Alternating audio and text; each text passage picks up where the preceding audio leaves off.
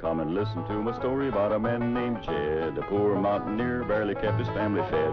And then one day he was shooting at some food, and up through the ground come a bubbling crude oil, that is, black gold, Texas tea. Well, the first thing you know, old Jed's a millionaire. The kinfolk said, Jed, move away from there. Said, California is the place you ought to be. So they loaded up the truck and they moved to Beverly Hills, that is, swimming pools, movie stars. The Beverly Hillbillies.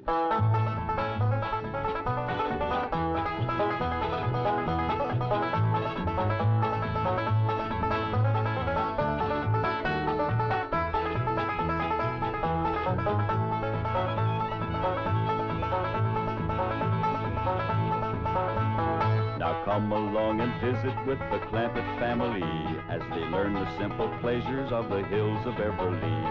That includes the products of your sponsor of the week, the cereals of Kellogg's, Kellogg's of Battle Creek. K-E-double-L-O double good Kellogg's, best to you.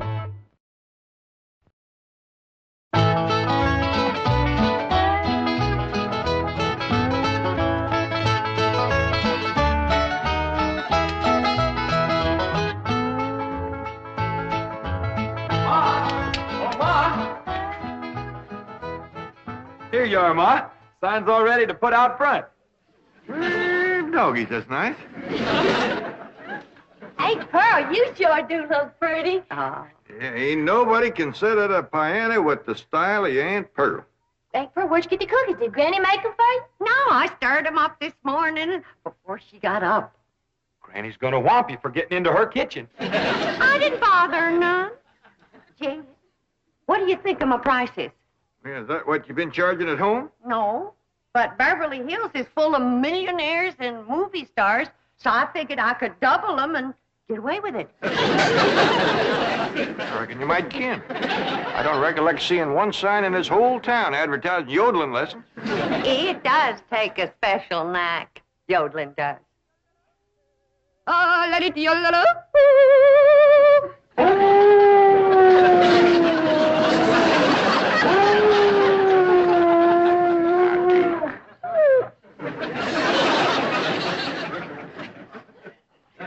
I know it hurts your ears, Duke. Pretty soon me and you's gonna take a nice long walk outside. These your cookies, Pearl, that I found in my kitchen? Yeah, Granny, are you gonna whomp her? Of course not. Pearl just made them to give to her music pupils. I figured that, so I drawed some of my cider to go with them. Well, now, ain't that nice? Looks like you two ain't gonna fight no more. Oh, shucks. Now, you give a cup of this to every one of your pupils, Pearl. Well, thank you, Granny. Granny, this ain't none of your hard cider, is it? Not especially.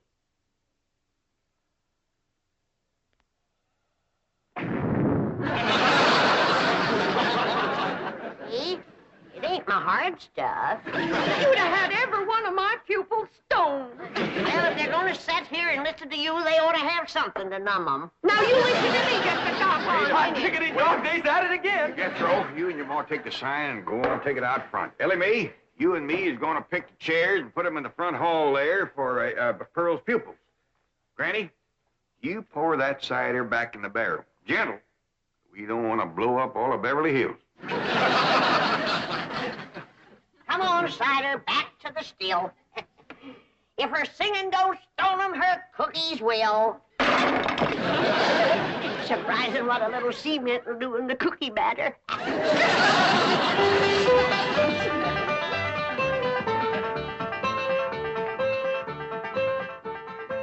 You think you're such a critic. Well, just for that. Oh, lily, lily,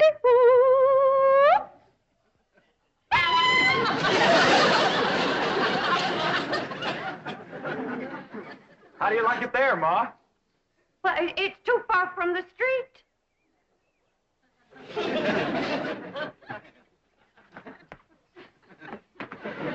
How's that? Take it out to the gate. Okay, Ma.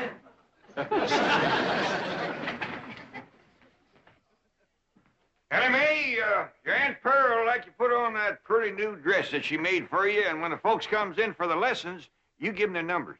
What numbers? Well, Pearl wants everybody to take a number when they come in.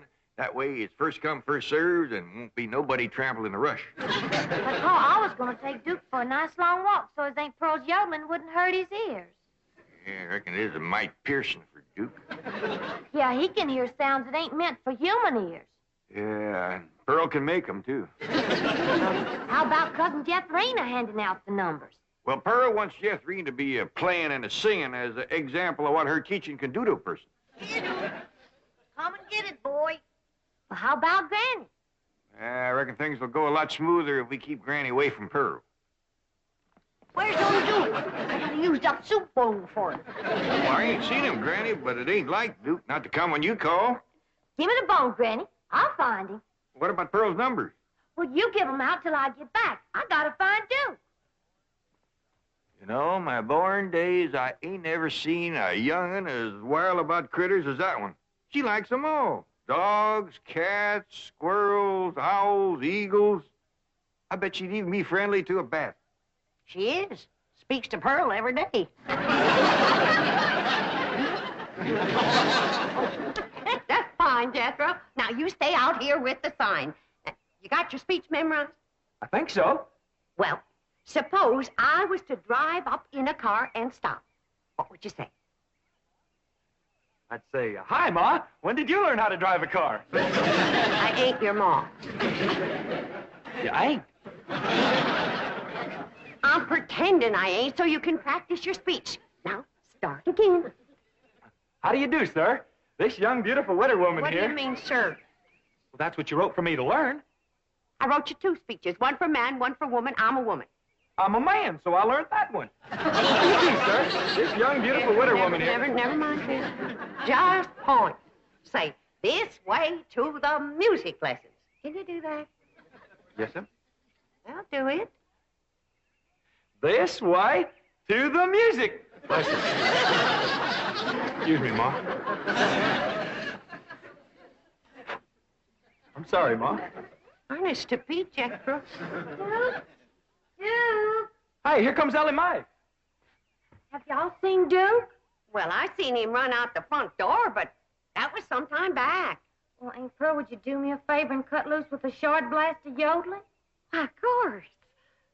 Oh, lady, oh, lady, ooh. Oh, lady, oh, lady, ooh. Oh, lady, oh, lady. Thank you, Aunt Pearl. Sounds like he's over at the Drysdale's place. Hey, yonder comes Mrs. Drysdale driving a car. Reckon she'd want to take lessons? Well, Mr. Drysdale's right fond of yodeling. Maybe she will. Oh, lady, oh, lady, ooh. Oh, lady, oh, lady, ooh.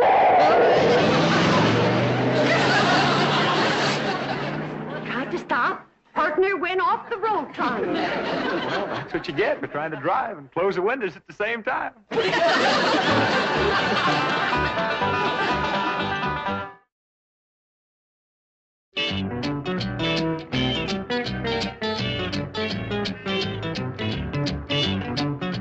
right in, Mrs. Drysdale. Margaret, how nice to see you. I was hoping you'd drop. I insist that those hillbillies next door to us be deported. Deported? At once. Oh, where to? Oh, any place. Pasadena. Oh, please, Margaret. Milford. Do you realize that Beverly Hills is preparing for its semi-centennial celebration? Yes, but... And do you realize that the eyes of the entire world will be on our famous city? Yes. And do you realize that I am the chairwoman of the celebration committee? Yes, but... And do you realize that famous personages will be coming to our home committee meetings? Well, answer me, Milburn. Speak up. Oh, yes. And do you realize that they will have to pass the Clampett home to get to ours? What's bad about that? They are out in front. That's what's bad. As I drove by just now, that Pearl woman screeched at me. She's probably yodeling. Well, it frightened me so I almost wrecked the car. Yes. She was definitely yodeling. And that brown mongrel dog of theirs came running through our flower beds, making the most mournful racket. Oh, don't worry, dear. I'll take care of everything. I've already taken care of that unearthly howling. I called the dog catcher. But, Margaret, they won't take Pearl. I called the dog catcher to take their dog. Mrs. Drysdale, the Clampetts prize that animal. Elly May will be heartbroken. Then let them keep it in the house, as I keep my French poodle. Mrs. Drysdale, Duke is a hunting dog. He's used to the Miss outdoors. Hathaway, I to the believe you mountains. have a telephone call to make. Oh, yes. Right, Chief. Immediately. I've also taken care of that so-called yodeling. I prefer charges against Pearl Bodine for disturbing the peace. Come on.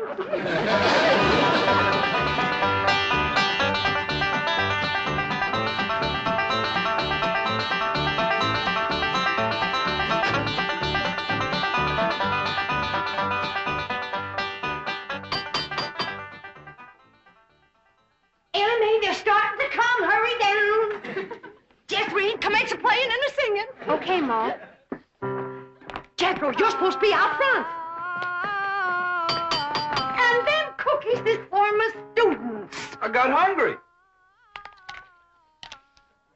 Make friends. Sergeant Ellie's out looking for Duke. I'll hand out the numbers for you, Pearl. Oh, Jed, start with the 20 or something so it'll look like we're doing a big business. Enjoy your free cookie, and you had a very good lesson. Mama! Are you Mrs. Pearl Bodine? Widow Bodine, they call me. Are you the one who's been doing the yodeling? That's right. Give him a number. There you are. This is my cousin Jed. Ah, happy to meet you. And that there's Granny. Here you are, mister. A little cup of cider. You're gonna need it. That's one of my best pupils. Come along. Come on in.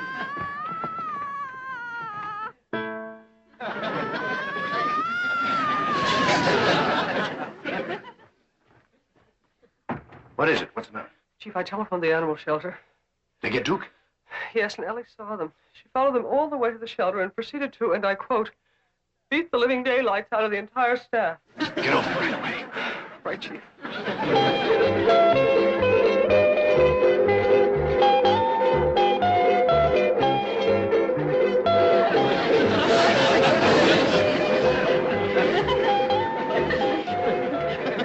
Did Elly May Clampetts do this?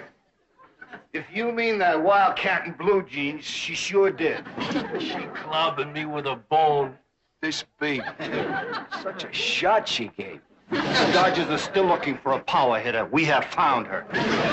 Where is she now? She's in the cage back there. You thrust that child into a cage like an animal? Heck no. She climbed in to be with her dog, and we slammed the door and ran. I will assume full responsibility for all costs and damages. Release her immediately. You'll release her. I wouldn't go near her without a whip, a chair, and a pistol.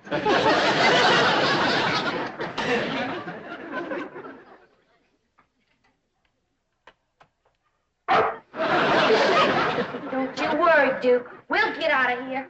And when we do... Elly May? Over here, Miss Jane. Did you come to let Duke and me out? Yes, but first you must give me your word that there will be no further violence.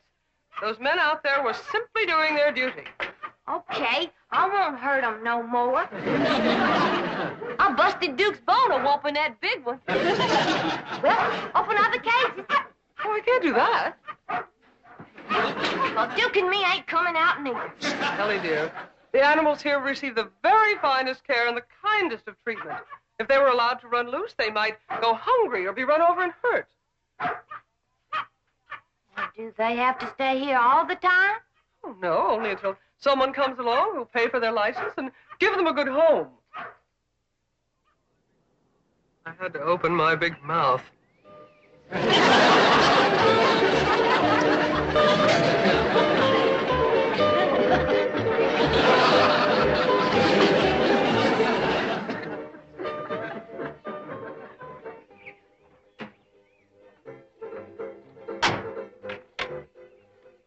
Bye. Goodbye now. You come back, you hear? Thank you very much. Thank you.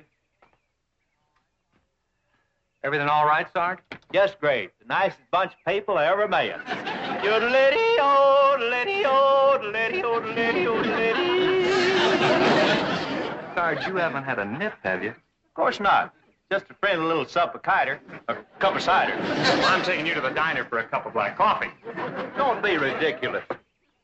Maybe you'd better. I just saw a car and I can swear there's a dog driving it.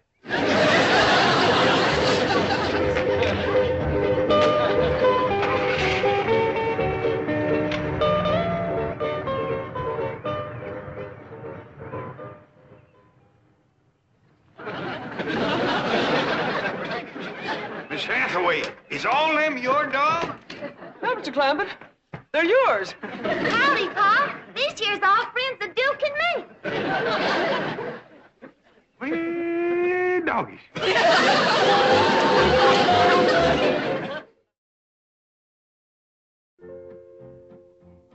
Now, we ain't gonna have no more slapping, nor biting, nor scratching, nor spitting. You two's got to learn to get along together. Now, make up and be friends. Come on. Kiss and make up.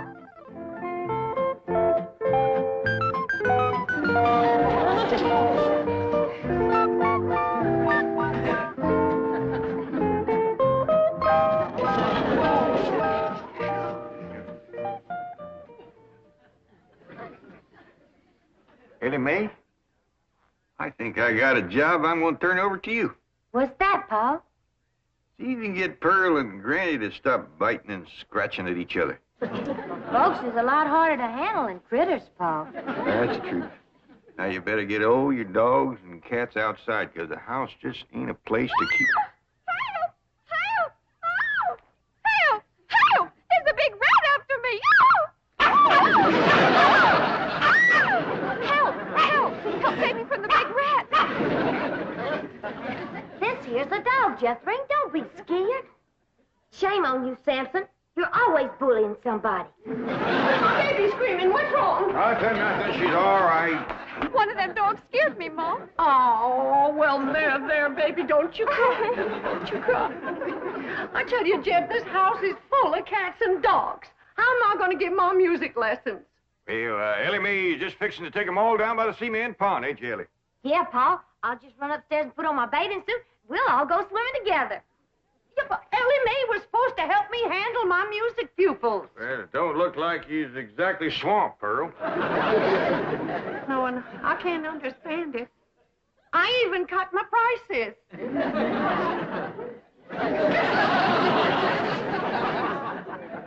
Oh, come on, Jethro. Just a short ride? I don't think Ma'd like it. She said somebody's got to stay here with the sign. Just a short ride. It's such a beautiful day. Gee, I'd sure like to, but I dasn't. No, I'll tell you what. I'll let you drive my car. Hot diggity dog, that does it. I'm going.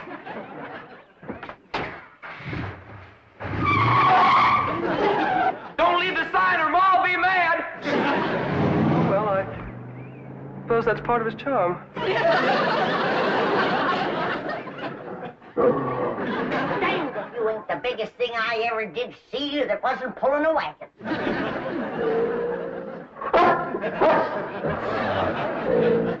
Now, you're looking at me as though you'd like to take me out and bury me and dig me up later on and gnaw on me. Now, listen, I gotta get to that icebox. I'm losing patience with you, you big overgrown lummox.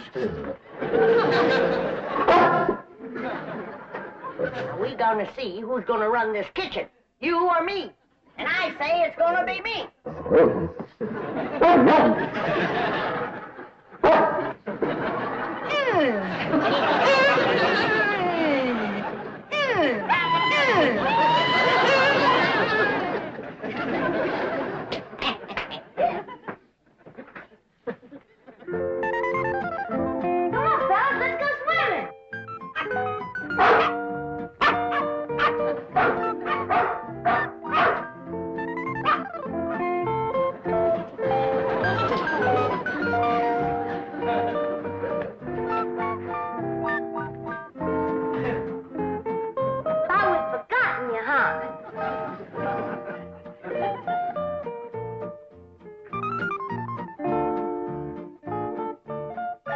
Did you get them all now? Yeah, Aunt Pearl. Well, thank goodness.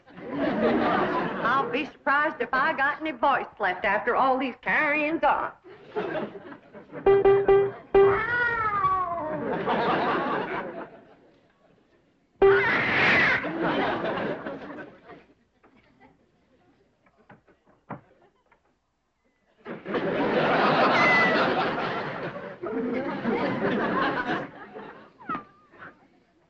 Go see Elly.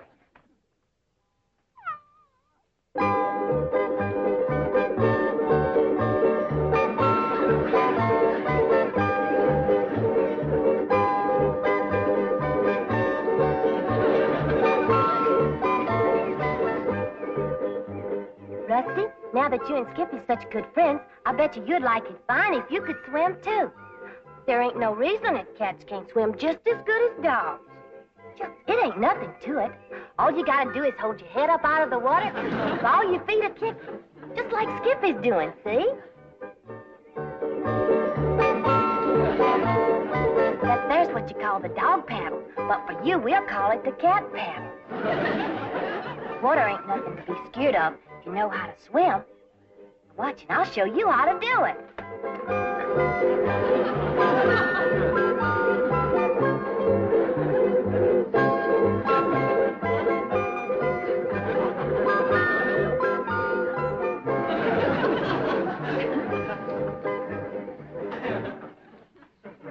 See?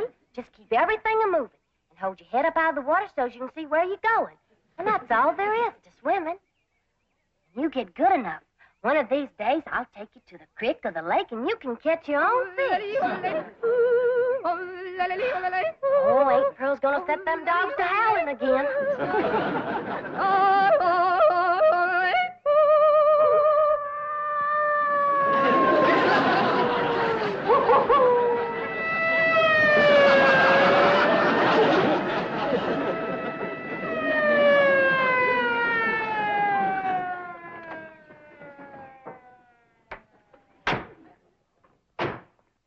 No, Sarge. I'll handle this complaint. Now, the chief wants that howling and yodeling stopped. Mrs. Drysdale's putting on the pressure. I can handle it. Those hillbillies will just soft soap and hard cider you again. They won't get through to me. I'm a big city boy. They don't speak my language. I'm sorry Miss Drysdale got upset about the dogs, but Elly May can handle them. Well, she better, or I may have to place her under arrest. Elly May, young fella here wants to talk to you. Howdy.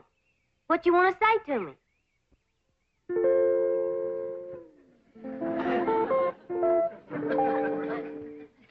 Young fella. Huh? What you want to say about the dog? What dogs? I reckon the ones that's jumping up on you. Oh, yeah. Wonderful. Beautiful. I love them. Do you like cats? I love them. I got a cat that swims. Wonderful. It'd rather swim than eat fish. Come on, I'll show you. Young fella. Don't you want to see the cat swim? Oh, are you kidding? Cats can't swim. Critters will do things for that girl he wouldn't do for nobody else. Come on, Rusty. Jump in. Come on, Rusty. That's the way. Good girl. Good girl. Ain't that something? Sure is. Now you can tell your friends you've seen a swimming cat. Who are you kidding? Cats can't swim.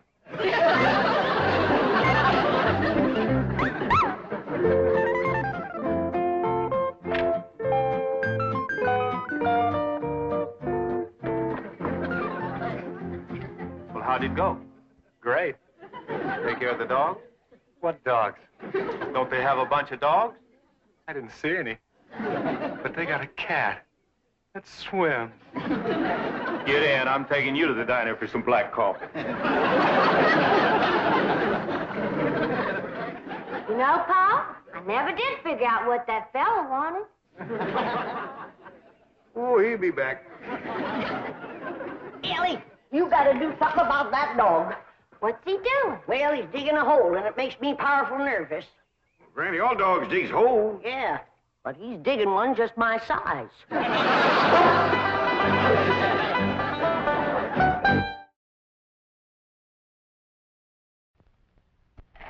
What you got, Miss Jane? Rope Up Barbecue. A simply marvelous new dog food. It has a secret scent that calls your dog to dinner. You doubt me? Watch. You add warm water to barbecue and it forms a meaty broth. This releases an aroma that smells as good as hamburger and calls your dog to dinner. That's new.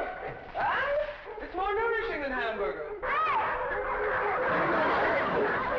Hold the door.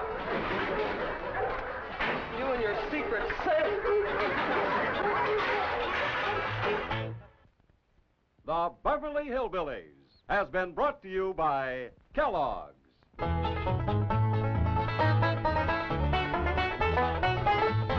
Kellogg's of Battle Creek.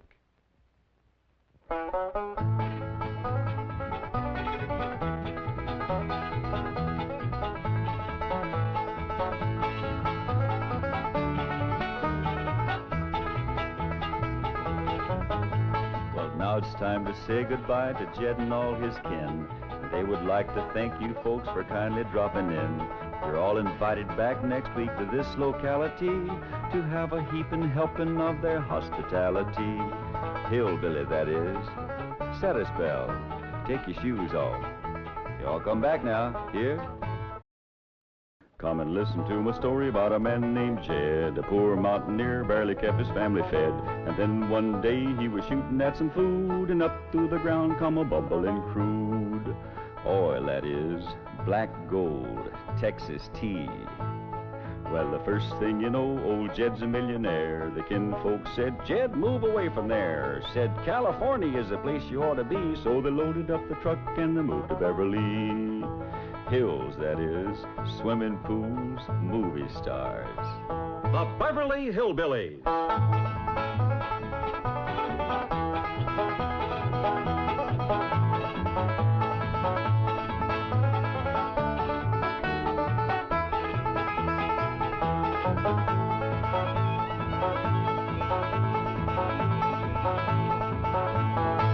Come along and visit with the Clampetts family as they take you to their mansion in the hills of Beverly. And when they do, you'll run into a friend of theirs you've met, that good old friend with filter blend, Winston cigarette. Winston tastes good like a cigarette should.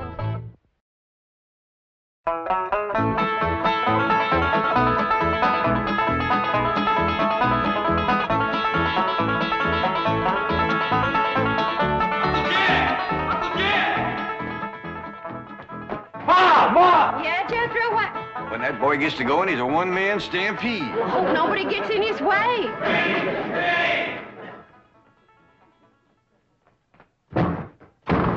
Elly May! Elly May!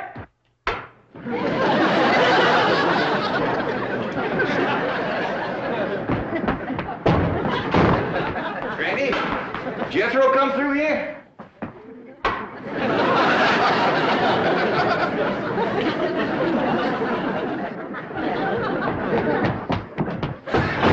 Granny, did Jed and Jethro come?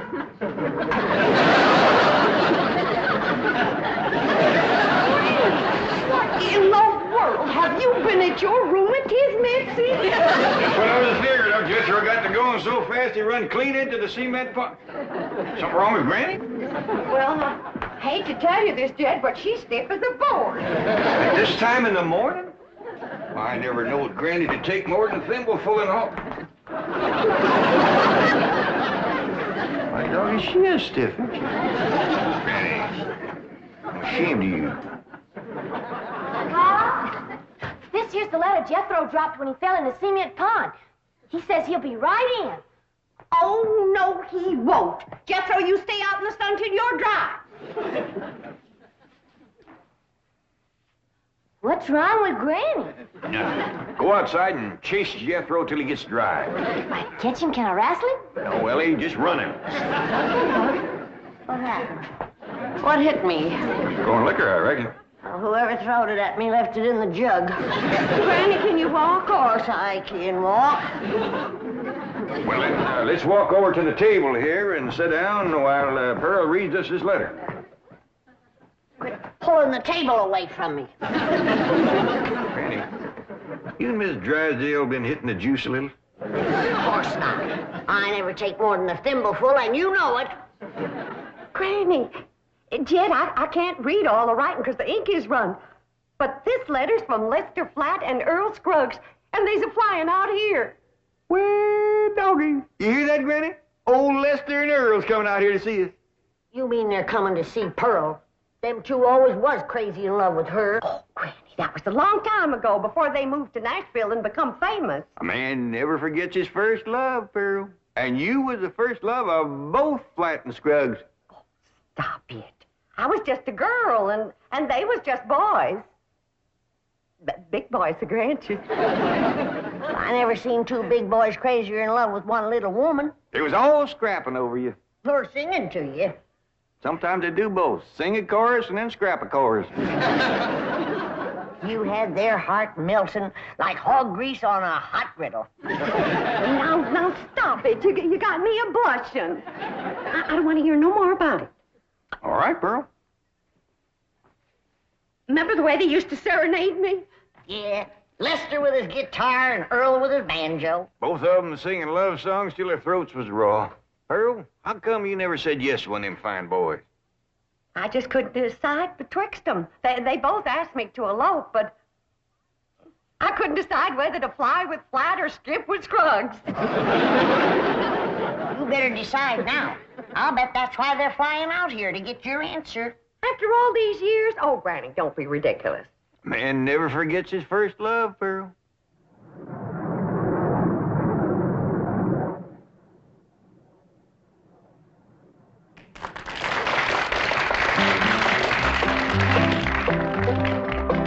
Pearl, Pearl, Pearl, don't give your love to Earl. I've got a horse and mule, 40 acres near a school, and we'll be happy as two buds. Pearl, Pearl, Pearl, come be my loving girl.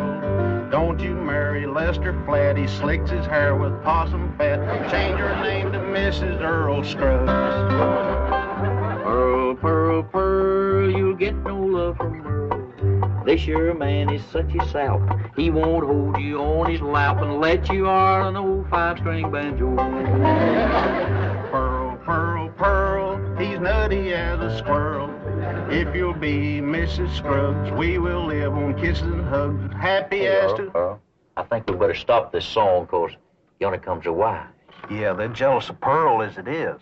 Well, they got a reason to be, 'cause I ain't never seen a girl as pretty as Pearl.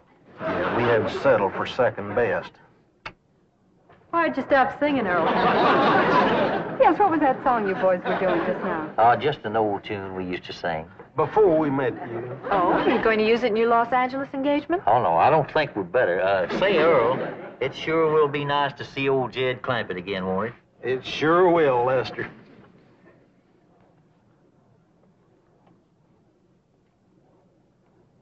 You know who they can't wait to see again, don't you? Of course, the fabulous Pearl. We'll finally get a look at this raving beauty. I'm dying to meet her, aren't you?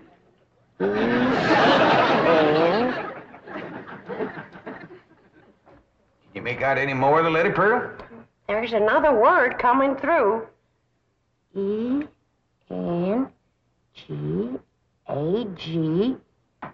Engagement.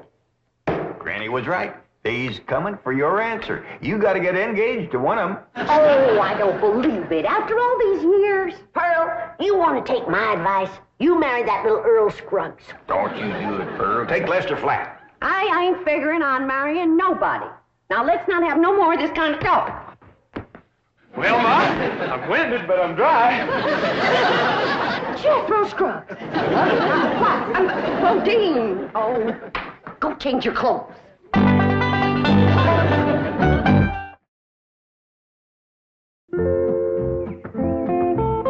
Elly Mae, you out here? Yeah, Tom. Over here by the water. Come on, Rusty.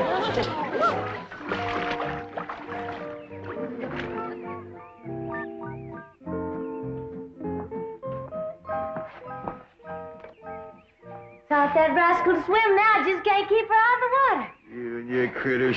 Next, you'll be teaching them dogs how to climb trees. Look up yonder.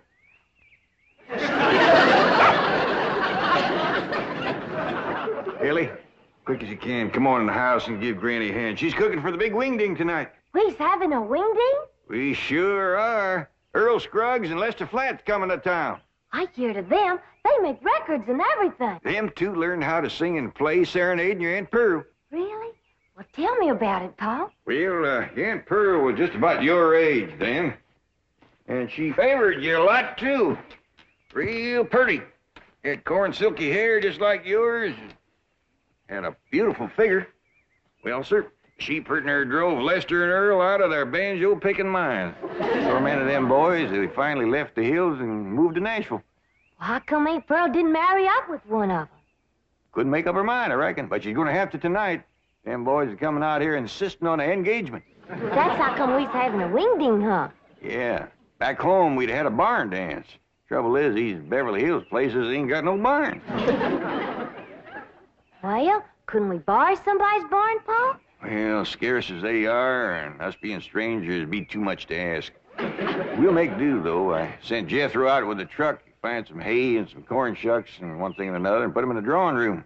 Reckon he can make it look like a barn? I told him to do the best he could.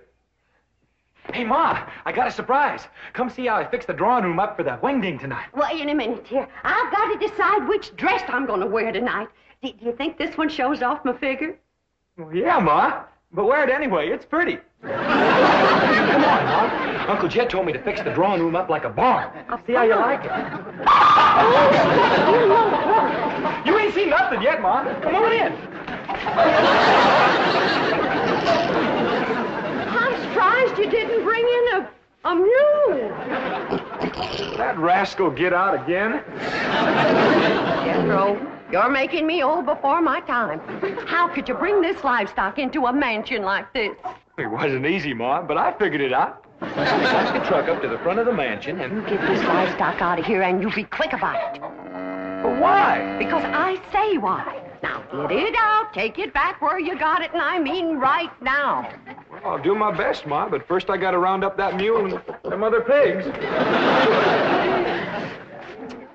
I should have married Lester Earl. Maybe this wouldn't have happened to me.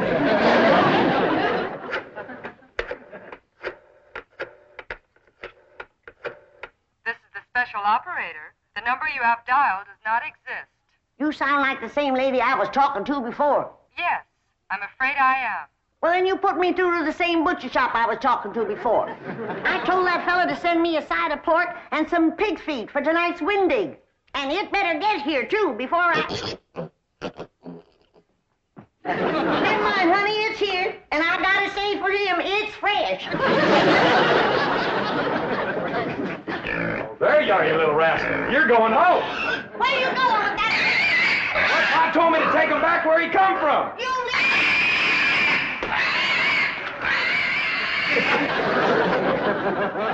Pearl, Pearl, Pearl, you look just like a girl. That's the truth, you do. Jed. Lester and Earl just called from the hotel. They're here already? Yeah, I told them to come over about 6 o'clock for the wingding. Oh, my goodness.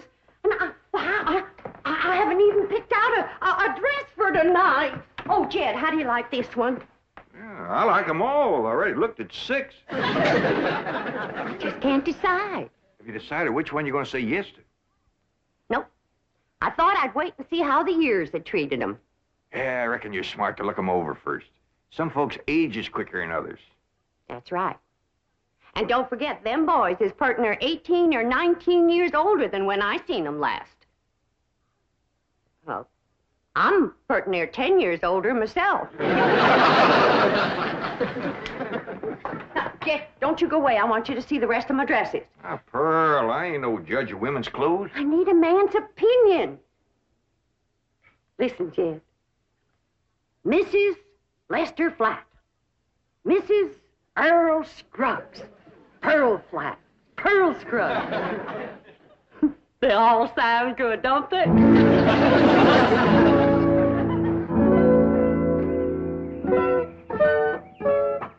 Wait course, driver. Louise, I think we're making a mistake. Lester and Earl will be furious when they find out about this. Let him be furious. I want to get a look at Pearl before that party tonight. I want to know how I'm going to stack up. But we've just spent 3 hours at the beauty parlor. You look gorgeous. So do you. But maybe Pearl looks super gorgeous. Louise, be sensible. Our husbands knew this woman years and years ago. Do you realize how old she must be by now? I hear they start very young back in those hills. Now, we've come this far, and I'm not leaving until I've seen Pearl. But this is going to be very embarrassing. She's going to think we're a couple of snoopy, worried wives. Aren't we? Yes, but... Look, Gladys, if it'll make you feel any better, we won't tell her who we are. We'll say we're a couple of those house-to-house cosmetic saleswomen. But you'll find out who we are at the party. They will all have a good laugh over it. Now, come on.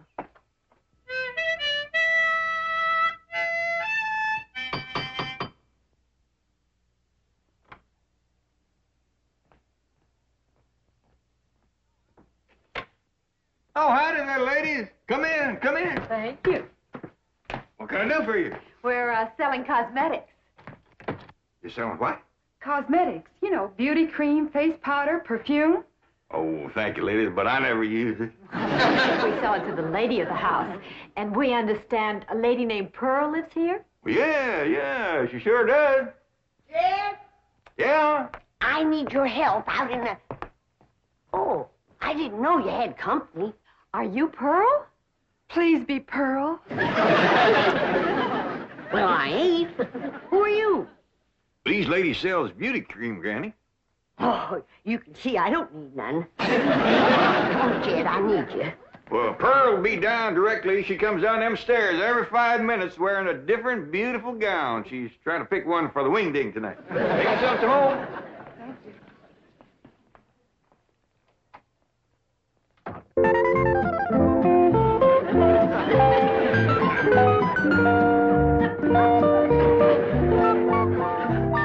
Howdy. Do y'all think this dress is fancy enough for a Wingding? Well, back to the beauty shop.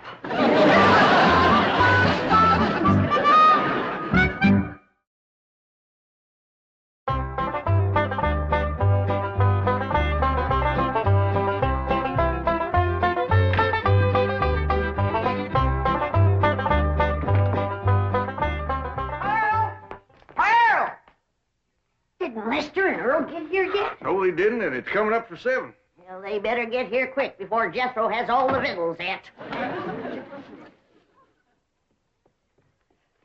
Lester and Early, Charlie's wonderful. Brother, didn't come yet, Pearl. Well, why'd you call me, Granny? For you to stop that overgrown young'un of yourn from eating us out of a Wingding. He's done gone through my crawdad dip and my pawpaw spread. And right now he's in there tossing down them pickled pig's feet like there was popcorn. Jethro, you come on out here. Now, you better stop him before he gets into the ham hocks and the turnip greens. Too late. Them ham hocks sure was good. Was. Jethro, did you eat all them ham hocks alone? No, ma'am. I done like you always told me. I ate the greens, too. Hi, everybody. I taught Skippy and Ronnie a little trick to do at the Wingding. Annie Mae, what happened to that pretty dress you was wearing?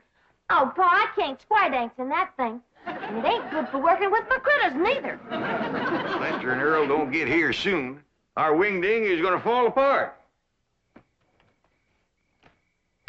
I tell you, Earl, I just don't understand it. Their wives spent all afternoon in the beauty shop and then went back again tonight. That's what we get for marrying city women. Yeah, I reckon we'll just have to leave the party tonight at 9 o'clock and go pick them up. I reckon so. Hey, I've got an idea. Let's surprise old Jed with that song we wrote about. Your own. Come on, Skippy. Come on. Jump. Come on. Jump. That's the way. That's a boy. Come on. Come on. Come on. Jump, Albert. Jump. Good doggy. Come on. That's the dog.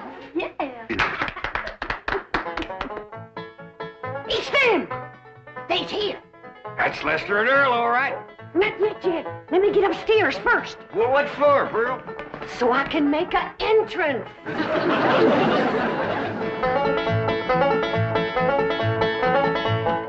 Listen to my story about a man named Jed.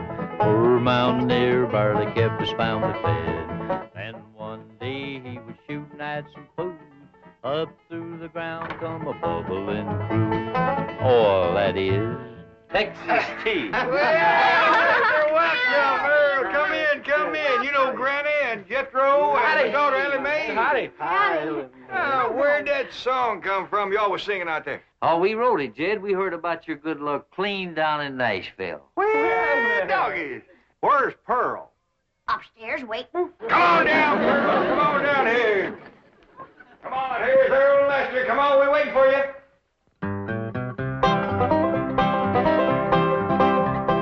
Pearl, Pearl, Pearl, come let us see our girl. Are you still her Valentine? Do you still look so divine? Come and let us see our darling Pearl. Lester, Flat. Earl, Scruggs, it's so good to see you both. Listen, everybody, I hope you'll excuse us for coming without wives. You're excused. We have a good reason. Of course you do, and we understand, Earl. Let's all relax now and have some good old stomping music and some of Granny's victuals and get acquainted all over again. Yeah!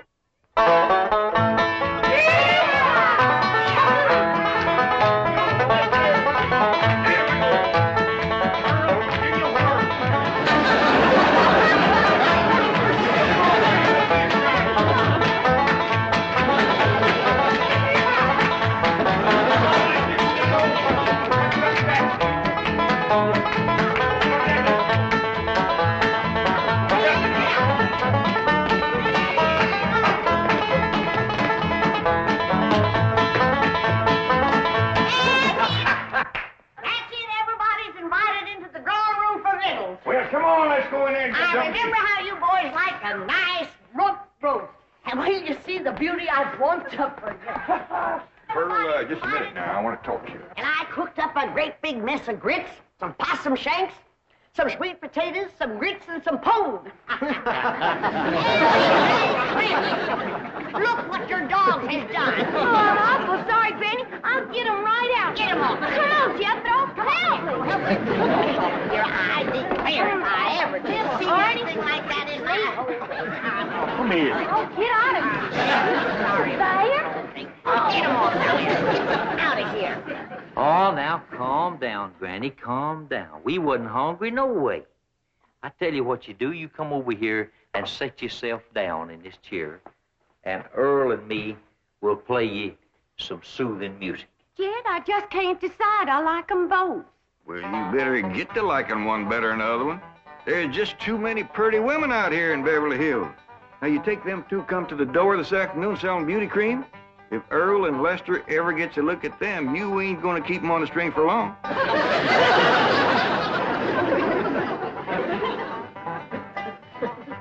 Now, anytime you want to know where I'm going down the road, get my girl on the line. You find me there most any time. Now, old man Flatty on the farm, from the hog lot to the barn, from the barn to the rail, he made his living by carrying the mail. Jed, I just made my decision. Which one, Pearl? Can't marry neither one of them. Why not? Because I'll be busting up one of the most wonderful musical teams in this whole country. How come you to say that? Because the one that don't get me will be eat up with jealousy, and they'll get to fighting like they used to. Pearl, I believe you're right. Just let me get up the nerve to tell them, because this is going to hurt.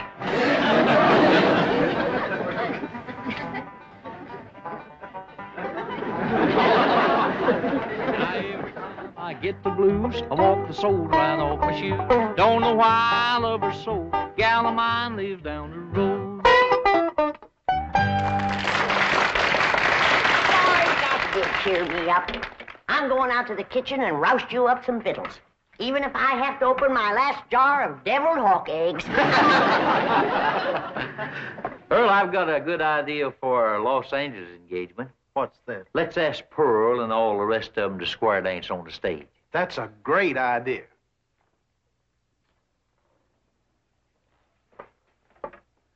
Pearl, we got something to ask you. You know we come all the way out here for an engagement. Lester, before you go any further, the answer is no. What? No to both of you.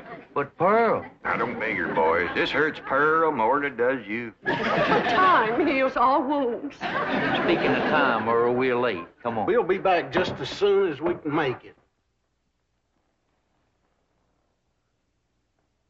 Pearl, they couldn't take it. They run off just like they done 18 years ago. They left their guitar and their banjo. Don't you think we ought to wait up for them to come back for them? It might take another 18 years. Let's get to bed. They ain't coming back, Ryan. If you could have seen them run out of here when I said no.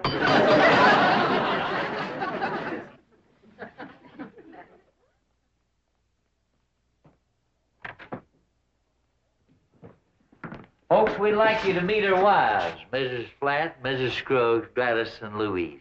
Howdy. You see, Pearl, I told you if they ever met them two women, you wouldn't keep them on the string. They married them on the rebound. Oh, Lester and Earl. I had to settle for second best.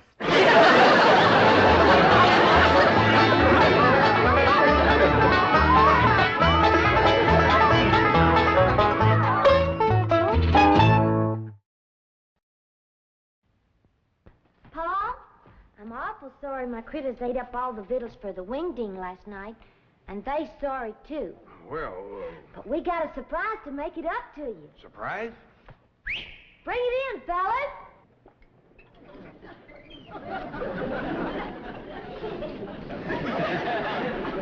This here's the Winston train, Pa.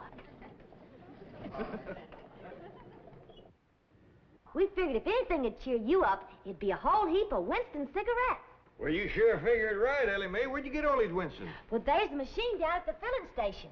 It's got all kinds of filtered cigarettes in it, but that fella said that more folks buy Winston than any other kind. I reckon there's a reason for that. You see, folks has a way of latching on to the best.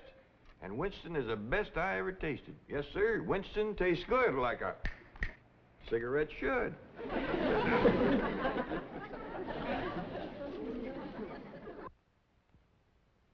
The Beverly Hillbillies has been presented by Winston. We hope you've enjoyed it, and we hope you will try Winston, because Winston tastes good, like a cigarette should.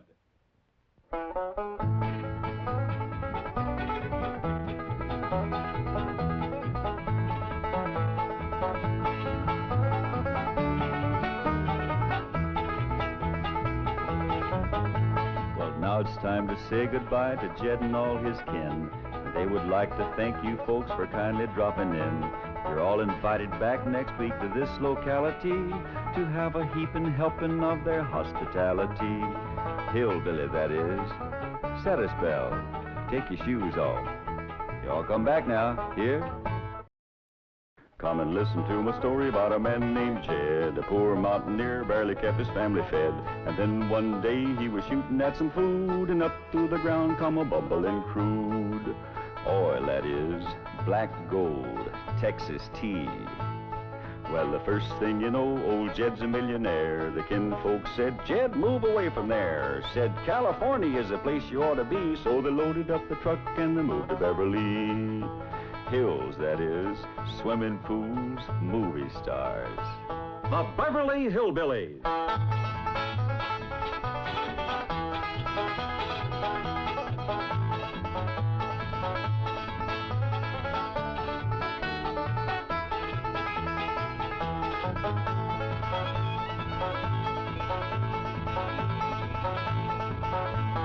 Come along and visit with the Clampetts family as they learn the simple pleasures of the hills of Beverly. That includes the products of your sponsor of the week, the cereals of Kellogg's, Kellogg's of Battle Creek. Corniest flakes anybody makes, Kellogg's.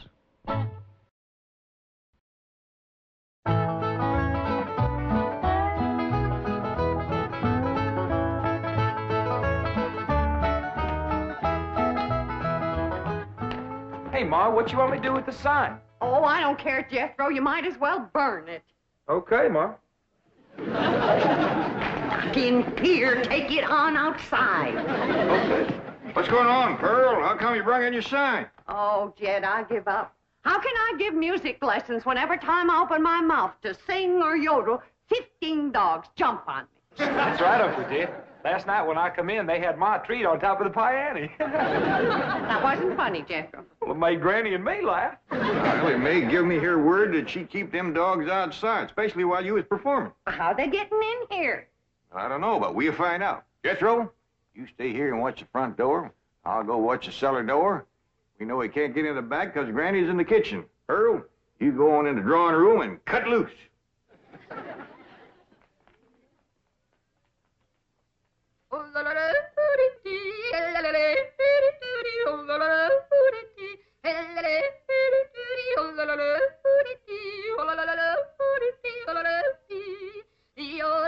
Go get her, gang. There's a bone in it for every one of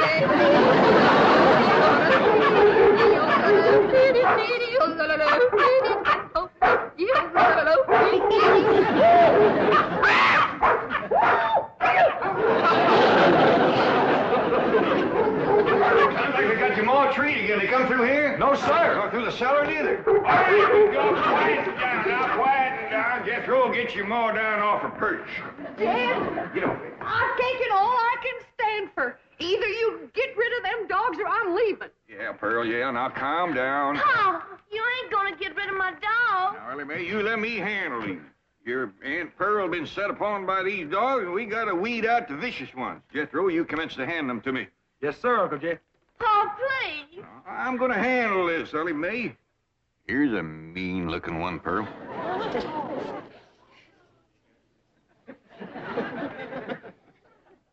Well, I don't reckon he's one of the mean ones, Jed. You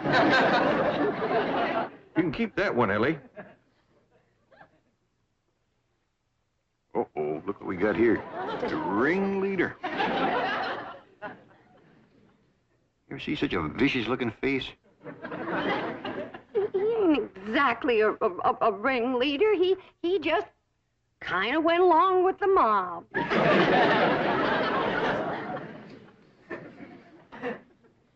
Look at this ornery one here. Don't get too close to this one.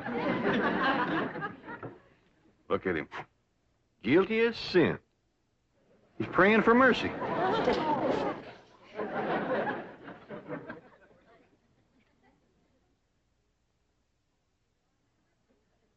I don't even remember seeing this one before. Give me the next killer. How about this mean-looking varmint here, Pearl? Oh, let them all stay. Just keep them out of the house whilst I'm singing and yodeling. Well, how'd they get in, Ma? Well, they seem to come from that direction over there. Oh, I wish I was in Dixie, hooray, hooray. In Dixieland, I'll take my stand to live in.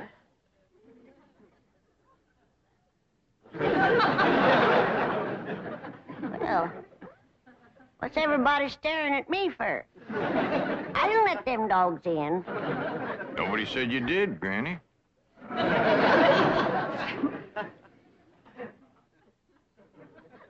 My own kin has turned against me, giving me the evil eye. You want to get shed of me because I'm old and ailing and all crippled up with the rheumatism and the lumbago. Worn out in the service of my kin. Well, you don't have to put up with old Granny anymore. I'm going to throw myself in the cement pond and drown. Then I won't be no more trouble to you. Don't nobody try and stop me.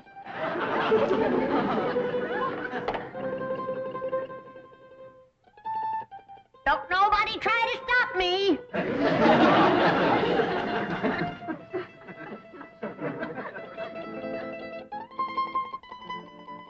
It's better this way. Then Pearl can have everything to herself.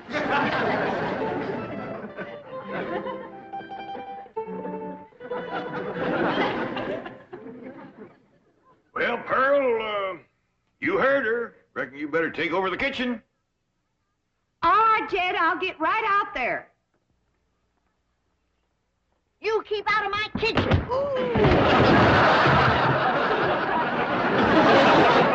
Granny, put me down. Don't throw her, Granny, don't throw her. You don't stay out of my kitchen, I'm going to hit you so hard atop your head, you'll be able to ride half fare.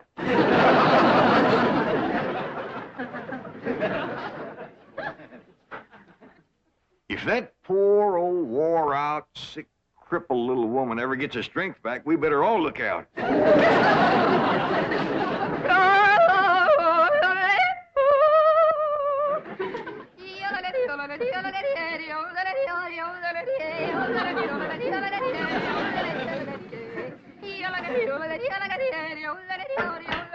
Go get her, gang. There's the usual reward. Granny, close that door.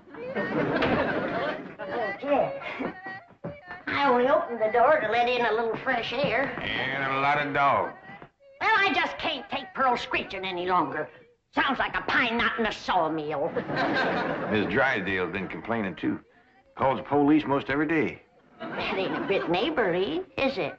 Mr. Drysdale promised she wouldn't call no more. Now, Granny, you leave them dogs outside.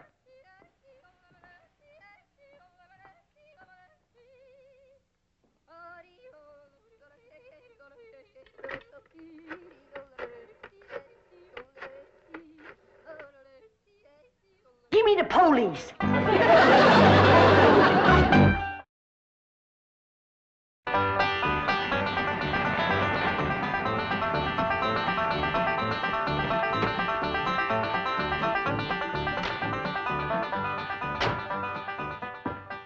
Man, I thought that complaint would never come through. How could anyone complain about a thing as beautiful as Pearl's yodeling?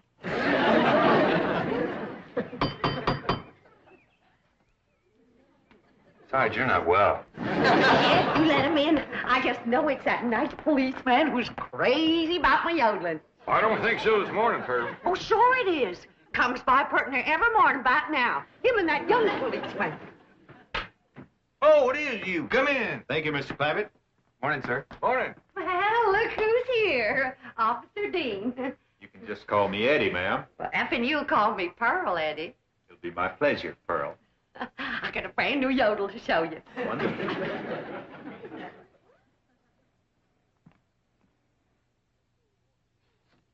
Just so we won't disturb the peace. You looking for Elly Mae? Who? My daughter. Oh, no, sir. Where is she? Out by the cement pond? Pond? Oh, you mean a swimming pool? Yeah, I reckon you could call it that. Elly and Jed Throws swims in it. I better get out there right away, Mr. Clampett. We've had a lot of reports about people stealing swimming pool water. I mean, pool furniture. Oh, yeah, you better get right out there and keep your eye on that furniture. You'll find her working with her dogs and cats and birds. Thank you. Did you say dogs and cats and birds? Yeah, she's got her dogs and cats to be friends. Now she's working on the cats and birds.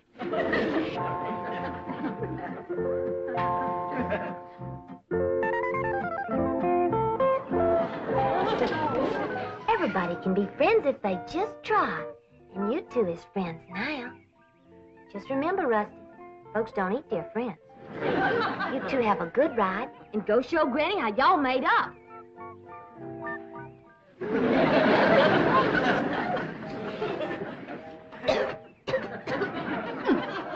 That's the best batch of rheumatism medicine I ever did cook up.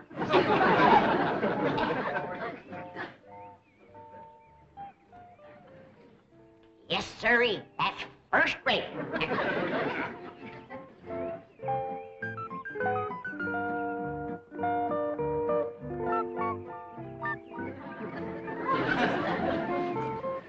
I commenced to seeing birds riding horseback on cats. That's enough tasting.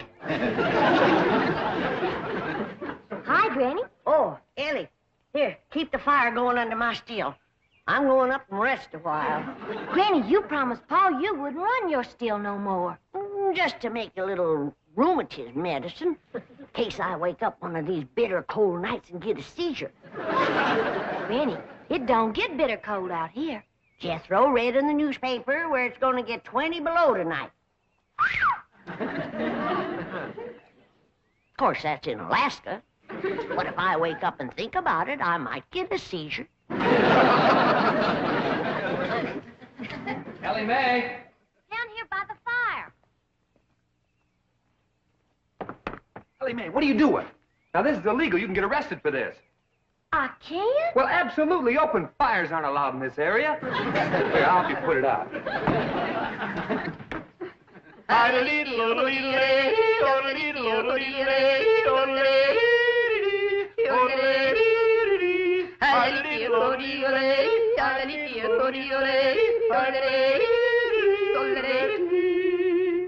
am I doing? Just fine. You got the makings of a first-rate yodeler. Thank you. Oh, say, I got to get back to the car and check in. Check in. On the radio. Come on, I'll show you. Oh, is it all right? Sure, come on. Well, I reckon I hadn't better resist an officer of the law. That's right. Just come along quietly. Remember, I've got a gun. Uncle Jed, Granny, come quick. What is it, General? That policeman arrested Ma. Arrested her? Yes, sir. He had her by the arm and dragging her out to his police car. I'll go see if he's gone yet. I wouldn't have called the police if I thought... Granny, you mean you set the police on Pearl, your own kin? I reckon I did, Jed. I don't recollect it quite clear. I guess it's because I'm so old and sick and ailing and puny and frail and all crippled up with Now, don't start that again. Granny, I just can't understand you turning on your own kin. Well, it was just... It was the hot California sun that done it. That's what done it. It softened my poor old brain. You ain't gonna throw me out of the clan, are you, Jed? Uncle Jed! He ain't took Ma away yet. They still out front. Maybe it's time to right the wrong you done. Oh, I will. I will. I'll do anything. Pearl! Pearl! I'm coming, Pearl! I'm coming! I sure wish I could invite you into the kitchen for some coffee and victuals, but Granny's so mean and cantankerous when it comes to... Pearl! Forgive me. I'm the one that set the law on you. Please forgive me, Pearl. I'm so ashamed. Forgive me, Pearl. Don't let Jed throw me out of the clan. You set the law on me? Oh, I'm low, Pearl. Awful low and mean. Step on me, Pearl. Step on me. Step on me like you would a worm. Tromp on me. Grind your feet on me. Get out of there, Pearl. Mr. Policeman, run over me. I don't deserve to live. Run over me and throw my poor old mean body to the buzzard. All right, Granny, now that's enough. But Pearl hasn't forgiven me yet. Mr. Policeman, give your gun to Pearl and let her shoot me. Oh, Granny, stop that. Put a curse on me, Pearl. Forgive you. I forgive you. But I deserve to be punished, and punished bad. Sing to me, Pearl. Granny, Pearl done says she forgives you. Am I taken back to the clan? Am I welcome to the bosom of my family? I reckon. Pearl, you are an angel. You can have anything I got anytime. You can have any part of my kitchen. Throw me out of it. Set the dogs on me. Take your Granny into the house, please. Sure, Ma. Did you want her? No, I didn't want her. Want me, Pearl? Oh, Jed, don't take her in the house. Come on in the house and want me, Pearl. I'm sorry, Mr. Policeman, but Granny, you know, she gets worked up every now and then. I understand. Now, I can invite you in the kitchen to have some victuals and coffee. Oh, no, thanks. I see my partner coming. We better get moving. Well, young fella, you find anything missing? Oh, no, sir. She's got everything. I mean, everything was there. But that isn't around the pool. Well, you come back and see us here. We will. Just keep yodeling. Bye now. Bye. See you when the roads get better. Bye-bye. It's quite a family, isn't it, Sergeant? As you young fellas would say, like wow, man. You know, here they are with all these millions in this big, beautiful mansion. And guess how they heat the water for their swimming pool? How? Well, they got this big, round kind of copper boiler, see? And coming out of the top is this kind of spout. And attached to that is this corkscrew tubing that goes down and leads into a big jar. Brian. And they keep this fire going under this big boiler. Officer Kelly. But imagine how long it would take to City heat all... boy. Yes, sir? You have just described a still. A what? A still. No wonder they got so much money. These people are moonshiners.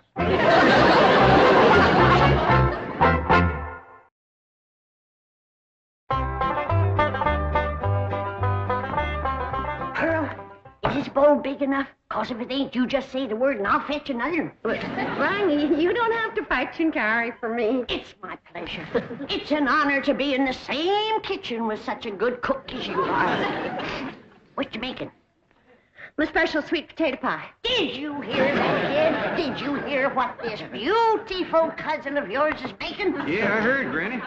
Pearl, before I go on to my reward, would you give me the receipt for that pie? I want to make it for the angels up yonder. That is, if they'll take me in after the shameful thing I've done today. Like setting the law on my own kin. A devil got into me, Pearl. Granny, don't go to bawling. 'Twas no harm done. But kinfolks should stick together. That's the truth. Blood's thicker than water. Did you hear what he said, Pearl? Did you hear what Jed said?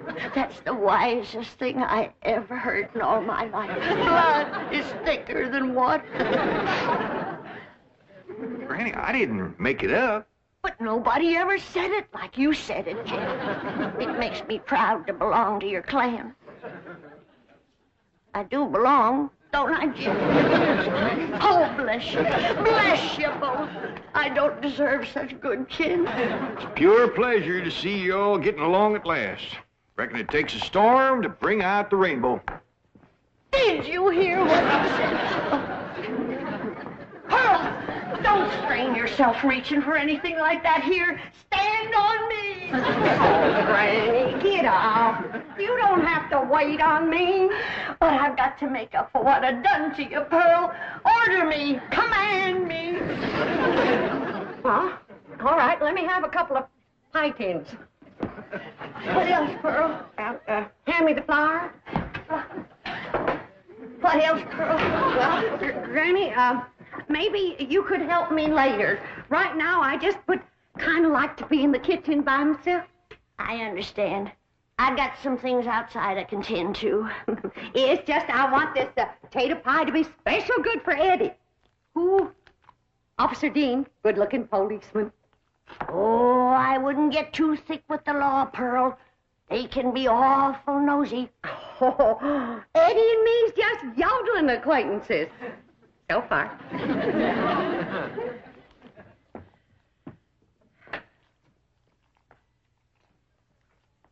Remember, Pearl, where there's the law, there's trouble. As sure as a goose goes barefoot.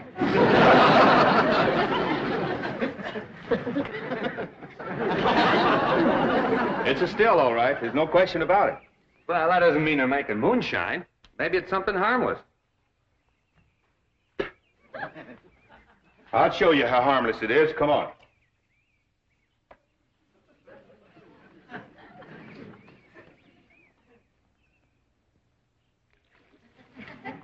Strike a match. Now toss the match in there. In the water? Toss it.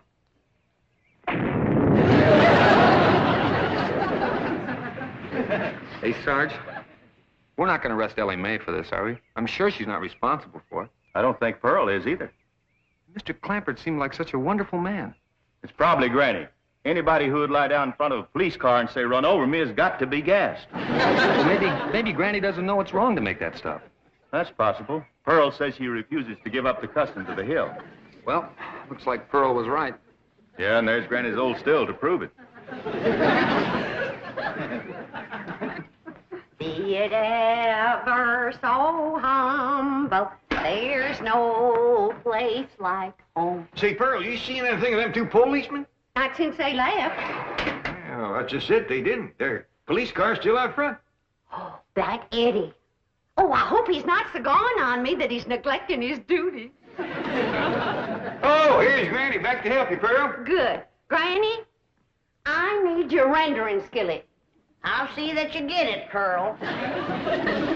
Hey, I was just telling Pearl, Granny, that police car's still out front. I can't figure it myself, but Pearl seems to understand. Uh-huh. Granny, did you find the skillet? Yeah, Pearl. Well, let me have it. Sure is heartwarming to see you two. Granny! What was that loud ringing noise? Granny, why in the world did you... I heard the meal gong. It's Biddle's room. Don't touch her. She's tainted. Tainted? That sure is a fancy new meal going in me and Skippy. What happened to Aunt Pearl? Granny whumped her, and I reckon she better tell me how come right now. Young'uns, you know the code of the hills. What is the lowest, meanest, traitorous thing a friend can do to his neighbor? Tell the revenuers he's got to steal. Here sits the traitor that done it. She's the one that ain't fit to belong to the clan. Granny, you promised me you wouldn't make no more moonshine. I'm making medicine. You want me all gnarled up and twisted in the grip of my rheumatism? Is that the thanks I get for working my poor old fingers to the bone? Yonder comes the law. 2 policemen. Barricade the door. Lift the table. Lay Pearl's body across it and we'll shoot from behind her. Elly, you get the flag. Jethro, you get the guns. And I'll throw knives at them till you get back. Nobody do nothing. We ain't gonna fight the law. We ain't gonna fight. What are we, a clan or a nest of mice? You heard me. Jethro, you and Elly take some of that cold water. Bring your ma, too. I'll take care of the law. Clampett, we'd like to talk to you about that still down by the swimming pool. Yes, sir. I feared you'd catch me sooner or later. Well, I'm ready to go with you. I'll make no trouble. Are you the one who's running it? Me and me only. Pa ain't running it. It's me. That's my steal, ain't it, Jethro? No, sir. That's my steal. Don't listen to these young'uns. It's my seal. Now, come on. Arrest me. Let's get it over with. Well, that ain't true. If you want to know who that still belongs to, I'll tell you. It's me. Pearl. Put the handcuffs on me. Now, just a darn minute. Ain't nobody gonna take credit for my work except me. And if it's agin the law to make a little rheumatism medicine, then take me to the chain gang. That's mine. Here's like we's all going to the chain gang. Nobody will go anywhere if Granny will promise to stop making rheumatism medicine. Well, I reckon what I made today will hold me through the winter. Well, I wouldn't count on that. You see, we accidentally spilled all the evidence into the swimming pool. Swimming pool? Oh, poor Charlie. Who's Charlie? My pet duck.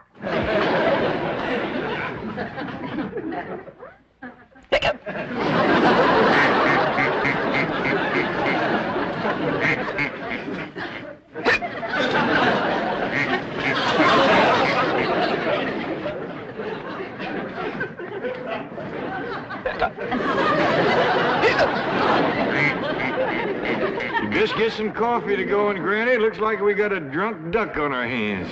For one thing, he ain't never gonna be bothered with rheumatiz.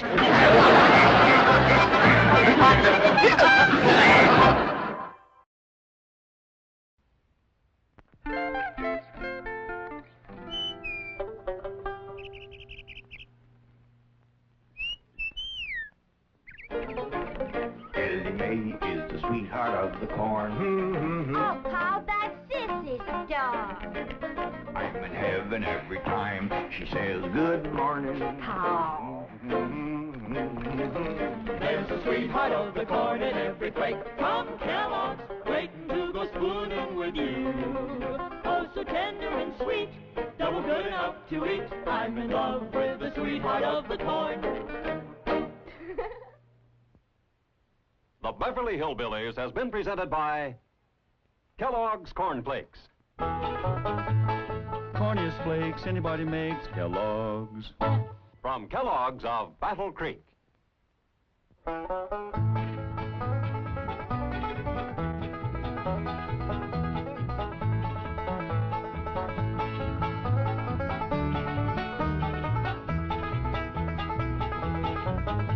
Well, now it's time to say goodbye to Jed and all his kin. They would like to thank you folks for kindly dropping in.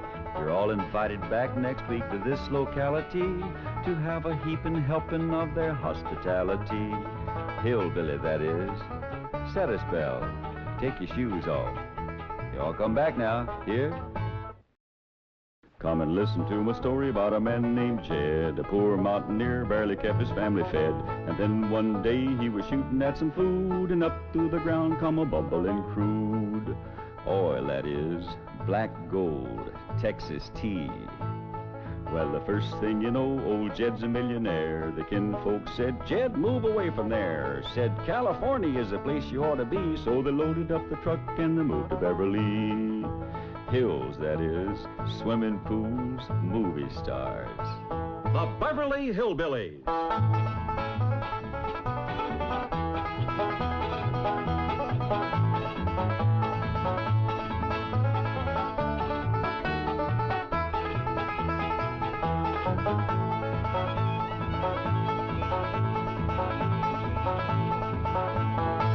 Come along and visit with the Clampett family as they take you to their mansion in the hills of Beverly. And when they do, you'll run into a friend of theirs you've met, that good old friend with filter blend, Winston cigarette. Winston tastes good like a cigarette should.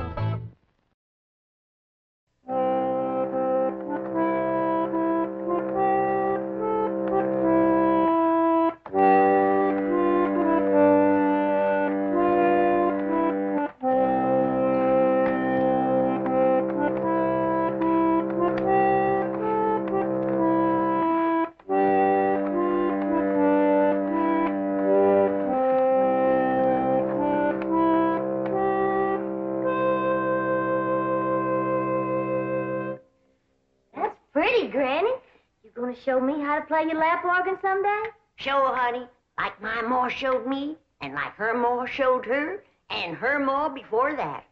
Sure is old, ain't it? Nigh on to 200 years. Granny, reckon you can whomp up a mess of spring tonic for old Duke and me? We is feeling like the hindquarters of bad luck. I know what'll prick old Duke up. Give it to him, Granny? If he wants it. Of course he wants it, don't you, Duke? Look at here, Duke. Look at this nice bone. Oh, he must be sick. Well, ain't exactly sick, Elly May. We just both feeling ornery, dragged out, don't give two shucks for nothing. Granny, reckon you could brew up some of that tonic? Sure.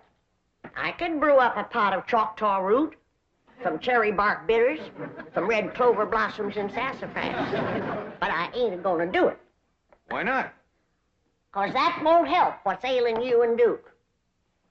What do you reckon we got? Elly May, you go on outside. I want to talk to your pa. Yes, sir, Granny.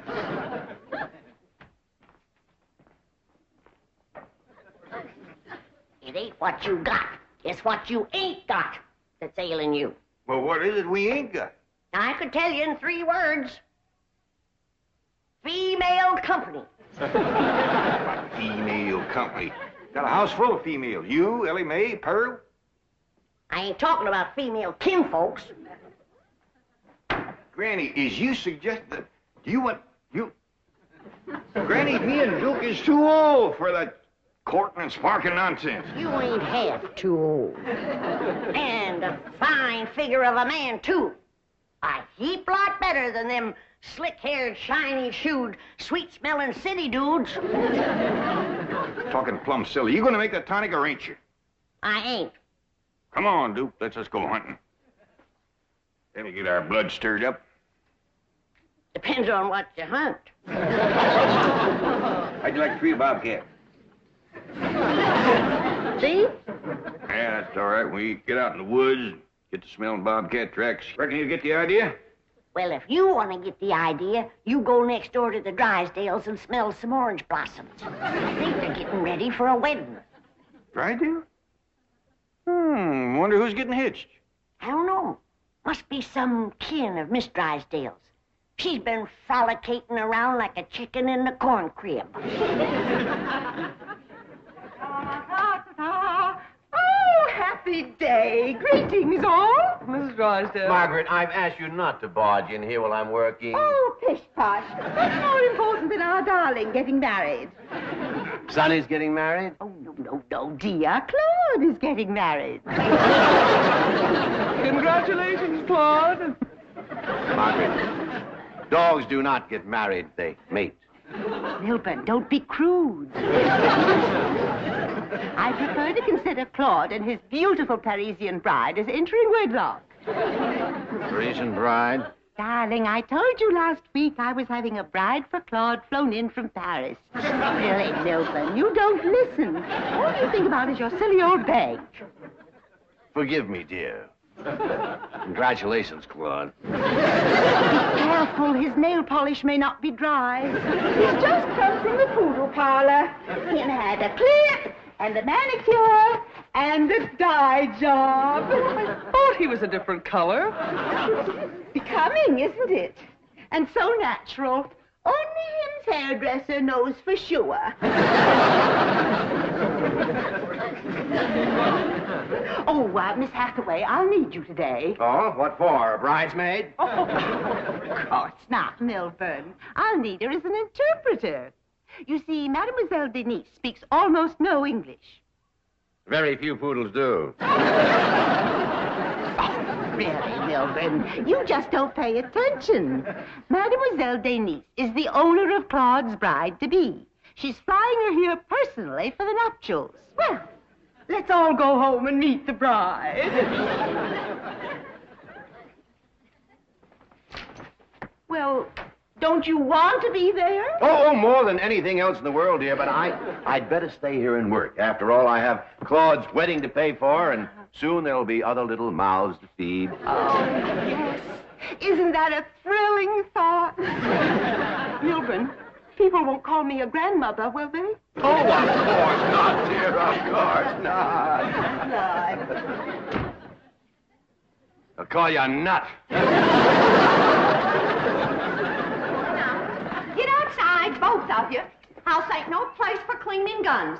I got everything spick and span, and I'd like it to stay that way for a while. Well, now, little Pearl, wait a minute. My hat's in there and my box of cartridges. Here's your hat. There's your cartridges.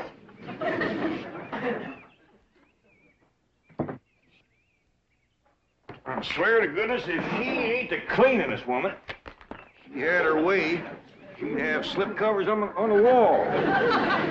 Don't you let it get you down, then, Duke. This city living is what's got us feeling bottom heavy. Just wait till Jethro gets back. We'll get him to drive us way out in the woods. Three of us will light out through the tall timber. We'll have us a high old time. How's that sound to you?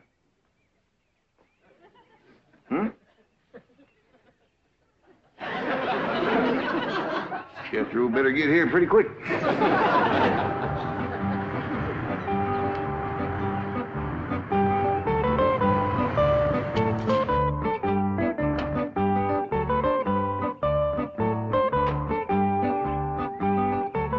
Pardon, messieurs. Est-ce que c'est la maison de Madame Drysdale? Excuse me, ma'am, but I didn't quite get what you said there. Is this the Drysdale home? Oh, no, ma'am. Drysdale Place is next one over yonder. Yonder? Behind them tall trees there. Come this way and I'll show it to you. Now, sight twixt them first and second trees there, you catch a glimpse of the Drysdale house. See? Ah, oui. Now, you come a mite further, you can see more of it.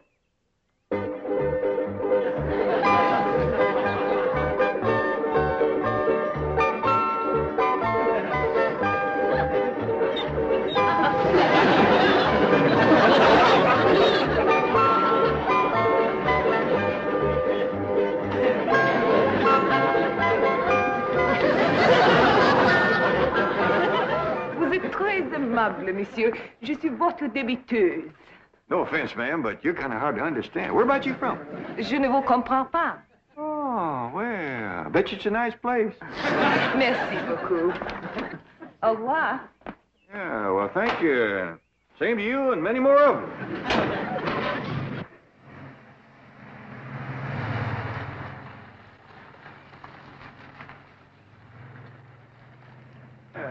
She's a mighty handsome-looking woman. Smelled pretty, too, didn't she, Duke? Duke? Where'd you go, Duke? Granny! Granny! Granny! Yeah, Pearl. Do you know who's got a secret, sweetheart? No, Pearl. But hum it for me. I'll pick it up. It ain't a song, Granny. It's Jed. She's got a lady friend, and she's purty, too. Well, the old rooster took my advice. Hey, Granny, hey, Pearl, look at old Duke. He's got a new friend. Well, by dingies, they both took my advice. I reckon maybe I'll take it next myself.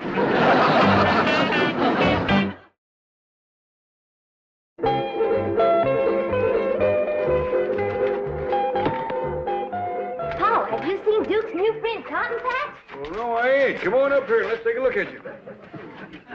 She pretty? I named her Cotton Patch because her hair grows in clumps. I reckon it was clipped that way, Elly May, but the feller that done it must have had the clippers in one hand and a jug in the other. He missed the biggest part of her. Oh, Duke sure has took a fancy to her. He dug up 4 of his best bones and give them to her. Well, she done a lot for Duke, too. Before she come along, Duke was feeling lower in a snake's belly in a wagon rut, but look at him now. Yeah. Oh, look at this here collar that Cotton Patch was wearing. I was afraid she'd catch it in the bushes running after Duke, so I took it off. Ain't that fancy. Duke, are you sure you ain't after that girl just for her money? Reckon them's diamonds, Paul? Might could be. Elly May, this dog belongs to somebody. Somebody that sets great store by her, too. Folks don't just get...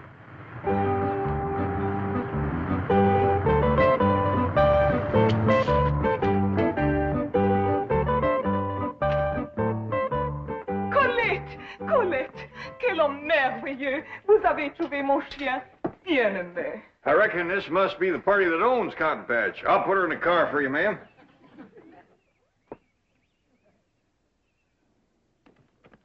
There you are, ma'am. Granny, I tell you, I seen it with my own eyes. Jed and this handsome-looking city woman walking along, arm in arm, just like they was a pair of lovers. Oh, that sly old Dickens. Where was they? Right out front there and in broad daylight. Come on, I'll show you. Right where they was.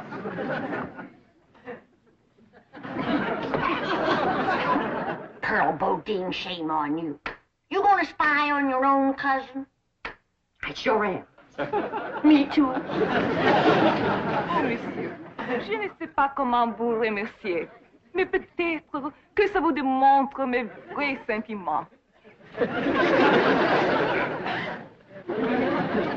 Say, ma'am, here's something I reckon you'd like to have. Oh, monsieur, je vous remercie encore une fois, 1000 fois merci. Merci, mon ami. Did you see what he give her? A diamond choker. Yeah, Must have cost old Jed a fortune. Here we go.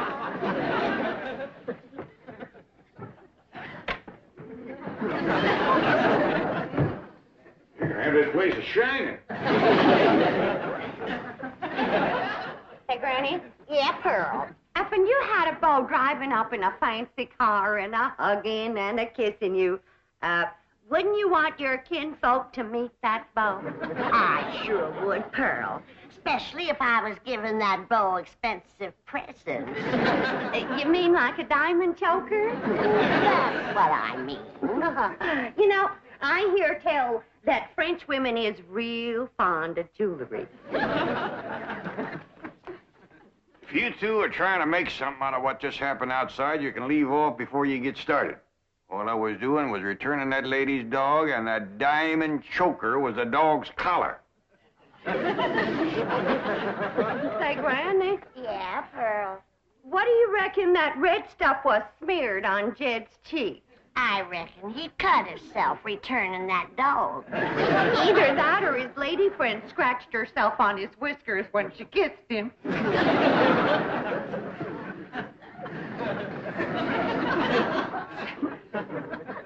That must be real love, Pearl, if you can kiss a man with a crop of stubble on his face like that.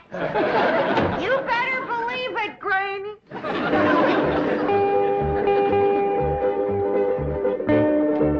Here we are, the bridal suite. I do hope you like it.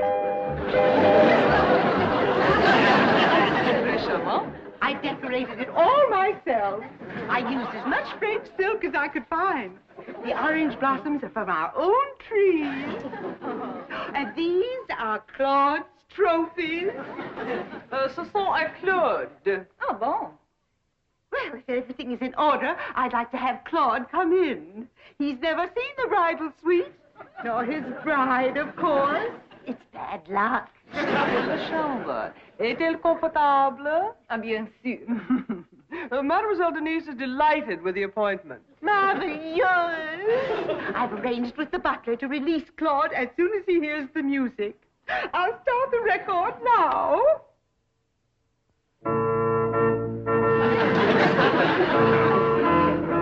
This is such a beautiful moment. I just know I'm going to cry.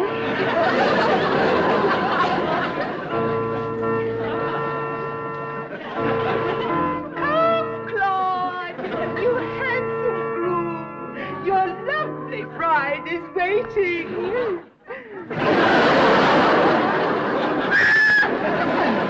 It's that horrible hillbilly bee.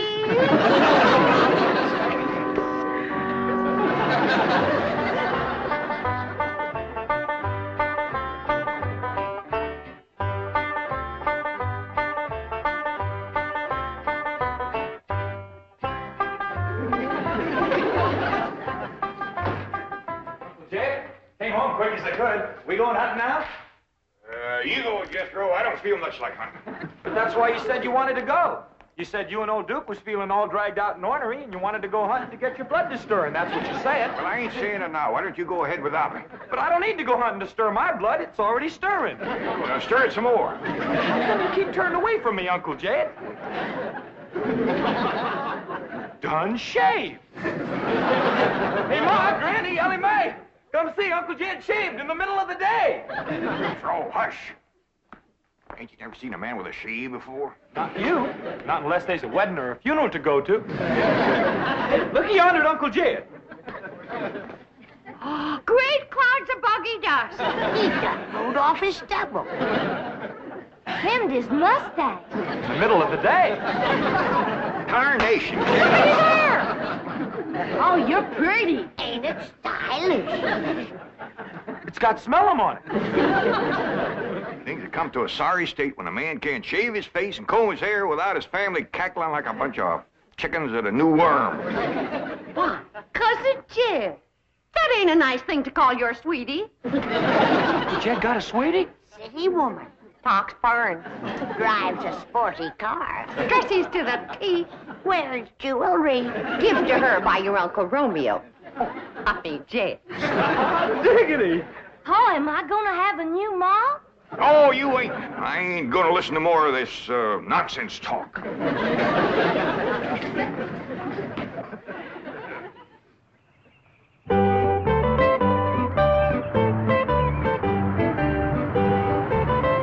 Howdy, ladies. Mademoiselle Denise, Monsieur Clampetts. Nous nous connaissons. Oh, you two have met. Yes, ma'am. Mais Monsieur Clampetts a changé. She says you look different. Oh, shucks, just 'cause I mowed off my whiskers and combed my hair. Very becoming. Oh, will you keep Duke here? He's upsetting the wedding ceremony at the Drysdales. It ain't her that's getting married, is it? Oh, no, indeed. Monsieur, je vous préfère comme vous êtes, sans barbe. We have to hurry. Now, you will keep Duke here. Yes, ma'am. Monsieur Clampett garderait le chien ici. Ah, vous êtes toujours si aimable et obligeant.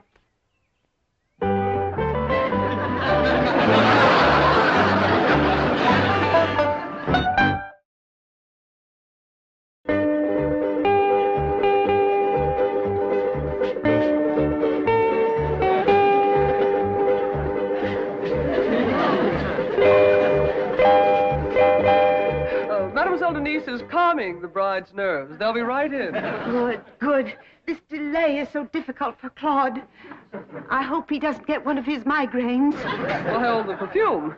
I want to eradicate every vestige of that horrid beast from next door. Claude must never know. What in the name of FHA is this? You've come for the ceremony. No, I've come for my secretary. Margaret, this used to be my den. And there's where my TV set was. And now it's a love nest for Claude and his beautiful bride. Milburn, doesn't it thrill you? I can hardly stand it. Oh! This is Mademoiselle Denise. And this is my... Yes, we've met. Come on, Miss Hathaway. Let's get back to the bank. Oh, no, dear. Claude is about to meet his new bride. Would you like to give her away? Can I give them both away? Oh, good boy. Darling, you bring Claude in. He'll feel more secure with his daddums at his side.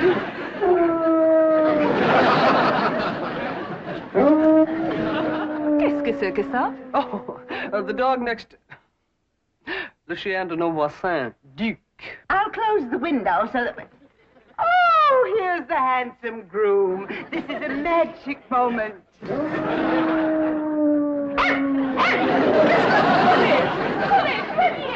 Oh, what a cruel blow. Quick, Milburn, call the psychiatrist. Yours or his?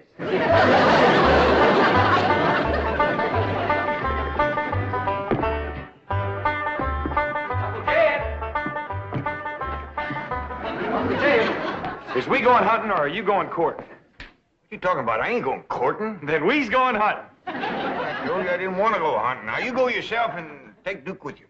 Well, Duke don't want to go hunting. Well, he's outside right now, frisking around with that there white dog that Elly May calls Cotton Patch. Is she back? She sure is. Old Duke's happier than a cat at a fish fry. She's running and jumping and just playing around and... What are you holding under the table, Uncle Jay? None of your business. Now, get out. Why, you're polishing your shoes. Hey, Ma! Granny, Elly May! Uncle Jim's polishing his shoes and it ain't even Sunday. Jethro, you do make more racket than a jackass in a tin barn. Claire, this is the nosiest family a man was ever burdened with. Well, look at them shoes, all fresh oiled. Fancy new laces, too. And them's his best socks. And it ain't even Sunday. Son, every day's Sunday when you're in love. Now that takes a rag off in the bush. I ain't in love, and I just oiled my shoes because they were squeaking. They been squeaking for 15 years, as I remember. You ain't never oiled them. Young'uns, you go and get outside. Granny and me's got some grown-up things to say. I ain't gonna listen to no more fools. Now, Jed, you hadn't ought to fight against romance. You're still young and good-looking. And you're rich, too. Yeah. And with that, you don't need young and good-looking. That reminds me. I dug something out of the mothballs for you.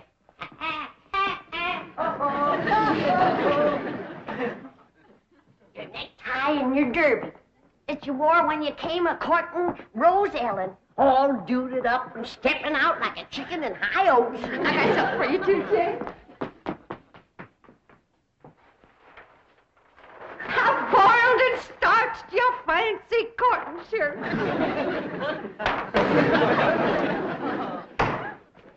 I'm gonna put this stuff back where it belongs, and I don't want to hear no more words about romance. Where you going? I'm going out and dig myself a root cellar and crawl in and lock it so I can get a little peace and quiet. What you say, Mrs. Drysdale? I said Claude's honor has been besmirched, and I demand satisfaction. Poor Claude is in a state of shock. Now I demand that Claude's bride be returned immediately. Yes, ma'am. Elly will bring her right over. Phew. Eddie, you better get that poodle over there fast. I sure will. Hold on, Elly May.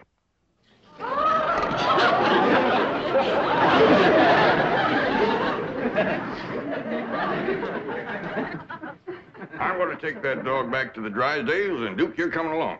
What? It seems to me that critters ought to have the same right as people to pick their own company. So we're going over there, and Cotton Patch, you can make up your mind who you want to court. Just like I made up mine. Sure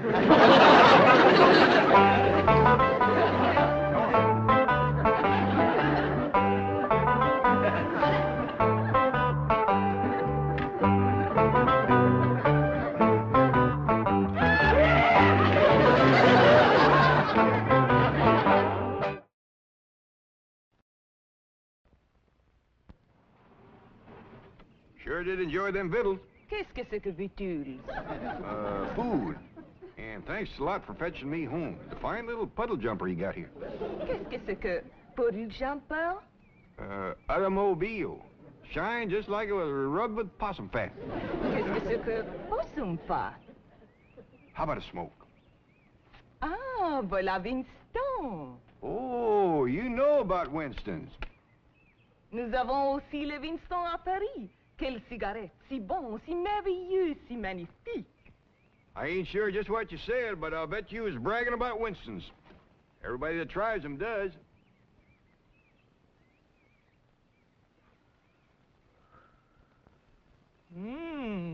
Winston goûte bon, comme une cigarette le devrait. I know what you said that time. Winston tastes good like a cigarette should. The Beverly Hillbillies has been presented by Winston. We hope you've enjoyed it, and we hope you will try Winston, because Winston tastes good, like a cigarette should.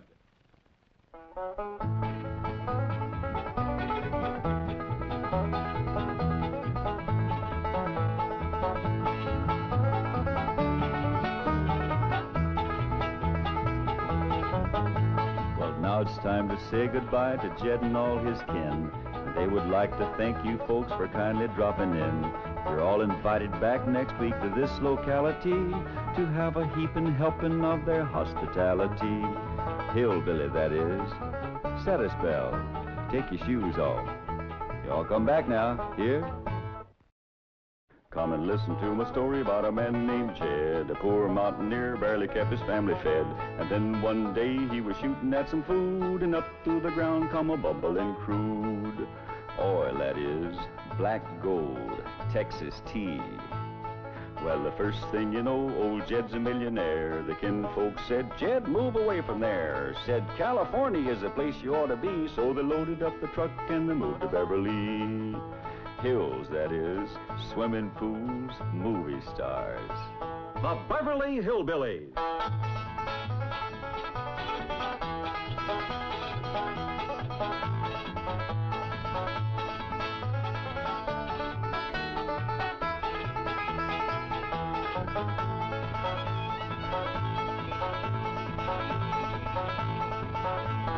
Come along and visit with the Clampetts family as they learn the simple pleasures of the hills of Beverly. And that includes the products of your sponsor of the week, the cereals of Kellogg's, Kellogg's of Battle Creek. Corniest flakes anybody makes, Kellogg's.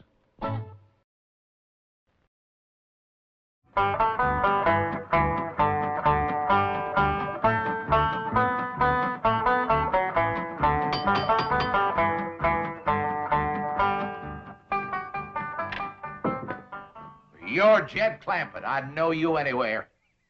Jed Clampett, just like Mother described you. Your ma knows me? Well, we live just beyond the ridge from you, back home. Well, it's mighty nice to have somebody from back home drop in on us. And it's mighty nice to feel the firm, friendly grip of a real mountain man again. Come in, come in. Don't believe I caught your name. Jones, Harry Jones.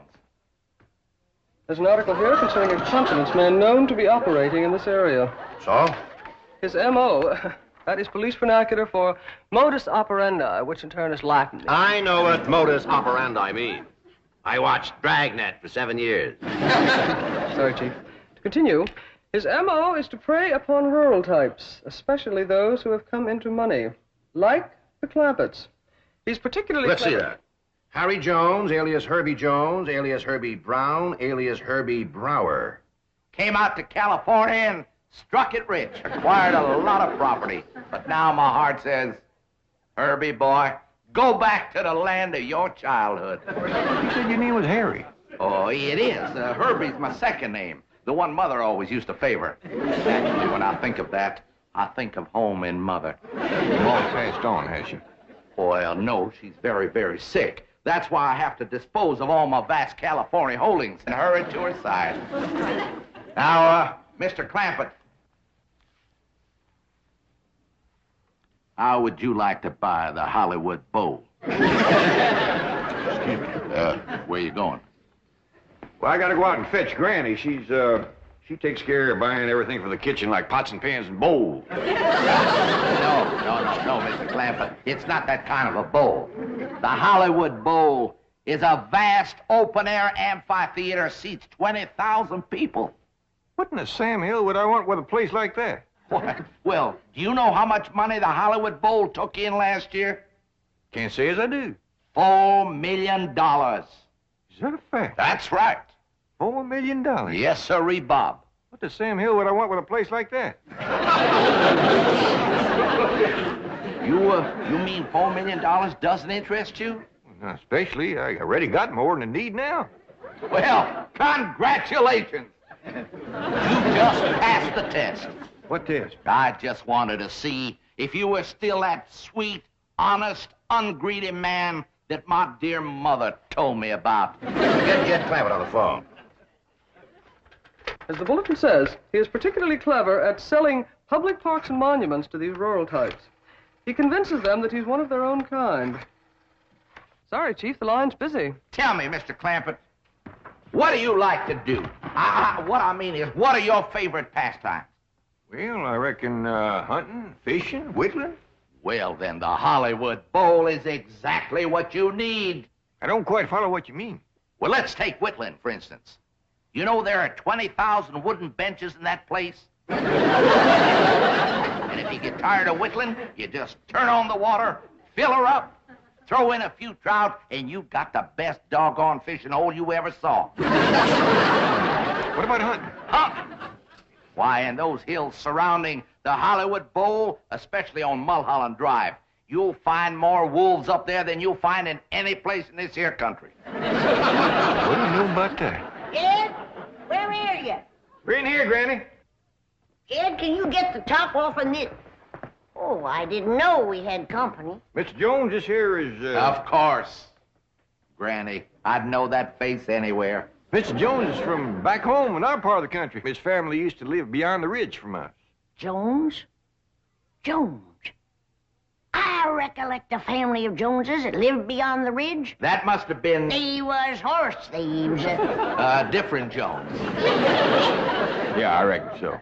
Yes, I remember Mother always used to say, we must be twice as good to make up for the bad Joneses. Mr. Jones here is wanting me to buy the Hollywood Bowl off him. Hollywood Bowl? Hollywood Bowl? And this must be the young lady I've heard so much about, the lovely Elly May. Well, the stories I've heard about you, my dear, don't do you justice. You have a much more mature beauty than I expected. Me? Why, you won't stay unmarried long in Beverly Hills, my dear. I'm surprised some handsome young movie star hasn't already claimed you for his very own. Me? Mr. Jones, she ain't. I'm gonna tell him, Granny. Just let me take my time. Now, Mr. Jones, this here is my cousin, Pearl Bodine. I'm charmed to make your acquaintance, my dear. Miss Bodine. It's Mrs., but I'm a widow. Pearl, you seem to know about Hollywood Bowl. Oh, yeah, Jed, I heard about it. It's where they have all that open-air music and singing. Pearl here is right gifted at singing and playing and yodeling. Oh, Jed, I ain't neither. You are so. No, I ain't. Why, you sure are. I ain't. Let her win, Jed. For once, she's right. Mr. Clampett, if I may, as owner of Hollywood Bowl, I become an expert judge of musical talent. And I wonder if I might hear Mrs. Bodine perform. Well, I could yodel for you. Cut loose, Pearl. Oli, oli, ooh, oli, oli, ooh, oli, oli, ooh. Yeah, there's no question about it. That voice belongs in the open air. Theater. Where 20,000 people can listen and enjoy it. 20,000 people would pay to hear me? Why, my dear, they would fight for the privilege. How much you reckon they'd pay? Oh, I'd say at rock bottom prices at least $5 a head. 20,000 at $5 a head? That's $100,000 for only one night. Jed, did you hear that? I sure did, Pearl. Mr. Jones, looks like you got yourself a deal. Your troubles is over. You mean it? Yes, sir. With a moneymaker like Pearl singing and yodeling for you, you won't have to sell your Hollywood bowl. I won't.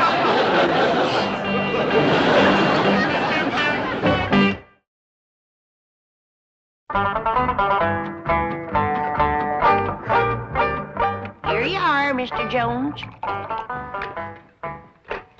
Thank you, my dear. Hello? This is...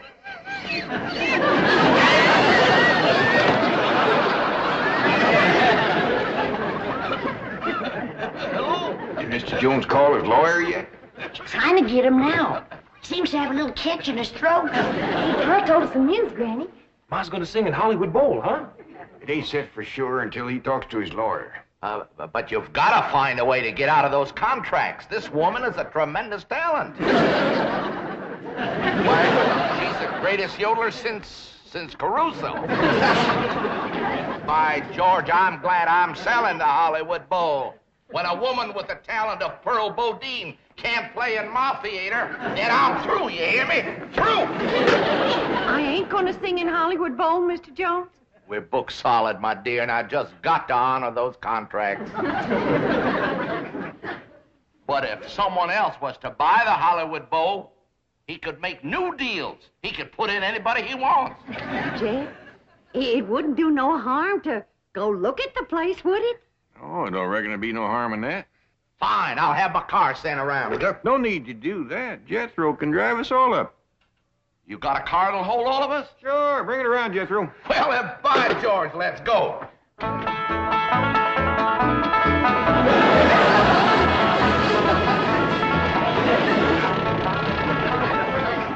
know, Mr. Clampett, there aren't too many millionaires who drive around in cars like this. Well, actually, my cousin Pearl deserves the credit. This is hers.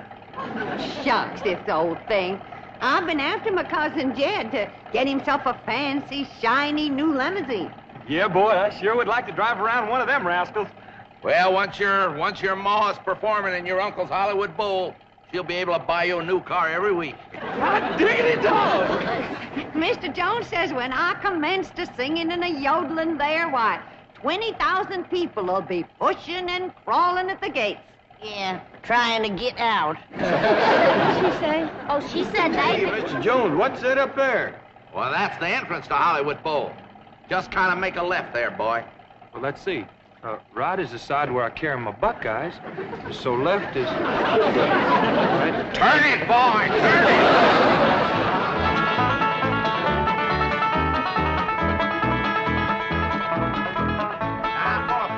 These buildings is part of the deal. Won't cost you a cent. Now, you'll notice the trees are all in A1 condition.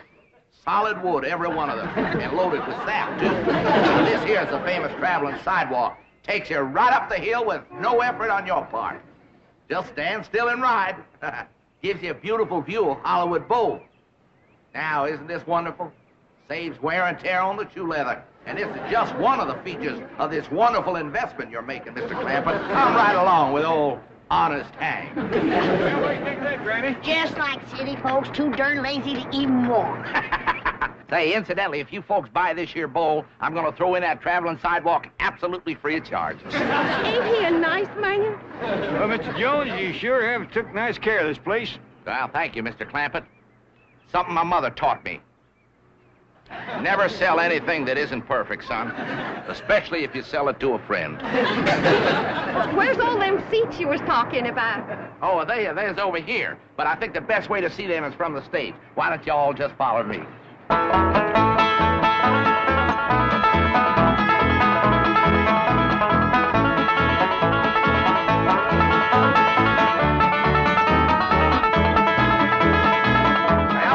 there are your 20,000 seats. Land of mercy. What do you think of that, Granny? Sure would hate to whitewash all them benches. Hey, Pearl, this would sure be a dandy place for yodeling. Never seen nothing better. Jethro, you run up to them top seats way up yonder and see can you hear me when I cut loose. Okay, Ma. You know, he ain't gonna jump off that stage here. There's a 10-foot drop and then water.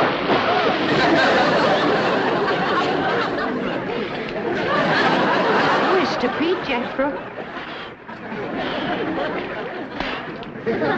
Hey, Ma, when you sing and yodel here, be careful about stepping off this here ledge. There's an awful deep puddle down there. Jethro, why can't you watch where you're going? Is he gonna be all right? Yeah, that won't hurt Jethro none. His clothes will tighten up a little, but he'll dry out in no time. Well, Mr. Clampett, how do you like our bow? Right nice, Mr. Jones. By the way, I think it's time we dropped all these formalities. From here on in, why don't we just make it Jed and Henry? I thought you said your name was Harry. Harry Herbert. It is. Harry Herbert Henry. H.H.H. Jones. My mother used to say, those 3 H's stand for honesty, humility, and honor. Why don't you just call me what everybody else does? Honest Hank. That's a mighty dandy name, all right, one you can be proud of. Well, like I was starting to say, this is a mighty fine place here for whittling and yodeling, but I don't think it's any great shakes for hunting and fishing like you said it was. You know something, Jed? You're absolutely right. Just goes to prove how long I've been away from the hills. But I got another piece of property not too far from here. It's the greatest spot for hunting you ever saw, full of animals. And I'm going to sell it to you dirt cheap. It's called Griffith Park. Yeah, named after my dear old mother. That's a mighty pretty name for a woman, Griffith Park. Unusual. Jed, why don't we take a run over there and have a look around? Well, that sounds like a mighty fine idea. Granny, Elly Mae, Earl, we're all going over and looking at a piece of hunting property Mr. Jones has got. Hank. Honest Hank. Pearl looks like somebody's thrown a spell on her. Yeah, she acts like she's in some kind of a trance or something. Pearl. Pearl? Hey, Pearl. Pearl? Pearl! Pearl! Pearl. Pearl? Hey, Pearl. Pearl?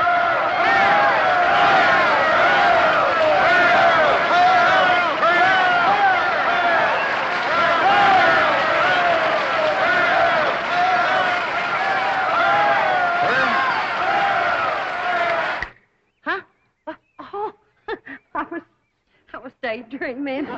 We's all going over to look at another place called Griffith Park. Does that mean you've decided against this one? No, I ain't decided nothing yet, Pearl. Come on, everybody, let's go.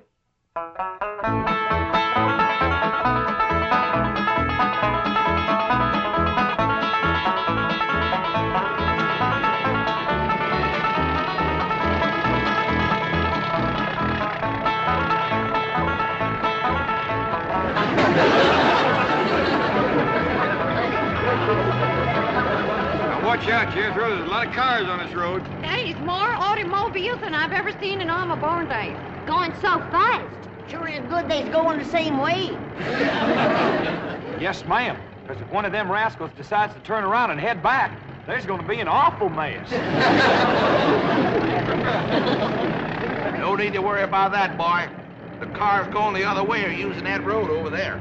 Where's all these folks going in such a hurry? Well, the ones using this road are going to Los Angeles, and the ones on that other road are coming back. If they just slow down a mite, the ones coming back could shout over to the ones going what they're seeing, and then maybe some of them wouldn't have to go. Yeah, that's a good thought, Jed. Yes. Say, Elly Mae. Your daddy tells me you like animals. Sure do, Mr. Jones. I ain't never met one yet I couldn't make friends with. She's got a way with critters that is plumb amazing. I like that. I like that a lot. You know, I'll tell you folks what I'm going to do. Elly Mae, if your papa buys Griffith Park, I'm going to throw in at no extra cost, mind you, my entire collection of fabulous animals from all over the world. I call it the Griffith Park Zoo. Scared that, Paul? Mighty big-hearted of Mr. Jones. Honest Hank.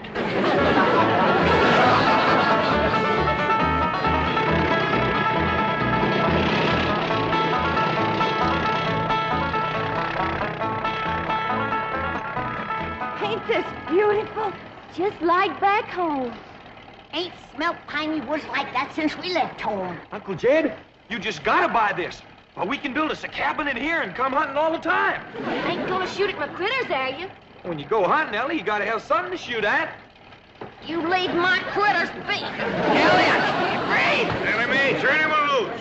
Oh, if he hurts either one of my critters, I'll hit him on the jaw so hard he'll be able to look down his back and without even turning his head. Now, Elly Mae, ain't nobody gonna do nothing to nobody. Or their critters.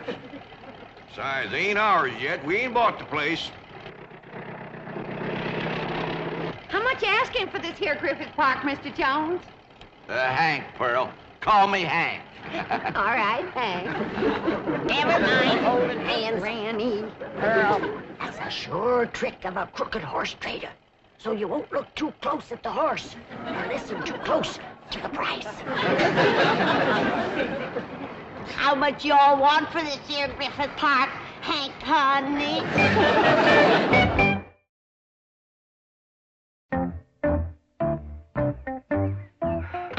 Not a sign of anybody inside the house. Nor outside. Oh, well, we're probably worried about nothing. You know, the odds are 1,000 to 1 against this confidence man singling out the Clampetts, and even greater against them falling for it. You know, Chief, according to the circular, one of his favorite schemes is selling Hollywood Bowl. Isn't that a wild one? Can you imagine anyone ignorant enough to actually... Hollywood Bowl? Hurry. Yes.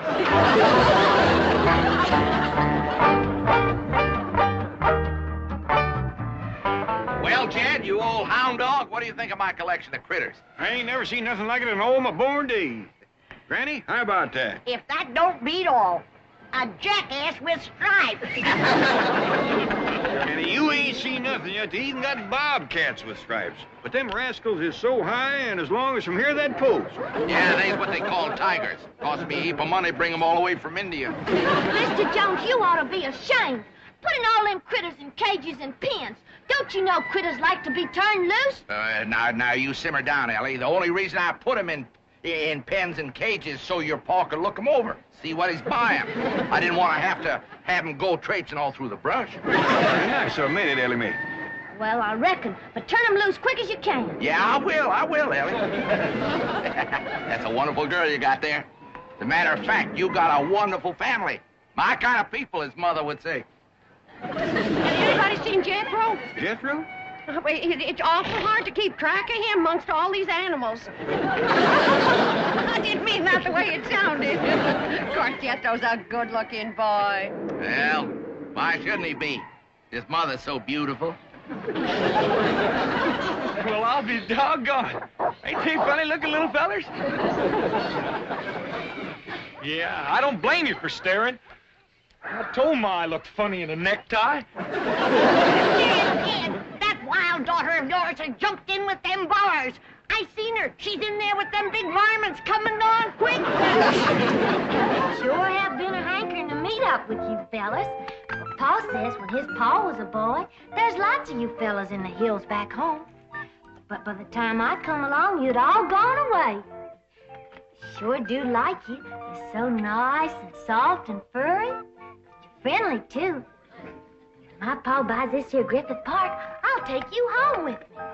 There's a heap more room there to roam around than you got here. There's some nice big trees for you and me to climb.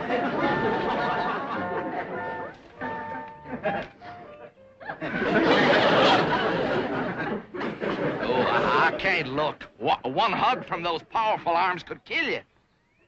Don't squeeze too hard, Elly Mae. Mr. Jones is worried you might hurt his buyer. Get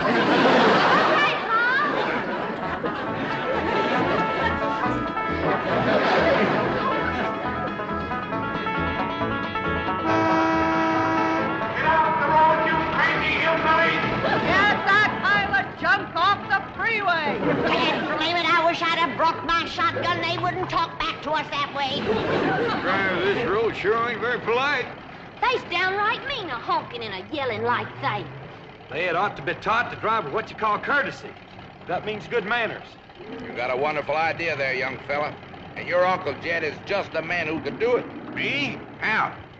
Well, if you owned this road, people would have to drive like you say. Is it for sale? Well, it wasn't, but I've decided to make you a package deal. I'm going to sell you Griffith Park, the Hollywood Bowl, and the freeway that connects them. Tell you what, you come on home for supper with us and we talk it out. Jethro, you stop at the Hollywood Bowl. I want to take another look at where I'm going to be performing. Okay, Ma.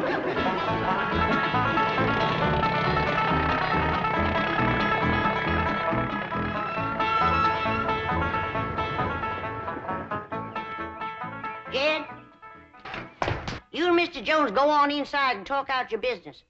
Jethro and Elly Mae and me will be back directly. Where are you going, Granny? I'll tell you later. Jethro, drive around the back. We got a few things to pick up.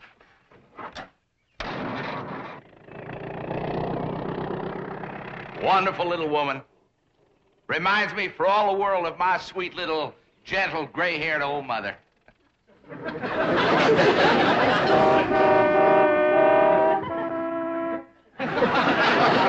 You heard me. I said if I let you use our freeway, do you promise to drive with... What is it again, Jethro? Courtesy. Yes. That means being polite to other folks driving and not speeding or honking or yelling at them. We're cutting in and out of lanes. Over at school, they told us that causes accidents. Well, speak up. Do you promise? Yes, ma'am. All right. Get back in your car and pass through. Next.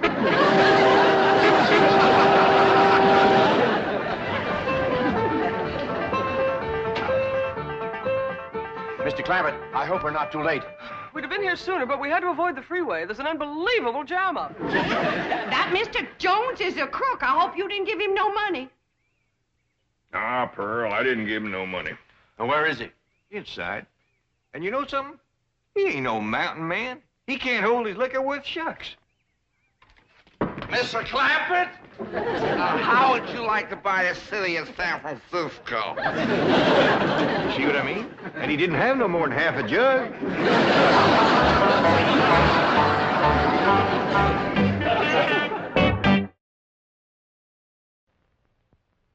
Miss Hathaway. Yes, Chief. What have you done with the... May I ask what you're doing? Oh, just having a little snack. Are you now? Yes, a bowl of Kellogg's Corn Flakes. Tasty? Remarkably so.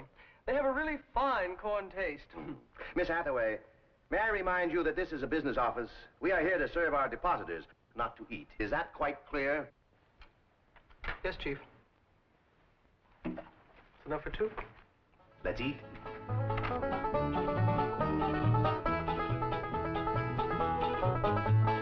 Corniest flakes anybody makes, Kellogg's. The Beverly Hillbillies has been presented by Kellogg's Corn Flakes. Corniest flakes anybody makes, Kellogg's. From Kellogg's of Battle Creek.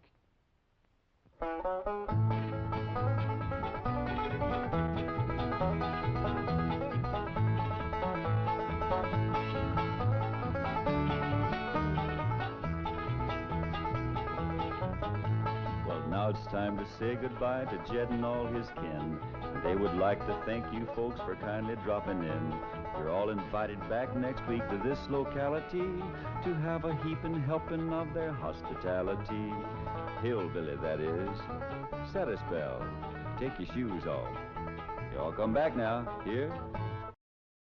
Come and listen to my story about a man named Jed. A poor mountaineer, barely kept his family fed. And then one day he was shooting at some food, and up through the ground come a bubbling crude oil, that is, black gold, Texas tea.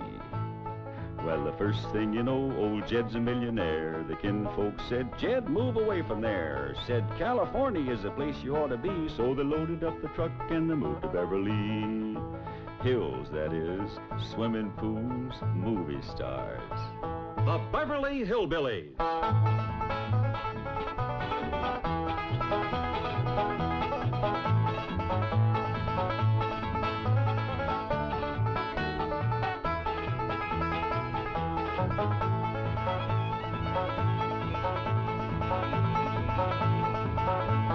Now come come along and visit with the Clampett family as they take you to their mansion in the hills of Beverly. And when they do, you'll run into a friend of theirs you've met, that good old friend with filter blend, Winston cigarette.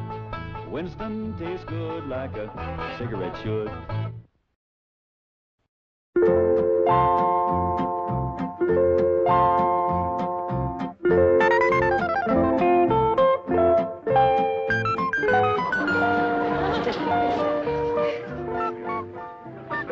Come on, little Jed Throws, drink it up. No sassafras, no snakewort, no pacoon root, nor wretchweed. How do folks live in these Beverly Hills without the necessities of life? What I got, Granny? Elly May Clampett, did you drag home another pussy cat? No, babe, this year's a special one. I've been helping the critter doctor over to the zoo, and he let me bring this here one home because its ma was being mean to it. Husky little critter. Ought to be a good mouse catcher when he gets growed. You can't keep him that long. Why, the critter doctor said he gets to be 8 or 10 feet long. He's a lion. He sure is. Even a bobcat don't get that big. Any luck? Ah, there ain't nothing to shoot up in these hills. Few scrawny squirrels and rabbits, it ain't worth a cartridge. Aye, dingies, let's all go home where I can find some yarbs and you can find some game. Yeah. Ma's been wanting to go back and see Jethro. Hey, let's all go together. You bring the truck around, Jethro, and I'll pack a lunch and we can get started. Now, hold on just a minute. That may be all right for Pearl, but that's a mighty long trip to take just to hunt yarbs and do a little shooting. Besides, you got school, Jethro. And I can't go and leave little Jethro. Hey, look yonder. This here's a lion. And you named him after Jethro. Yeah, 'cause he's king of the beast, huh, Elly? Ah, 'cause he eats so much and his feet's so big. Your feet ain't big. What you talking about, boy? When you was 12, your feet were so big you used to have to go down to the crossroads to turn around. Come on, everybody, let's go home, where we can find some yarbs and get some fresh game meat. I'll get the truck. Now, hold on. Oh, Uncle Jed, if we don't do us some shooting, we ain't gonna be able to bark a squirrel out of a tall tree at 300 yards. I know we're getting mighty rusty. I tell you what, you grab a handful of matches, we'll stick them in the ground alongside that wall out front, we sit on the porch, and we'll take turns lighting them with our rifles. Oh, shucks. But that ain't shooting. Well, that wall ain't no more than 200 or 300 feet from the porch. I know it ain't real shooting. I tell you what, we won't take dead aim, we'll snap shoot them. Why don't y'all shoot skeets like Mr. Drysdale does? What's skeets? He told me about them. Them's clay birds. Well, if you two go to shooting clay birds, don't expect me to cook them.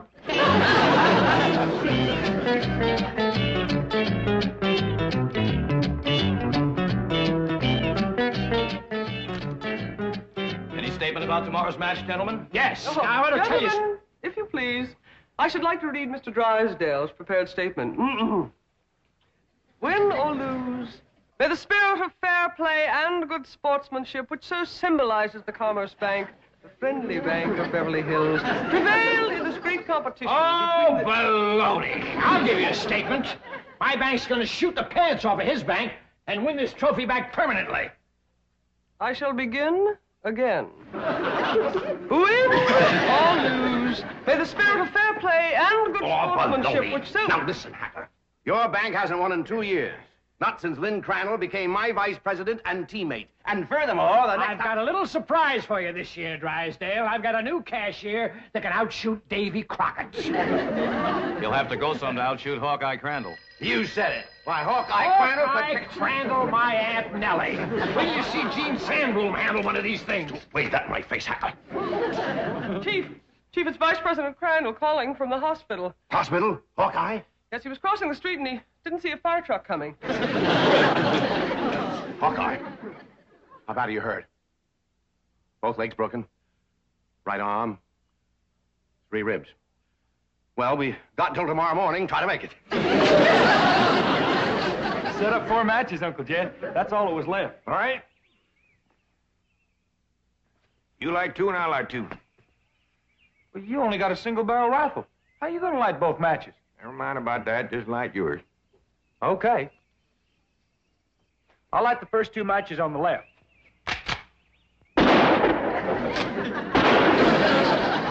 I done it. I lit both of them. Now, like my two, one cartridge, I gotta get a little angle.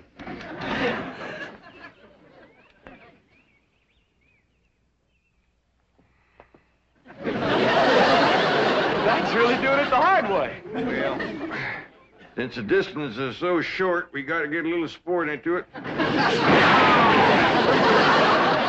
it. Yes, sir. And the bullet bounced off the wall and got them both. Well, what do we shoot at now, Uncle Jed? Well, let's smear a dab of sorghum on the wall and commence picking off flies.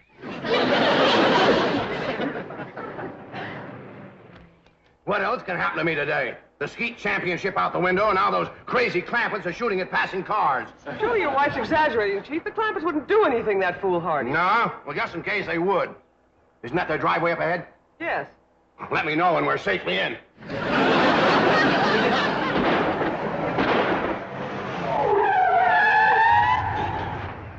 Howdy there, Miss Hathaway. Mr. Drysdale. Nice to see you.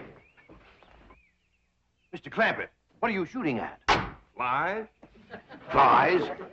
With a rifle? Yep. Up against the front wall there, just to the right of the gate. You mean to tell me you shoot flies sitting on that wall out there? No, that wouldn't be sporting. We'd get him on the wing. Possible. Oh, no, it ain't, Mr. Drysdale. Oh, we just smear a little sorghum on the wall and get them when they buzz in for a landing. The trick is not to get a bee. If you shoot a bee, you miss your turn. Sometimes when they come in fast out of the sun, it's hard to tell them apart. I can't even see the sorghum. Neither can I. Oh, Uncle Jed ain't missed one yet. Well, back home, they called him Hawkeye. Did you say Hawkeye? Oh, you know how folks hang a nickname on you.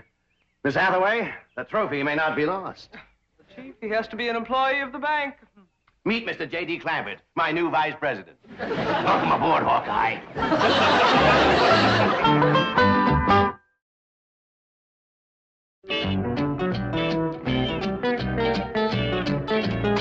Now, will you stop worrying? Jed Clampett is a vice president in name only. He won't come near the bank. How can you be sure?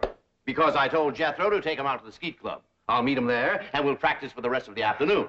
And the skeet match is tomorrow morning, and this beauty will be mine, mine, mine. Chief, haven't you heard the expression, it's not that you win or lose, but how you played the game? Oh, yes, I've heard it. And I consider it one of the most ridiculous statements ever made. Suppose Hacker hears about your new teammate and comes around to meet him? Say, that is a good thought. All right, have a nameplate made, put it on Crandall's desk. J.D. Clampett, vice president. Then alert everyone to say he's out for the balance of the day. Mr. Drysdale, I have always been a loyal secretary, but there are some things my conscience will not permit me to do. And break in a new secretary. That is one of them. Come on, Jethro. It's time I was getting down to the bank.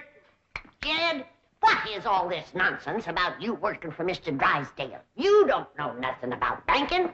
Well, that's what I said, Granny. You know what he said? What? He said, Mr. Clampett, you are the kind of man I need for vice president because you are a straight shooter. Yeah? I reckon there's always need of a good, honest man. Yeah, especially in the banking business. Come on, Jethro. Uncle Jed, Mr. Drysdale said I was to take you out to the skeet shooting range. He said you don't have to come to the bank today. Yeah, I know, Jethro. I reckon he's just trying to be nice. Because with his other vice president in the hospital, I don't see what help I could be to him shooting skeet. Oh, shucks. I was counting on shooting some of them clay birds. Well, go right ahead, Jethro, and take your ma if she'd like to go. Pearl don't care nothing about shooting. But I sure would like to get my old double barrel unlimbered. It's getting rusty, and so am I. Well, fine, Granny. And Elly May can go, too, if she wants. Just drop me off at the bank on the way. Yes, sir. High time I was getting to my duties as vice president.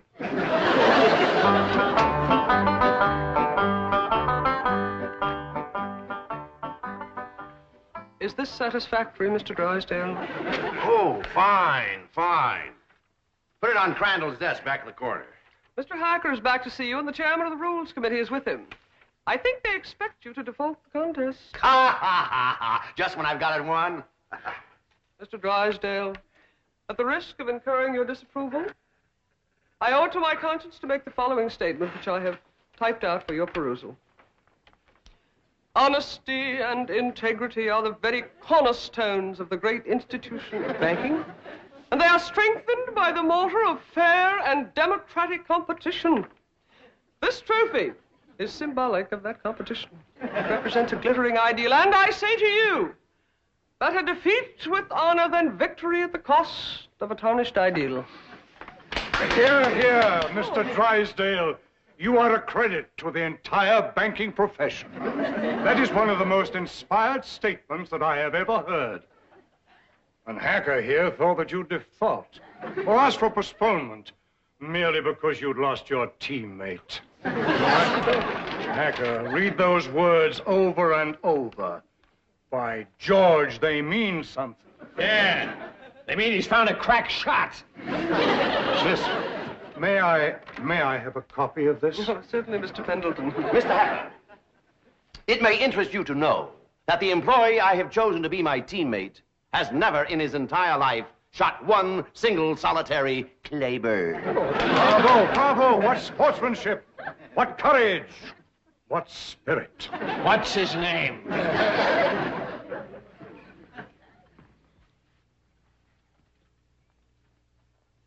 J.D. Clampetts, Vice President? What does the vice president do, Paul? I just ain't exactly sure, Elly Mae. That's the reason I want to talk to Mr. Drysdale. He might be out at the ski place waiting for you. Well, we'll see. Are you sure it's all right for us to go on out there without you, Jed? Yeah, Mr. Drysdale says as long as I work at the bank, you can all use the skeet club. Club? I thought you busted them things up with a gun. Oh, you do, Granny. But that's just what they call a skeet shooting place. Pull up in front of the bank, Jed Throws, and wait for me. I'll go and see if Mr. Drysdale's there. I'd like to meet this Vice President. Well, he hasn't gotten to his desk yet. New man, just getting settled in. But you picked him to shoot with you, huh? Well, as long as he's filling in for Crandall here at the bank, I figured the sporting thing would be to let him fill in at the skeet match. You say he's never shot skeet? My word of honor, this man has never set foot upon a skeet field. That is the courageous attitude that has kept the doors of our banks open through economic upheaval, political uncertainty, and world chaos. Thank you. I don't know what this character has got up his sleeve, but you can bet your vault it's something. Mr. Hacker. Bill. Billy boy. Haven't you heard the saying, it's not that you win or lose, but how you play the game? Mr. Drysdale, I know that we bankers aren't supposed to be emotional, but dash it all, man, I'm choking up. I've had about all I can swallow, too.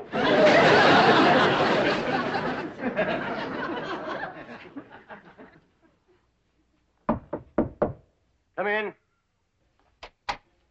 Oh, excuse me, Mr. Drysdale. I was just wondering if... Come in, come in. Well, I don't want to butt in. Oh, it's perfectly all right. These gentlemen were just leaving. Business? Oh, pleasure, gentlemen. Sit down and make yourself comfortable. See you in the morning, gentlemen. There is the mark of true greatness, Hacker. Did you see the way he treated that seedy old tramp? Like he was a millionaire.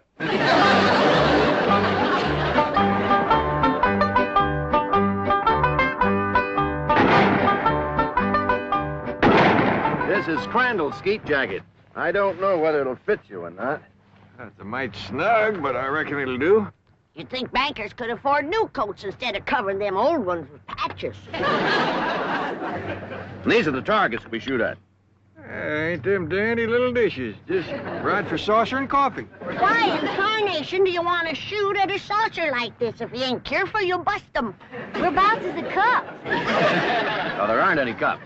See? You done busted them, didn't you? No, Granny, we don't use cups, just these saucers. I mean, these targets. The object of the game is to hit them as they fly through the air. I reckon I'd like to try that. Give me a gun, Jethro. I'll handle the release switch, Chief.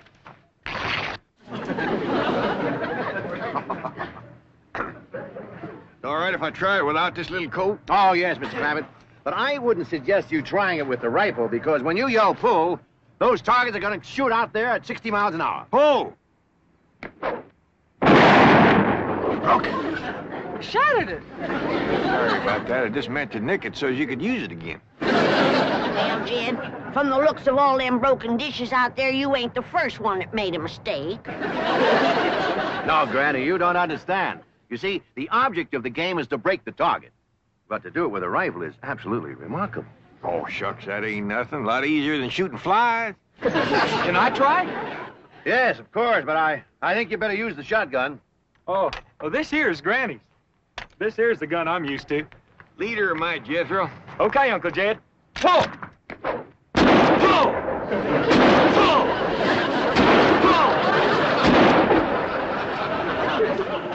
Fantastic feat.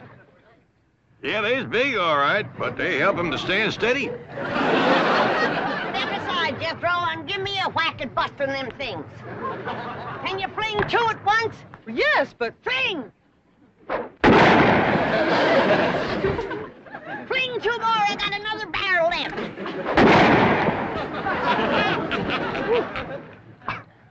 I have never seen such marksmanship. Why, with any one of you as my teammate, I can win tomorrow. I'll shoot with you, Mr. Drysdale. I'll shoot with you, Mr. Drysdale. Well, thank you, but you see, my teammate has to be someone who works at the bank.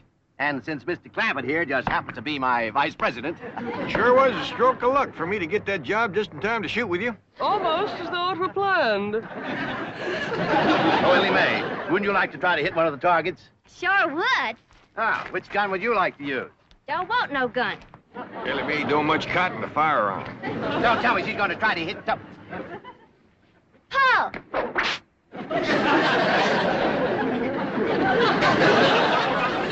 And here I stand with my cylinder bore, wide choke, $1,200 imported English skeet gun. That's a dandy, all right. Fella just about couldn't miss with that. I could. And I think I'd better get in a little practice right now. Well, we'll be pushing along then. Oh, do you mind if I have my cousin Pearl to let this out of mite? I can shoot a lot better if it don't bind me so tight. Be my guest, Mr. Clampett. Well, I'll pick you up about 9 in the morning. Fine and dandy. Bye, and thank you. Bye. Bye.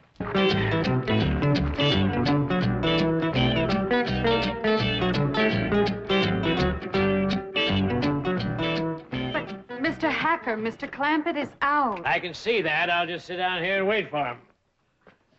Sooner or later, even vice presidents have to show up for work. I've been thinking. With Mr. Drysdale and Miss Jean both gone, maybe they need me over to the bank. Should I drop you off there? Yeah, I reckon you better. Here, Pearl knows how much to let this out for me.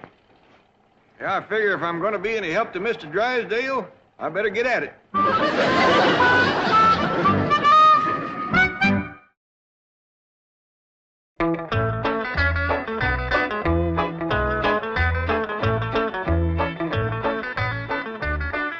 howdy there. You waiting to see me? Are you J.D. Clampett? Sure am. Jed Clampett. Vice president of this bank? That's what they tell me. You know, I just had a hunch to come in. I figured there might be something I could do to help. I think there's a world of things you can do to help me, Mr. Clampett. That's just dandy. I don't believe I caught your name. Hacker. William Hacker. You call me Bill. Well, howdy there, Bill. It sure is nice to make your acquaintance. Sit down, sit down. What can I do for you? Well, to start off with, you can tell me how long you've been in the banking business. Well, this here is my first day. And already you're a vice president? Well, that's the job I'm commencing with. And I want to tell you that Mr. Drysdale is as fine a man as you ever want to work for. Why, I ain't done nothing all day but shoot skeet. I see. Tell me, do you shoot good skeet? Well, I never tried for it today. Of course, it don't take much shooting to bust them great big saucers, especially if you got a good rifle. You shoot skeet with a rifle? Well, I admit it's kind of like shooting fish in a barrel. My daughter Elly May does just as good with her slingshot. That's very interesting. How did Mr. Drysdale happen to find you? Oh, we's next-door neighbors. Your next-door neighbor of Milburn, Drysdale? Up there in those exclusive estates? Yep. Matter of fact, he got the place for me. You see, I come into a little money here a while back, 25 or 30 million. Dollars? And to show you what kind of a friend Mr. Drysdale is, he's keeping all that money right here in his bank, and he ain't charging me one penny to do it. Well, he's all heart, that fellow. All heart. Tell me, Mr. Clampett, how does it happen that you're vice president of this bank here? Well, my nephew Jethro and me was out front of the... That's my cousin Pearl's boy. We was out there in front of the house shooting flies off the wall. Excuse me, shooting flies? Yes, sir. With rifles? Yes, sir. How far away? Oh, it wasn't no more than a couple 100 feet. Well, lost Mr. Drysdale. Can you win a round of skeet, Billy boy, Billy boy? Can you win a round of skeet, Billy Hacker? No, I cannot win a round from that new teammate you found. He's a crack shot and cannot miss the target. I'd like to point out it is not too late to do the decent thing. Now, the bank's still open. Select an employee at random. Take me. We may lose, but we will lose with honor. Is the trophy mine for keeps, Billy boy, Billy boy? Is the trophy mine for keeps, Billy Hacker? I says, Mr. Drysdale, I don't know nothing about banking. And he says, well, say, speaking of Mr. Drysdale, here he comes.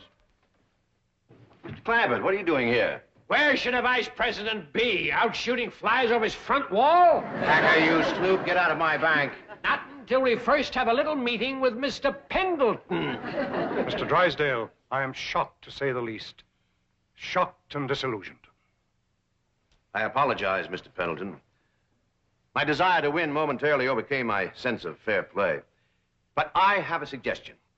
Suppose I select at random an employee to be my teammate. Well, that seems sporting, eh, Hacker?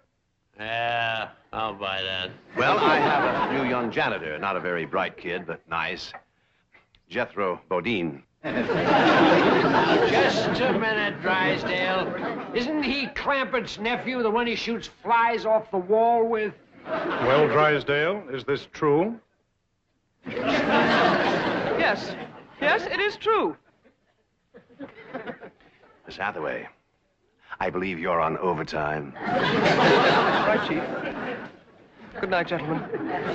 Now, I have a suggestion for you. I'll pick an employee of yours at random to be your teammate. I consider that eminently fair. Agreed, Drysdale?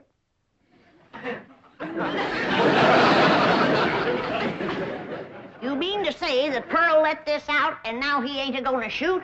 I'm afraid Mr. Clampett is no longer employed here, ma'am. I declare, look at the dust on that desk. Jed Clampett was taught to leave things clean. Fetch me a broom. But, ma'am... Fetch me a broom. Yes, ma'am.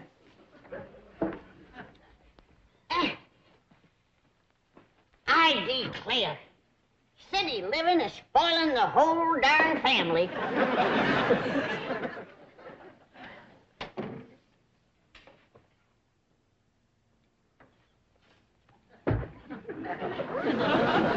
I choose you. Let's see how Mr. Drysdale does with the scrubwoman.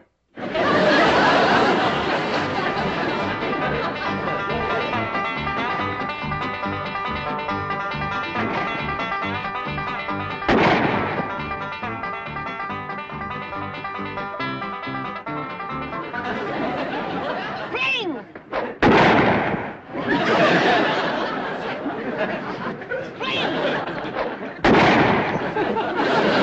Wait till I reload.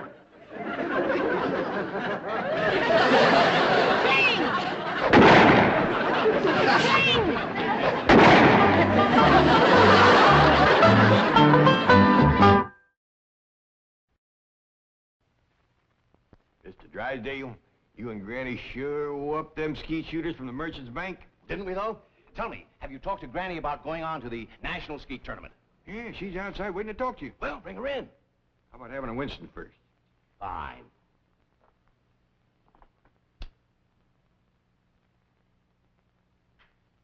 Mighty fine smoking these Winstons. The best. Now bring Granny in. Enjoy yourself first. Yes, sir, these Winstons is pure smoking pleasure. I agree. They're wonderful. Just kind of makes a fella break out in a smile, don't it? Yes. Now bring Granny in. Feel happy, huh? Oh, for heaven's sake. Come on in, Granny. Ah, here's my little marksman. Are you going to the national tournament, Granny? Vice President, Granny, if you please. Of Mr. Hacker's bank. Oh, no. Now, ain't you glad you're smoking that Winston? Yes, I am. Winston tastes good. Like a cigarette had oughta.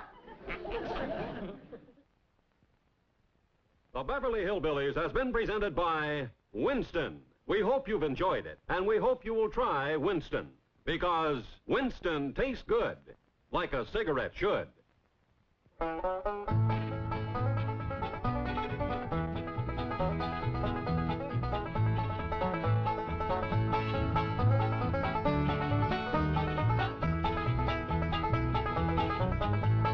Now it's time to say goodbye to Jed and all his kin.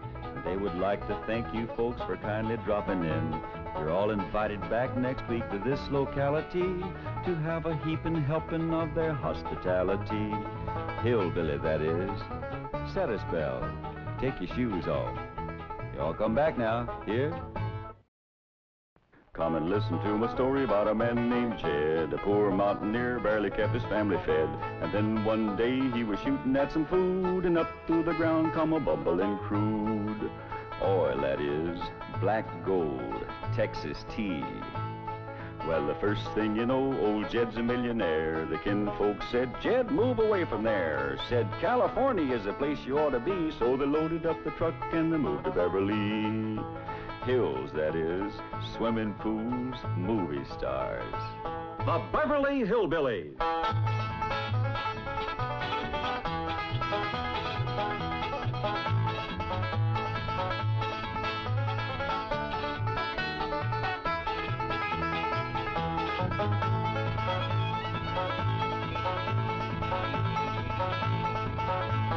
Come along and visit with the Clampetts family as they learn the simple pleasures of the hills of Beverly. That includes the products of your sponsor of the week, the cereals of Kellogg's, Kellogg's of Battle Creek. Corniest flakes anybody makes, Kellogg's.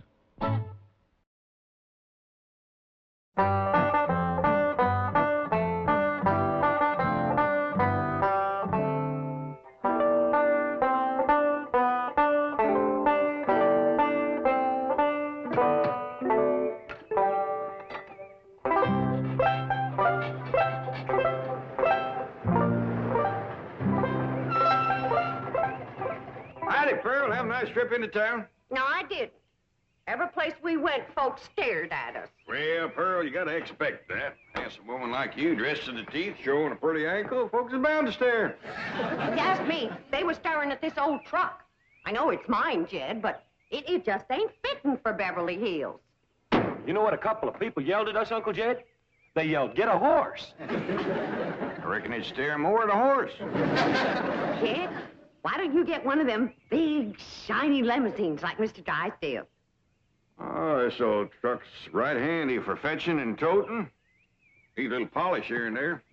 Get through. You get you a piece of brick and hone all this rust off here and then go over the whole thing with coal oil. Say, Uncle Jed, if you was to get yourself one of them there fancy limousines, I could be your chauffeur and drive you around in style. Yeah. You could sit in the back seat all duded up and folks would think you was a duke or a earl or something. Yeah. Oh, I don't reckon that'd fool nobody. Besides, I ain't particular anxious to have folks think I'm something I ain't. You're a millionaire. Well, I bet you that's just as good as a duke or a earl. All right, get through. Take her around and go to polishing.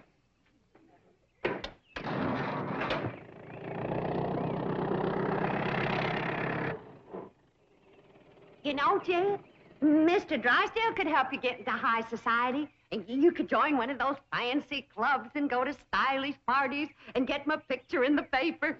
I mean, get your picture in the paper. I don't hanker for high society, Pearl, but if you do, I'll speak to Mr. Drysdale. You tell me that when it comes to society, his wife is one of the first hogs to the trough. It ain't for me, Jed, but it sure would be nice for Elly May. Why, she could be a debutante and have a coming-out party and... What's that?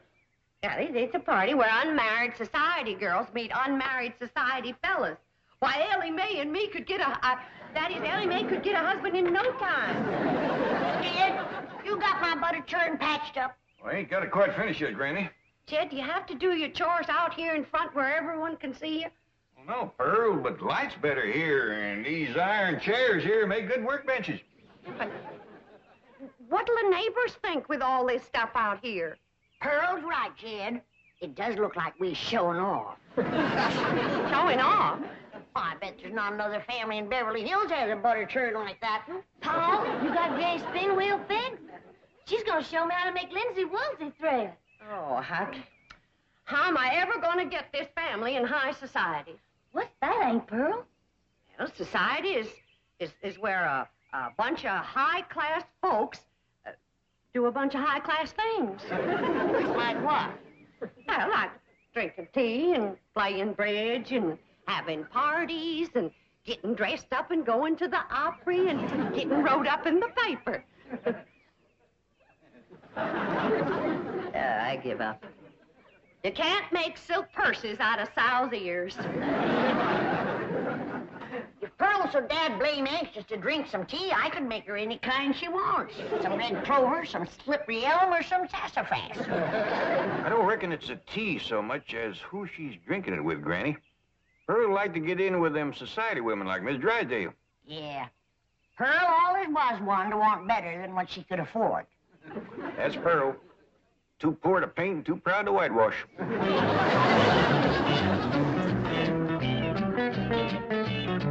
And while I'm sure that the bank examiners will find our fiscal situation to be sound, I am extremely anxious. Oh, Milburn! Miss Hathaway, do you know who's coming? Yes, the bank examiners. I'm sure they'll find your bank ever so tidy. Now, to important matters. I have just received this telegram from Priscilla Ralph Alden Smith Standish. She has consented to become our house guest. Oh, surely you're jesting. No. Well, Priscilla Rolfe Alden Smith Standish is going to be staying at our house? Yes, indeed, Milburn. Well, who in blue blazes is she? Did you hear that? Milburn, how can you be so uninformed and run a bank? Well, I have you helping me, dear. Thank goodness. Mrs. Smith Standish is only the president of the Women's Federation for the Preservation and Perpetuation of the FFT of A. First family traditions of America. Well, bully for the FFT of A. But I'm expecting the SBE of C. State Bank Examiners of California. Thank you. Oh, wait, Milburn. Do I have your permission to put everything in readiness for the arrival of Mrs. Smith Standish? Oh, you have indeed. Good. I'll have the Clampetts moved out immediately. Fine. What?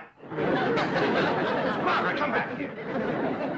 Now, what were you saying about the Clampetts? I intend to rid our neighborhood of those uncouth, unsightly hillbillies before the arrival of our prestigious house guest.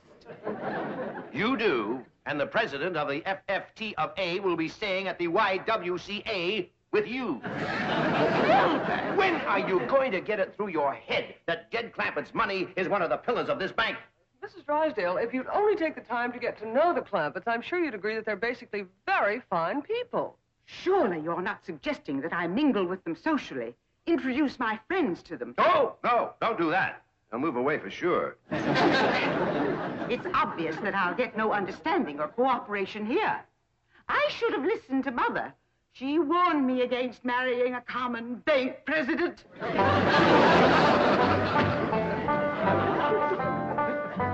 Well, we're good now, Granny. What room do you want me to put it in? Well, I reckon in the kitchen, Jed. And whilst I'm showing Elly how to work it, I can watch my victuals cooking. All right, I got to do a little more fixing on the bobbin. I'll have that out in a minute. Is it hard to learn, Granny? Well, it's a mite tricky at first. But once you catch on to mixing the wool and the flax together, it comes easy. Don't you go to weaving and spinning in here. I just scrubbed and polished this floor, and I don't want no linsey-woolsey dust from that crazy old contraption messing it up.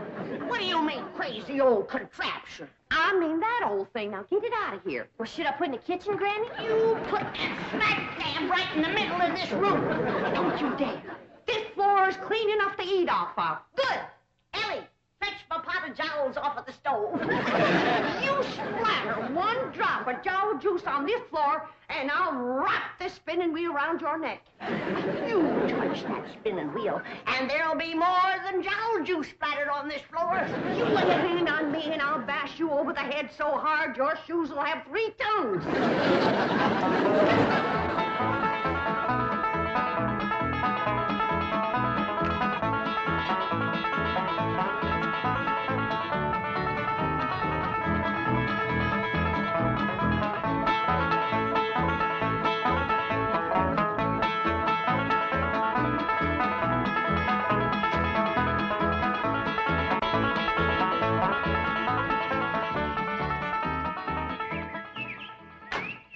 Drive on out to the airport and pick up Mrs. Smith Standish. I have some slum clearance work to perform. Well, howdy there, Miss Drysdale. Sure is a nice surprise to have you come and visit. Pearl and me was just talking about you this morning. Pearl's got a hankering to get into society, and I says, well, I hear tell when it comes to society, Miss Drysdale's one of the first hogs to the trough. Say, you're looking mighty green around the gills. Come on inside and have a mess of Granny's jowls and sorghum. That'll put you to feeling bushy-tailed. I'm expecting very important company. Priscilla Rolfe Alden Smith Standish. Well, bring them along. We got plenty for the whole bunch. Priscilla Rolfe Alden Smith Standish is only one woman, and probably the world's greatest authority on colonial history, early American genealogical origins, and 17th and 18th century artifacts. And she is the esteemed president of the FFT of A. Well, we sure would be proud to meet her. I shall call upon every resource to avert such a social catastrophe. Oh, thank you very kindly. May I send a truck to pick up this debris? Well, I don't know. I'm sure Granny'd let you use anything you wanted, but I don't think she wants to sell it. I would only want it for the rubbish collector. Yeah, you're right. They make nice gifts, but like I said... enough of this. Time grows short. You are a disgrace to Beverly Hills. You and this pile of junk. Why don't you go back to the woods and live in a cave where you belong? Bravo! My sentiments precisely. You are indeed a disgrace. And the sooner you leave this lovely community, the better. Just a doggone minute, Fatso. You be careful what you say to our Granny. Give us a How dare her to say them things about sweet little Granny. Pearl, I hope you ain't in no hurry to get into high society. I just don't think that Miss Drysdale is gonna be too quick about giving you a leg up.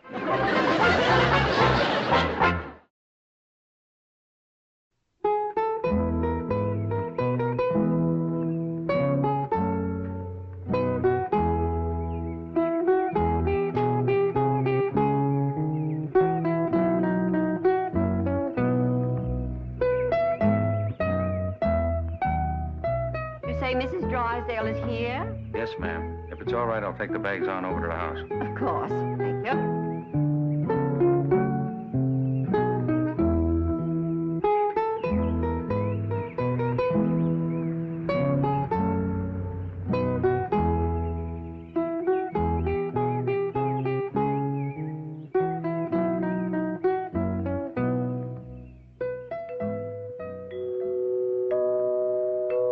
That dad-blasted music again. One of these days, I'm gonna tear out all these walls and find out where that music's coming from. He says it's a ghost playing that music. Maybe it's the rascal that used to live here. Sure don't know many tunes. He keeps playing the same one over and over again.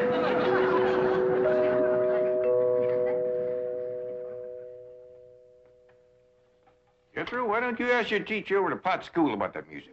I'll do it, Uncle Jed. But one thing I know for sure, somebody's gonna come to that door. They always do when you hear that music.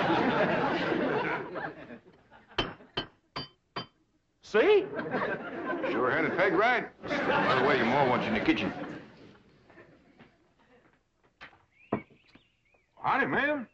Tell me, is this your loom out here? No, ma'am. That belongs to Granny. May I speak to her, please? You sure can. Come on in. I have reason to believe. Ah, Now, what have we here? That there's my daughter, Elly Mae. Spinning wheel. Where did you get it? It's Granny's. She says it's been in her family a couple of 100 years or better. I've got to meet Granny immediately. Oh, forgive me. I'm Mrs. Smith Standish. Well, howdy, ma'am. I'm Jed Clampett, and like I say, this here is my daughter, Elly Mae. How do you do? Howdy. Granny's out in the kitchen churning butter. Why don't you run fetch her, Elly Mae? Oh, no, please. Churning butter? You mean by hand? Oh, no, ma'am, with a churn. That's another thing that's been in her family a powerful long time. Take me to her, will you, please? I'd be pleasured, ma'am.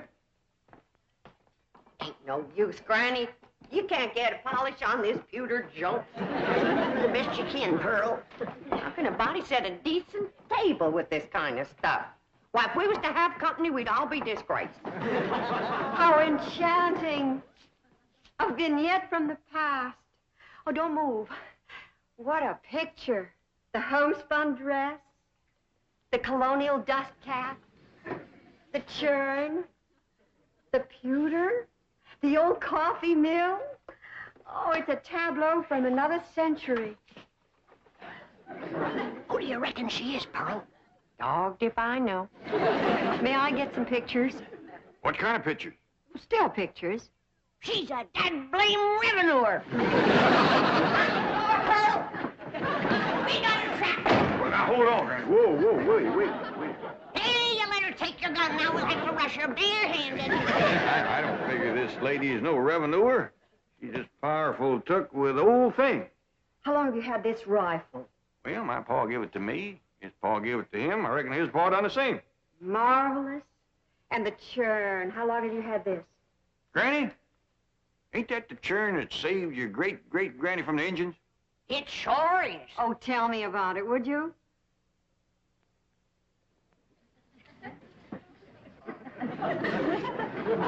Well, my great-great-granny was a toting this churn from the cow barn to the cabin. And two big Indians jumped out of the woods to scalp her. She had beautiful hair, just like mine. Get on with the story, Granny. Well, she was out of sorts to begin with, 'cause it was a hot day, and the butter kept a-melting. And with them two redskins trying to snatch her hair, that riled her up but good. So she yanked up the dasher, and she whacked one of them with it. Then she upended the churn over the other one. That old Indian ran out into the woods, all covered with hot, melted butter. He hadn't gone 50 feet when a great big old bar came out of the woods, grabbed that old rascal, and licked him to death. What a wonderful story. From then on, every day that old bar would come around looking for Granny to send him another hot-buttered Indian.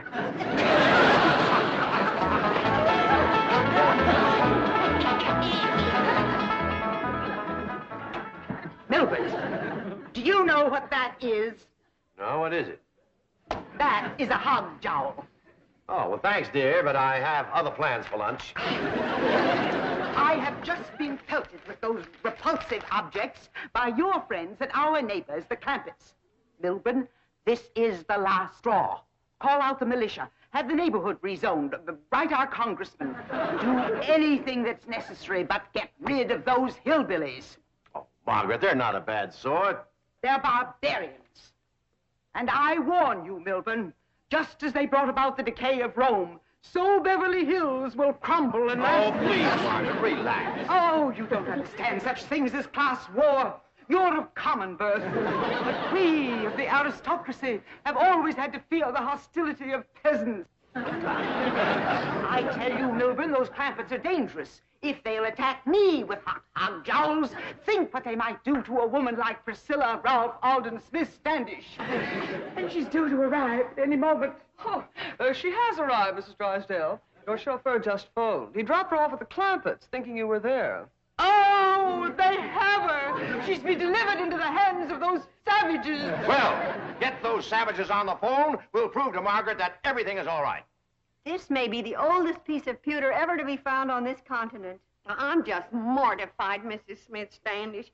I've been after Cousin Jed to get rid of all this junk. Now that he has money, I'm going to throw it all out. No, please, it's priceless. Say, Miss Smith Standish, if you like old things, just wait till you get into this trunk. You'll be happy as a heifer in red clover. Marvelous. Unbelievable. Is this your family Bible? Well, no, not anymore. It got too old. Commenced to crisping and flaking off, so they pitched in and got another one about 100 years ago. It's in there in the parlor. Well, I'll get it, Uncle Jed. Dedicated to Queen Elizabeth. Yes, ma'am. This is Jed Throws. Mr. Clampett, this is an original Geneva Bible. It's sometimes called a Puritan Bible. 400 years old. Oh, why, yes, ma'am, Miss Hathaway. She's right here. You want it on the phone, ma'am? Not now. Tell him I'm all tied up. Hello? Oh, she can't talk right now. She's all tied up in Uncle Jed's trunk. Hello? Hello?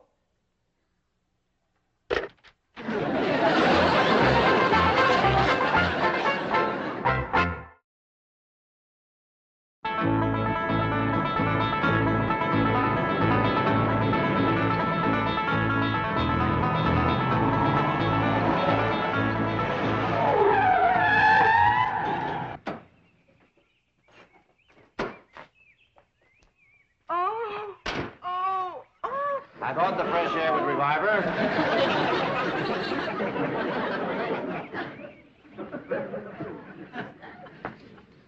Oh, Milburn, what if they've strangled my president?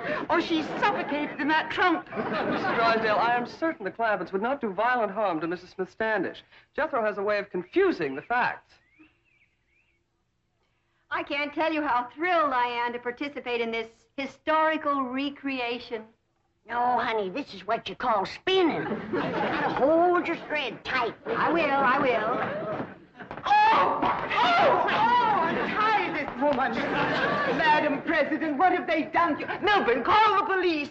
I want these ruffians seized and hanged immediately. What are you doing? Rescuing you from the grimy clutches of these peasants. Peasants. My dear Mrs. Drysdale, it may interest you to know that I have established almost beyond a doubt that Mr. Clampett here is a direct descendant of the first man to come ashore at Jamestown, Virginia, May 13th, 1607. What? You mean? I mean that when your family and my family arrived on the Mayflower, his family was waiting for them.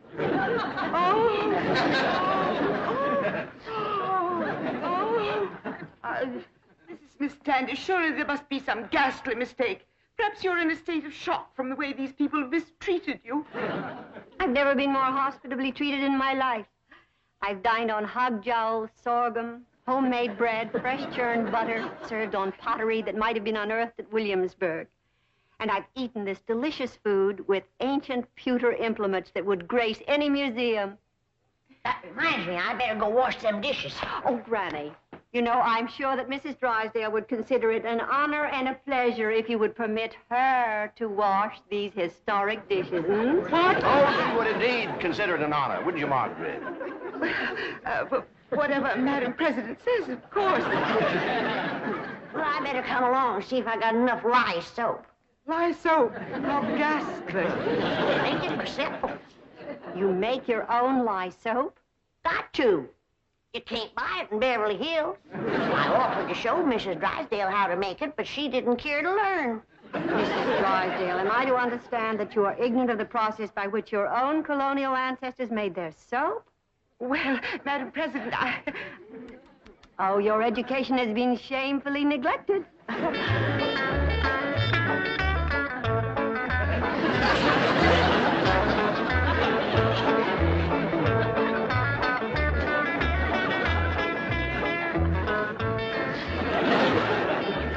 It's about time to add some more lye and some possum renderings, Miss Drysdale. Oh, Mrs. Drysdale, I hope you appreciate the historical significance of this opportunity. You are reenacting the making of soap just as it was done more than 300 years ago. Oh, yes, indeed, Madam President. I'm thrilled. She's so happy, she's crying. I wouldn't have missed this for $1 million. Tax exempt. Oh, Chief, bank examiners are waiting. Yes, I know. Oh, Mrs. Smith Standish, don't forget you promised to let my wife wash dishes, too. Oh, I wouldn't think of depriving her of the thrill of handling those authentic colonial implements. And in the good old colonial way, no automatic dishwasher. Oh, heaven forbid. Mrs. Smith Standish, I have known you only a few brief minutes, but already you are one of my favorite people. We shall return.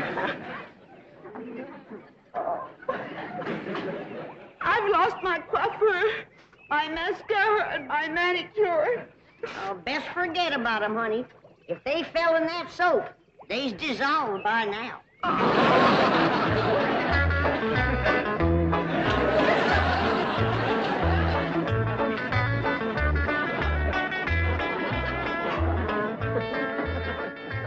How you doing, Miss Drysdale? I can scare you up a few more things to wash if it pleasures you. Oh, no, please. Look what this lye soap has done to my head. Yeah, they is nice and pink and rosy, ain't they? I don't blame you for cheering. I thought you left. I couldn't tear myself away from the picture of my wife washing dishes. She's taken to it like a cold hog to warm mud.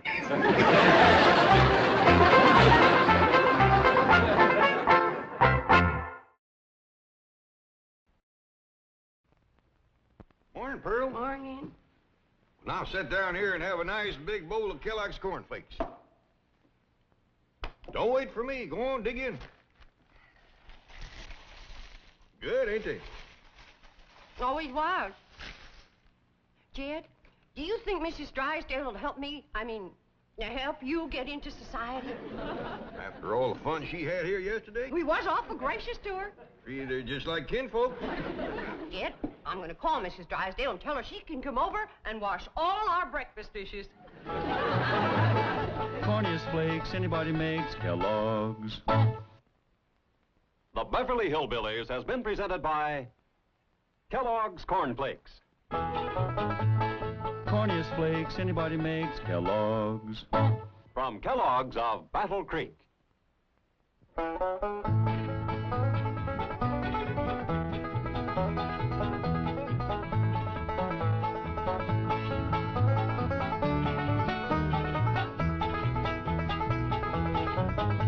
Well, now it's time to say goodbye to Jed and all his kin. They would like to thank you folks for kindly dropping in. You're all invited back next week to this locality to have a heaping helping of their hospitality. Hillbilly, that is. Set a spell. Take your shoes off. You all come back now. Here? Come and listen to my story about a man named Jed. A poor mountaineer, barely kept his family fed. And then one day he was shooting at some food, and up through the ground come a bubbling crude. Oil, that is. Black gold. Texas tea. Well, the first thing you know, old Jed's a millionaire. The kinfolk said, Jed, move away from there. Said, California is the place you ought to be. So they loaded up the truck and they moved to Beverly Hills, that is. Swimming pools, movie stars. The Beverly Hillbillies.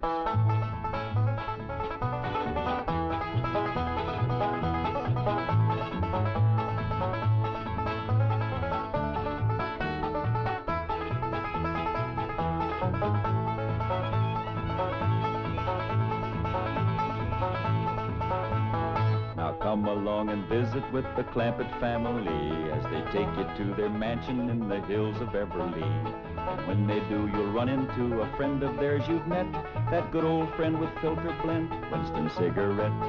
Winston tastes good like a cigarette should.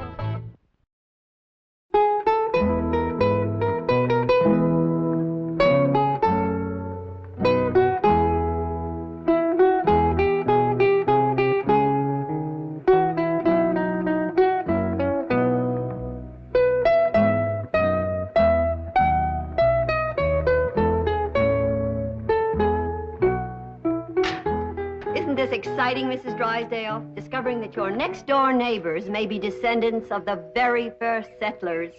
Well, if it's true, but I just can't believe it. The Clampetts are so uncouth, so unrefined. I prefer unspoiled. Yes, Madam President.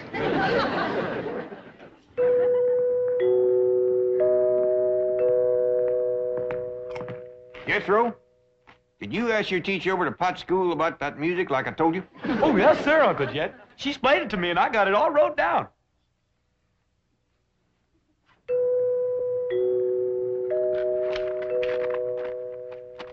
First of all, that there music is what you call chimes.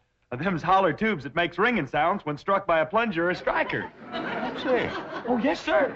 Now then, there is a reason why them chimes only ring when somebody comes to the door. Like as if there was a lookout up on the roof of watching. That's right. You see, there is a little button, and pushing that button makes that plunger hit them chimes. Doggy. So whilst you go ahead and go to the door, I'm going up on the roof and catch that rascal that's pushing that button.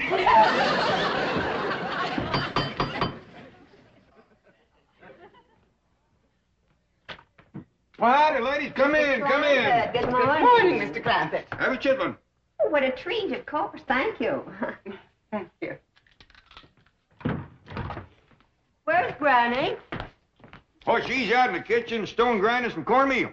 Stone grinding cornmeal? Now, that's something we must see, Mrs. Drysdale. Come along. In a moment, Madam President.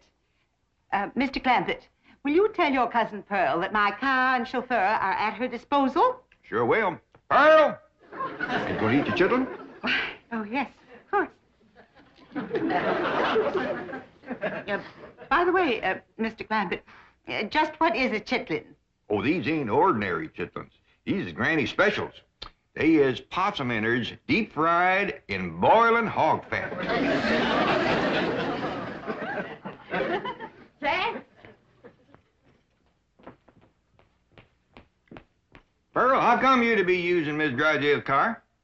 Well, Jed, now that we's high society, I can't be seen riding around in that old truck. When is we high society? Since that historical lady found out that your ancestors come to this country for the Mayflower. What's that got to do with me? That's the way society works, Jed. The earlier your kinfolk got here, higher up that puts you. I reckon the high society folks is the Indians. No, I don't work that way. How come? I don't know how come. Well, they was here for anybody else. Now, Jed, let's not try to change the rules. Let's just start enjoying the game. Up to now, Mrs. Drysdale's treated us like wet dogs at a wedding. It's kind of warmed up. Warmed up? She can't do enough. Why, she's having her chauffeur take me to all the fancy stores and then to her beauty saloon.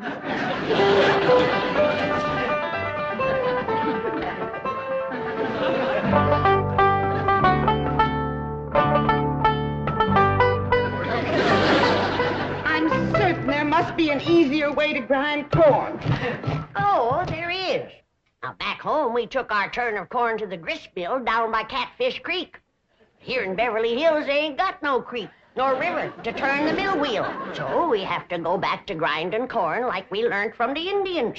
But surely any supermarket would... Mrs. Drysdale, this is a priceless experience. A direct contact with the past. You can read about these things. But to actually participate in activities familiar to our ancestors it's to hold history in our hands.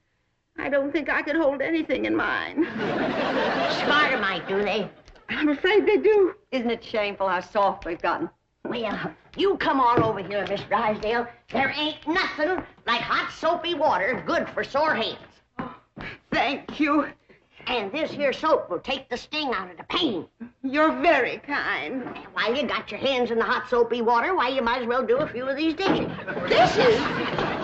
Well, you seem to set quite a store on handling all of these old historical pewter pots and pans. Oh, I do. I do. But I have to meet my husband at his bank immediately. In fact, I'm late now. Well, don't you worry, Miss Drysdale. I'll save up a bunch of thrills for you, like churning and lye making and corn husking and chicken plucking and goat milking.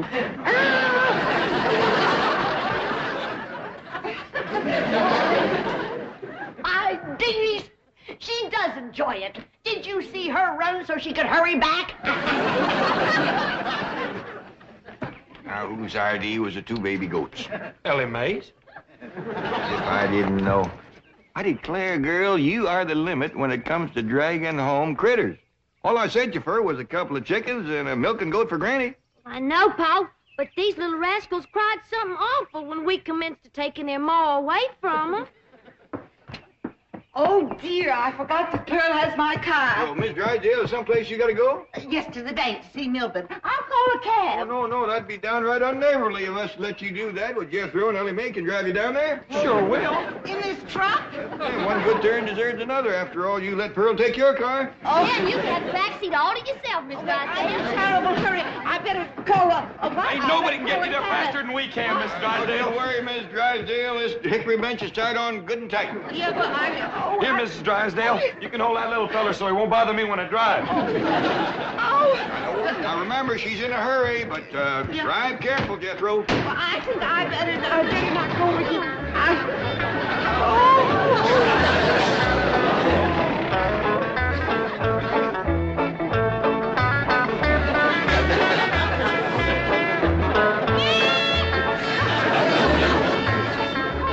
Everyone is staring at me. I bet you it's that beautiful new hat they're looking at. I have to drive down the main street of Beverly Hills. It's the quickest way to the bank, Mrs. Drysdale, and you said you was in a hurry. One side, everybody, get out of the way! Move over! Please. We's doing the best we can, Miss Drysdale. Move over! Get out of the way! That's ridiculous, Miss Drysdale. Make a noise like a siren. Cars out of the way! Come on, move over!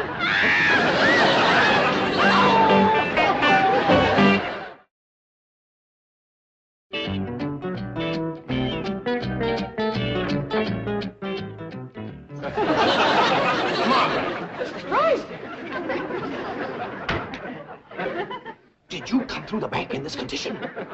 Shame on you. How could you explain this? The Clampetts. I don't want to hear any more complaints about the Clampetts. Oh, they may be a bit unrefined, but at least they don't run around the streets of Beverly Hills smashed. What happened to your beautiful spring hat? Oh, boy. Crying jag. Get some coffee. I'll get her walking. Molly, I can't understand. I can't understand this. I have never seen you take a drink before the cocktail hour. Let go of me. Molly, please lie down. I will not. Now, you're not going to be one of those kind of drunks, are you? I am not intoxicated. I'm mortified. The word is ossified. Will you listen to me? The Clampetts are to blame for this. Oh, of course. And I suppose Granny gave you some of her corn? A huge bowl like this? Here we are, Mrs. Drysdale. Have a sip of this. Thank you, I shall. Oh, that does help. Tell me, confidentially, what did happen to your hat? It was eaten by a goat. Have some more coffee, Margaret. Mrs. Drysdale, you really must get a grip on yourself. Now, if Mrs. Smith Standish verifies that the Clampetts are indeed first family material, then you too will be in the spotlight. I'll be in the hospital. So help me, if those uncouth hillbillies become my social peers, life will cease to be worth living. Oh, Miss Hathaway, take me home. Margaret. What happened to your car? Did it get smashed, too? Cousin Pearl has it.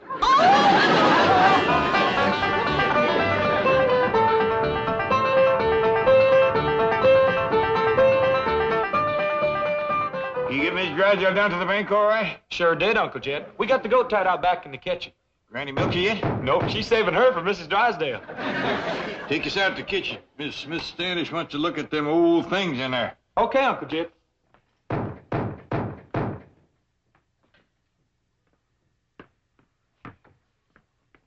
Come in, whoever you are.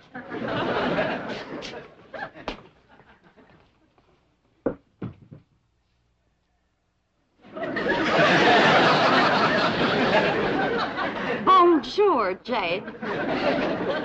Who are you? Pearl, s'il vous plaît. Pearl who? Your cousin. Pearl. What did they do to you at that beauty saloon? That's salon, s'il vous plaît.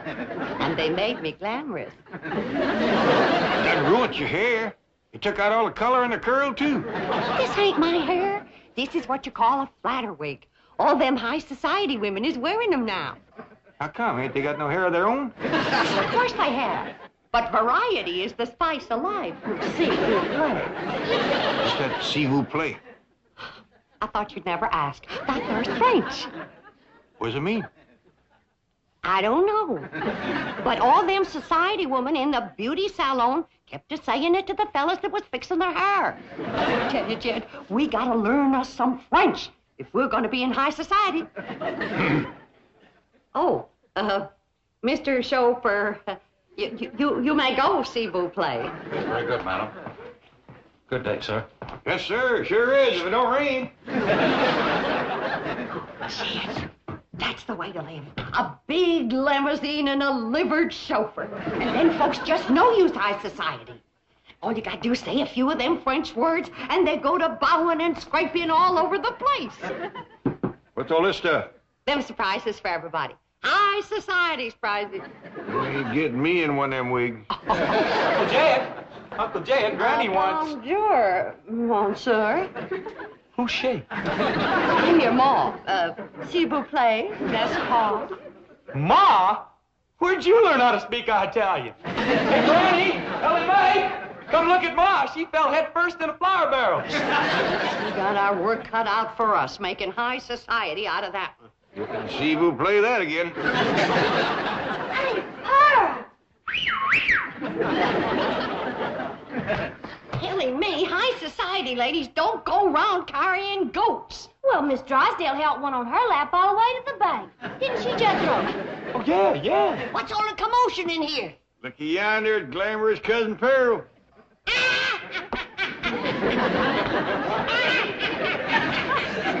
Would you kindly tell me what is all so fired funny? You wouldn't know a high society woman if you'd see one. Well, I sure don't see one around here. Hey, look at all the fine surprises here Cousin Pearl brung for us. What'd you bring for me, Ma? Now, you find out. Now, I did a lot of checking today, and I found out that high society folks, especially rich ones like us, they have what you call hobbies. Hobbies and sports. What's them? Them things to keep them busy, 'cause they don't do no work. Well, that lets me out. No, Granny, it's all right to work, long as the other high society people don't know you work. You see, high society folk is always bored. How come? I ain't sure. Probably 'cause they don't work. Well, why don't they just work and not bother with, Now, Jed, let's not go to changing the rules again. We're just getting into the game. All right, Pearl, tell us what you want to do. Well, Mrs. Smith Standish said they might be wanting to take our picture for the high society page in the newspaper. So I figure we gotta look like high society. Now, all of you go and put your clothes on, and when Miss Smith Standish sees us, she won't have to be shamed. I don't think I want to get mixed up in this nonsense. Granny, please. Oh, come on, Granny. Since it pleasures Pearl so much, it can't hurt us none. Besides, Pearl knows a lot more about high society than we do. Thank you, Jed.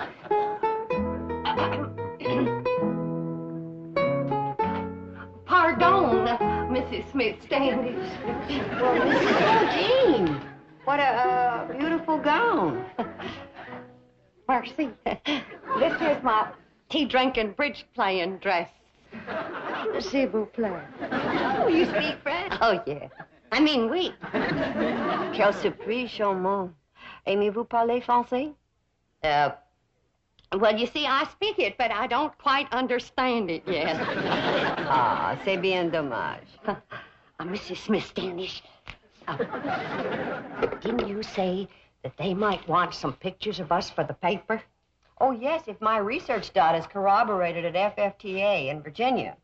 Why, pictures of the Clampett family will be on front pages of newspapers all over this country. That'll include me, won't it? Of course. Well, I just want you to know you won't have to be ashamed of us. Now, why would I be ashamed? Well, you know, not having much education and culture and hobbies and not speaking French and all.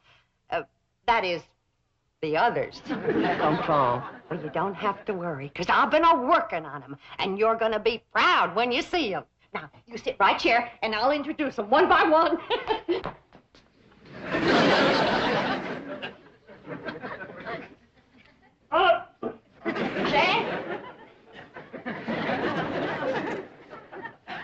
Mrs. Smith Standish, it gives me great pleasure to present my blood cousin, that international millionaire and high society sportsman, Mr. J.D. Clampett. Jed!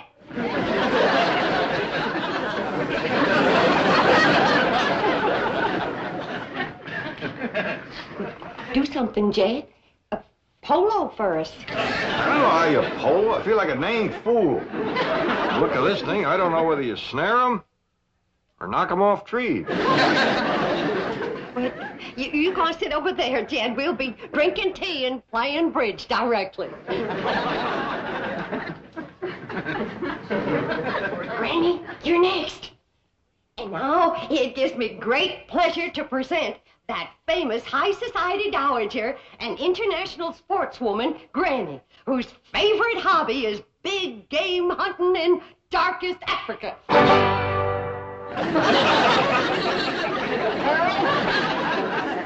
It's a good thing for you this gun ain't loaded. Granny, you go on over there and sit down, and we're going to have tea and bridge. Now, those of us who is high society knows there just ain't nothing more cultured than ballet dancing. And so it gives me great pleasure to present them wealthy, bored, international young'uns whose favorite hobby is ballet dancing, Elly, May, and Jethro. How beautiful. That's only half. Come on out, Jethro. I ain't gonna do it. Jethro, come on out. I don't want to, Ma. You look fine. You're just dripping culture.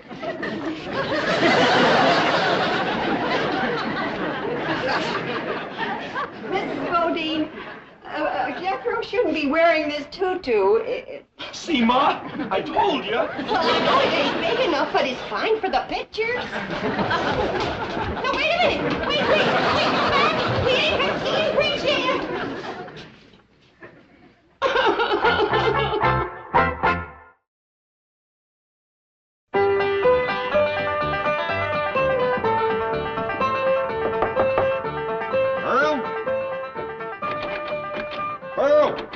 Pearl? Go away. Oh, Pearl, come on out. Don't sit in there and sulk. Miss Smith Standish wants us to show her how to do the Virginia reel. You show it to her. I ain't in no mood for dancing. Oh, we can't dance it without you. Come on, everybody's getting all dressed up. I had you all dressed up and you run out on me. Pearl, we just ain't ready for society that high. Now, Mrs. Smith Standish wants us all to get dressed for reeling. Come on out. You can wear your store-bought hair. I can't neither. She's gone. Is that old goat get it? Crazy enough to eat anything. I have the most dreadful premonition that I'm making a terrible mistake in coming back here. Oh, think of your career. Mrs. Smith Standish has virtually promised to support your candidacy for West Coast Vice President of the FFT of A.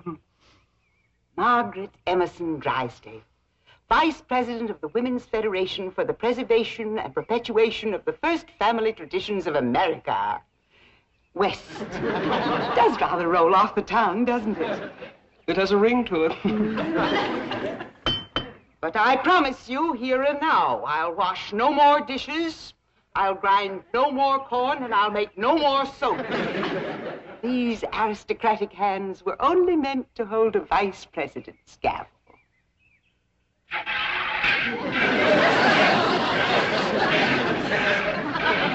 Oh, you're doing beautifully, Mrs. Drysdale. I'm proud of you. She sure got the hands for it, ain't she? Miss Drysdale, your husband's here. He's going to dance with us. Thank goodness. Oh, my hands. My hands. They'll never be the same again. There's nothing like milking a goat to pretty the hands. Come on, Granny. We're getting ready for the Virginia reel. I'll fetch your lap organ in for you. Oh, Mrs. Drysdale, have you seen this priceless antique lap organ? Oh, so that's what it is. I mean, it's marvelous. You like music, Miss Drysdale? I adore music, especially the authentic lap organ. I reckon Granny will let you have a turn, won't you, Granny? Why, sure. Mrs. Drysdale, did you hear that? Oh, what a red letter day this is for you. Oh, yes, indeed it is, Madam President. Well, come on, let's get in there and get at it.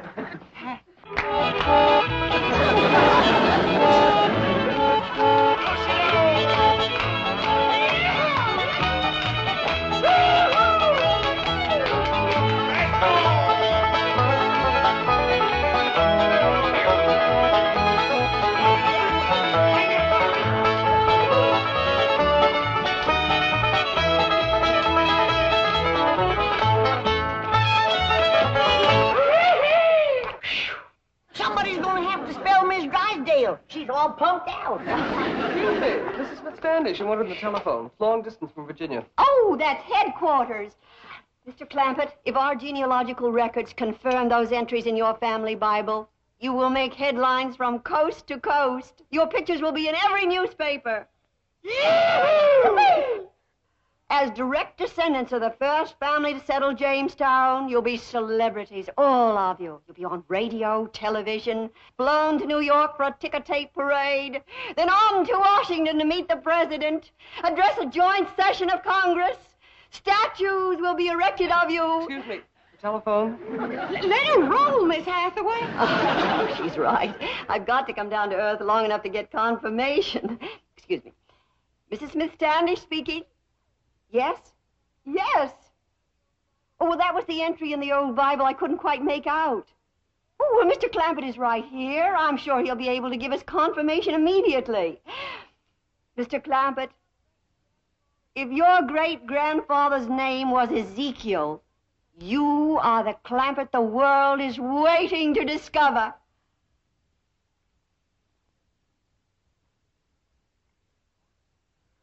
Well, now, I kind of hate to disappoint you, ma'am, but his name was Jeremiah. I could have told you that, Madam President. Not for one moment was I fooled. I'm sorry. No, there seems to have been some kind of a mistake. Jed? What's ailing you? You know doggone good and well your great-grandpappy's name was Ezekiel. Yeah, I know, Granny. But what would an old mountain goat like me have to say to the president and Congress? Come on, everybody, let's have another Virginia reel. Yeah! Salute you, brother.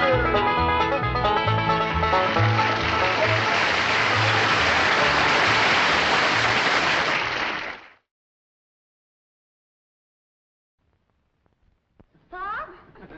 Yeah, Elly May. Remember April 5th that Jethro and me was rich board international high society ballet dancers? Yeah? Well, Jethro gave it up, so I got me a new partner. Come on, Skippy.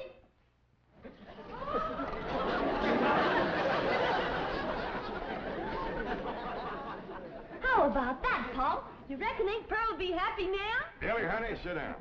You know your Aunt Pearl sets a great store by looks, but looks don't fool people, not for long. Now, you take this here Winston. It looks just like any other filter cigarette, but it's different. It's got different tobacco up front here. It's something special called filter blend. And that means they're real particular about what's on the inside. No, sir, them makings don't show on the outside. But when I light up a Winston, I know I'm getting the best. Winston tastes good, huh, Paul? Like a cigarette should. The Beverly Hillbillies has been presented by Winston. We hope you've enjoyed it, and we hope you will try Winston, because Winston tastes good, like a cigarette should. Well,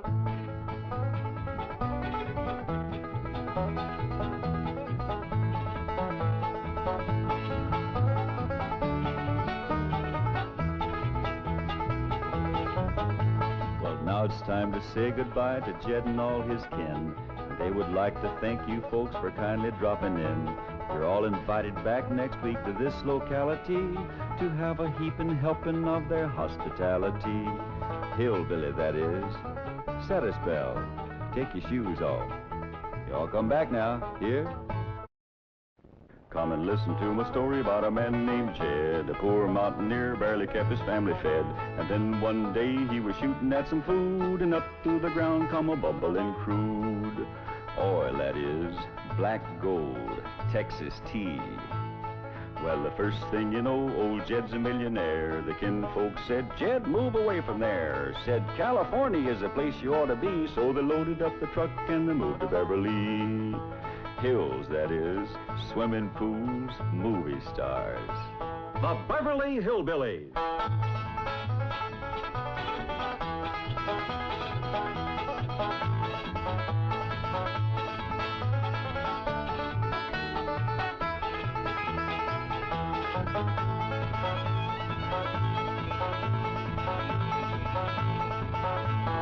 Come along and visit with the Clampetts family as they learn the simple pleasures of the hills of Beverly.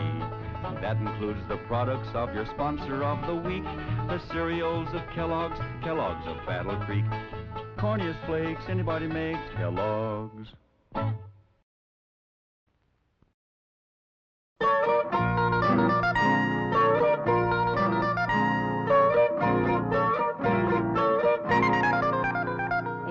The first week of spring, and Granny's swamping up her tonic for to give to all the family and her kin.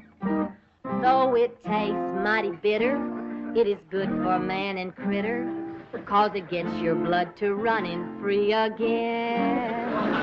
Granny's brew, it's good for you. If you're off your feet, you ought to have some too. Even Pa leaves his fiddles. He just sits out front and whittles. Cousin Jed Throws, he's a-sleeping in the shade. Instead of doing her spring cleaning, on her mop Aunt Pearl's a-leaning. Granny better get that batch of tonic made. There's the gong, won't be long till the family's back to feeling good and strong. Line up, everybody. First come, first served. 1, 2, 3, and 4. All right, Pearl, go ahead.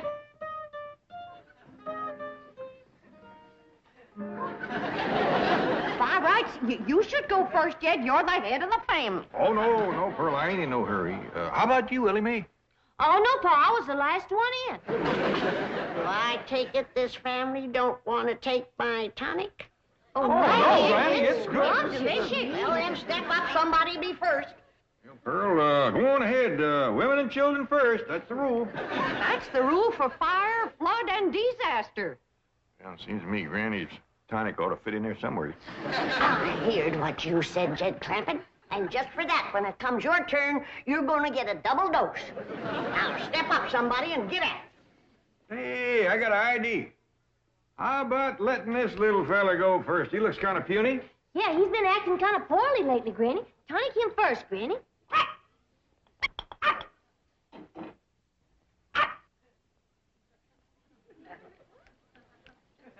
Sure seems to like it.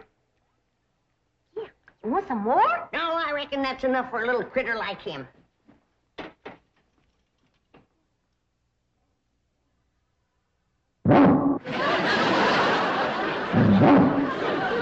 Yes, they're the best batch I ever made.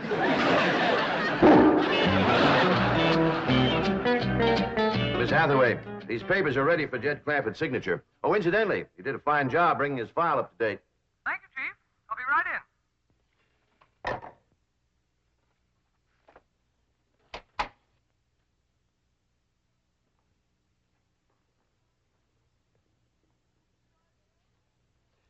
Mr. Drysdale, I wish to give credit where credit is due. Most of the work on the Clampett file was done by Miss Buckles here. Buckles? Who's she? A comparatively new girl, Chief. But already she has displayed those qualities so rare in the modern girl. Eagerness to learn, willingness to work, loyalty to the bank, devotion to duty. All right. How much of a raise does she want?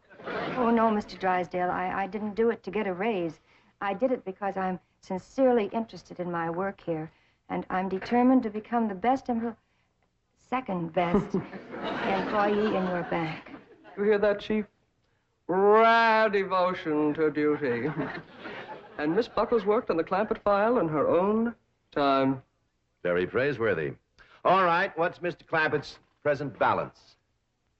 $34,783,127.34.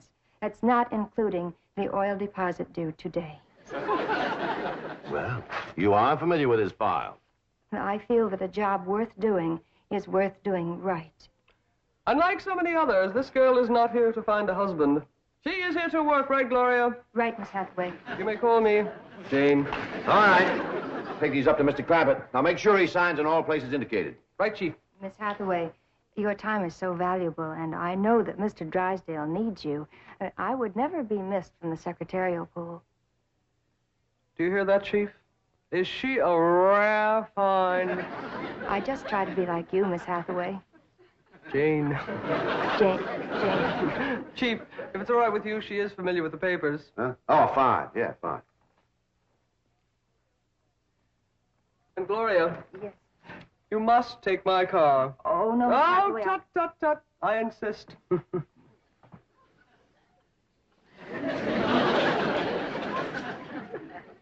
Granny, you seen anything of Jed? Not since I gave him that double dose of tonic. I wonder if you had ought to double-dosed him. Just one dose has Jethro jumping fancies. Well, Jed's an older man. He can hold his tonic.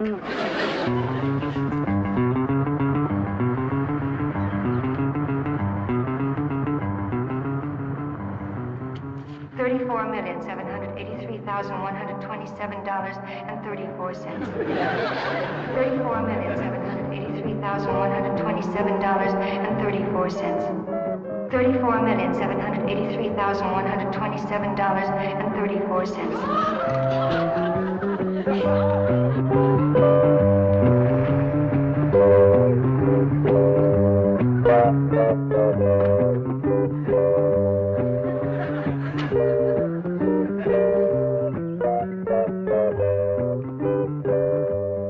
Howdy, ma'am.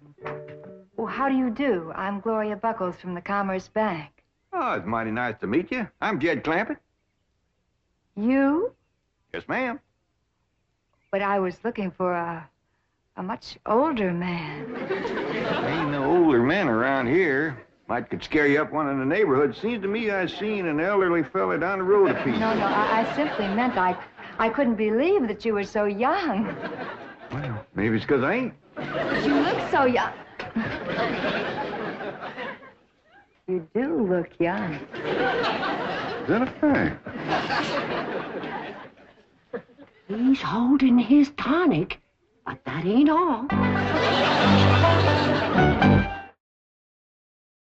Tell you, Granny, I've seen it with my own eyes. That girl is young enough to be his daughter. You say he gave her a hug? Grabbed at her like a crawdad grabs bait. That old mountain goat.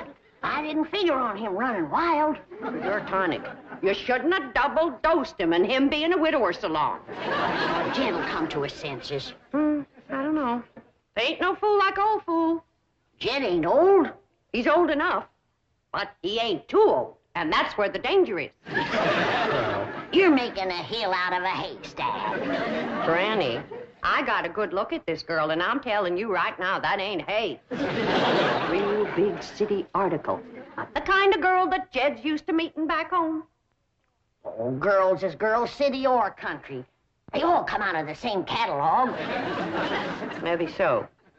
But the city girls make it look like there's more in the package. Granny, Earl. Oh, there you are. See what you mean, Pearl. She's wrapped tight and tied loose. I want you all to meet Miss Gloria Buckles. This here is Granny and Cousin Pearl. How do you do? I'm very pleased to meet you, ladies. Howdy. Hi. Well, Ain't she just about the prettiest thing you ever did see? Yeah. Favors Elly a lot. Just about her age, too, wouldn't you say, Granny? A mite younger. Who's Elly? His granddaughter. I mean, my granddaughter. She's Jed's daughter. Oh, are you married, Mr. Clampett? I'm a widower, ma'am. Yeah, poor old Jed. I reckon he's come for another dose of his lumbago medicine, Granny. I reckon. Poor old feller was up all last night with the misery. A moaning and a groaning and a walking the floor. Yes, the poor old fella is past the point where liniment does him any good. Slays his force-feed all bone. Now, girl, that's just about enough of that. You both know I never had a twinge of the miseries in all my life. Knock on wood. Pearl, his mind is wandering again. Ain't his fault, Granny. He missed his nap. I want to apologize for them two, ma'am. They both just think they're being funny. Well, I know what you mean. I have some elderly relatives like that myself. It's such a beautiful day. Why don't we go for a drive, Jed? Thank you, ma'am. I'd like that, Gloria?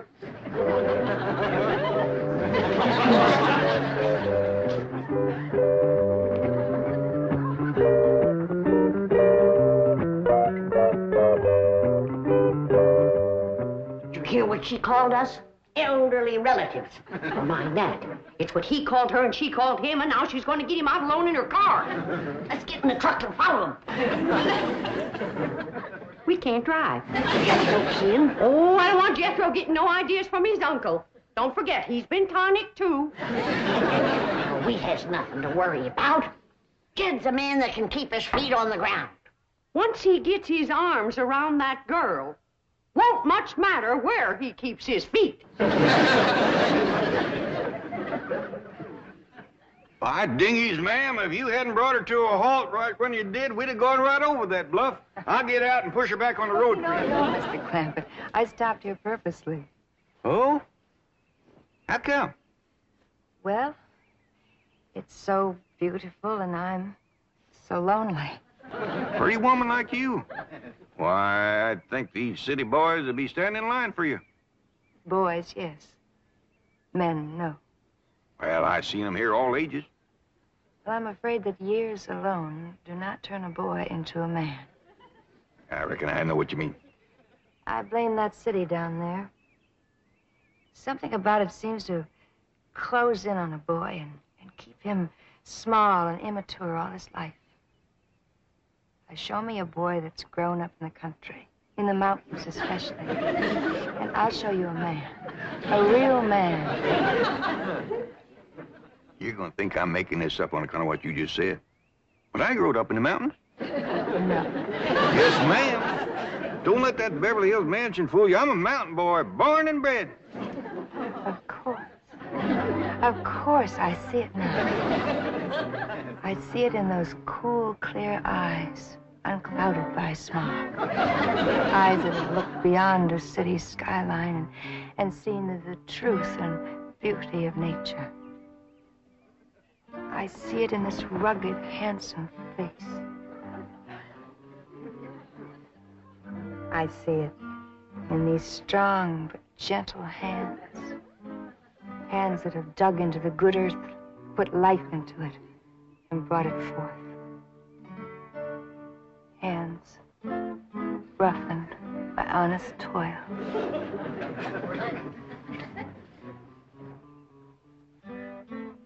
Take another look at the face. Can you see anything of them? Not a sign. Where could they be all this time? The preacher, if you ask me. We should have followed them in the truck, like I said, and taken our chances with Jethro. Now, don't shake your finger at me. It was your witch's brew that started this mess. Don't you go calling my spring tonic any witch's brew. Granny. We gotta stick together. If that young city snip gets her claws into Jed, first thing she's gonna do is get rid of us. Oh, Jed wouldn't marry no city woman. Would he, Pearl?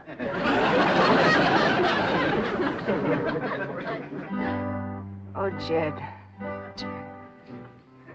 What have you done to me? Nothing, ma'am. Oh, yes, you have.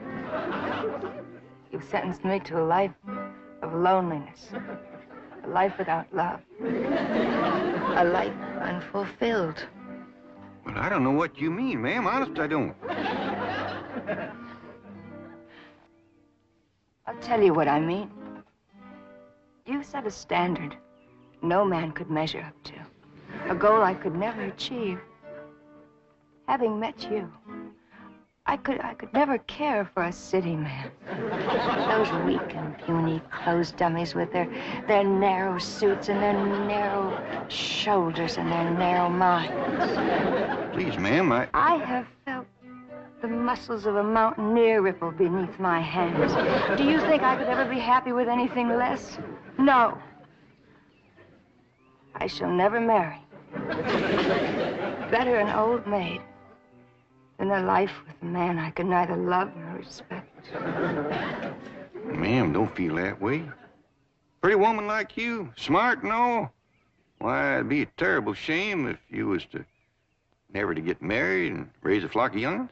No. Please, ma'am. I'd feel terrible if I thought you was wasting your life this way. Please change your mind.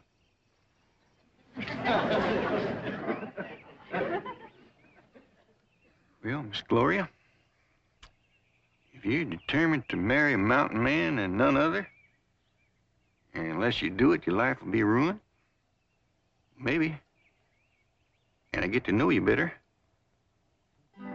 might could find a way. Oh, Jed. Now, I ain't making no promises, but you set me to thinking. I reckon we'd best get back home and everybody get better acquainted.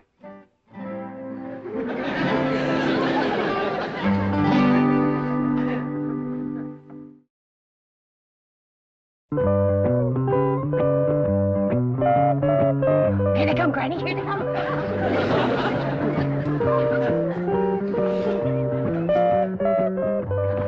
If she thinks that she's gonna throw us out, I'll fill her so full of buckshot. Where's that? They's coming up the driveway. Is they dragging tin cans behind the car? Tell me, put that gun away. This situation calls for brains, not buckshot. Slam. Come on.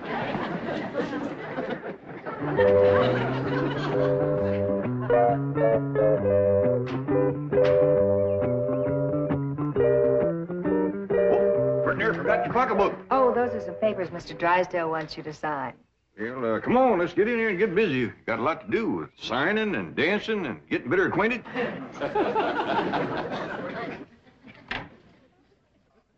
Well, I reckon the first thing I better do is sign them papers you got for me. Yes, that's a good idea. Is she wearing a wedding ring? Wait till she gets her gloves on. Don't see one. Good. Then they ain't been to the preacher. What is all them, anyway? Well, now this transfers your money from one account to the other. And this is your last will and testament. They ain't been to the preacher, but they've been to the lawyer. And that's just as bad, or worse. We gotta stop him. Oh, there you are, Jed. We've been looking all over for you. You give the doctor a terrible fright disappearing like that. Yeah, he was afraid you might have fell in the cistern again. What are you talking about? Why, Jed Clampetts, shame on you. You know the doctor don't want you to have nothing sharp. Earl, what in the blue... No, don't get excited, Jed. Doctor says it ain't good for him to get excited. What do you... Oh, I almost forgot. Come on into the parlor. Got a surprise for you. Surprise? Hey, come on.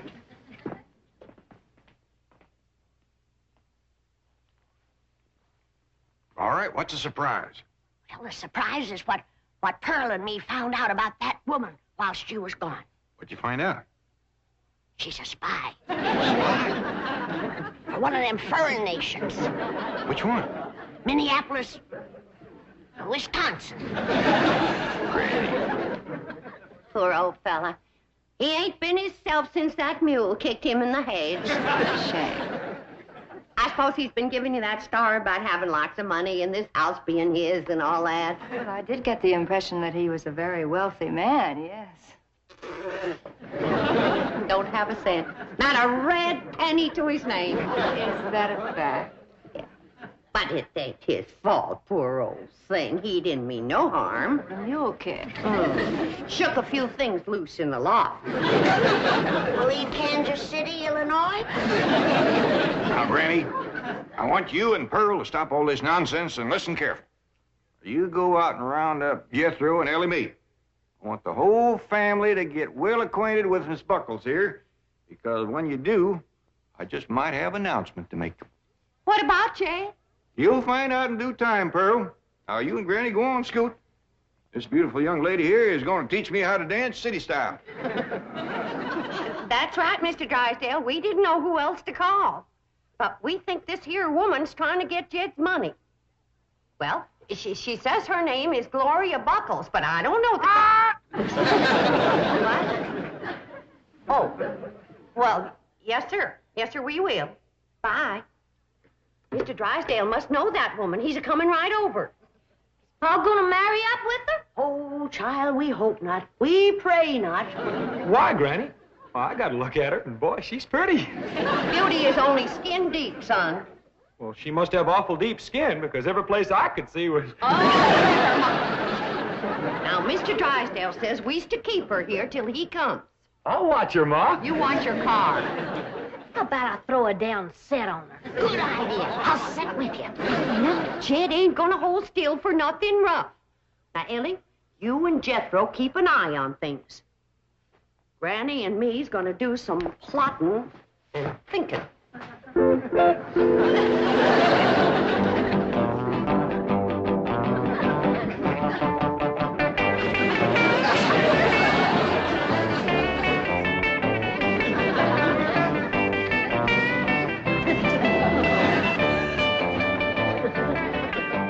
What'd you say this one was called? This is called the twist. If a feller was to dance this in a fresh plowed field, he'd auger his way right into the ground, wouldn't he?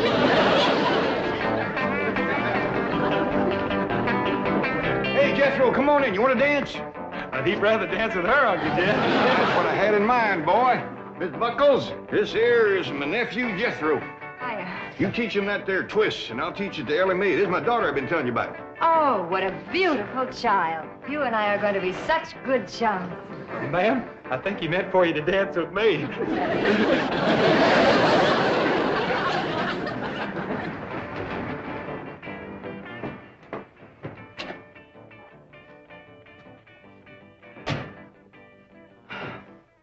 We're in time, Chief. There's my car. Yes. Now, where's your protege? That loyal, devoted, hard-working gold digger. I still can't believe it. So shy, so retiring. She'll be retiring if she hooks Jed Clampett.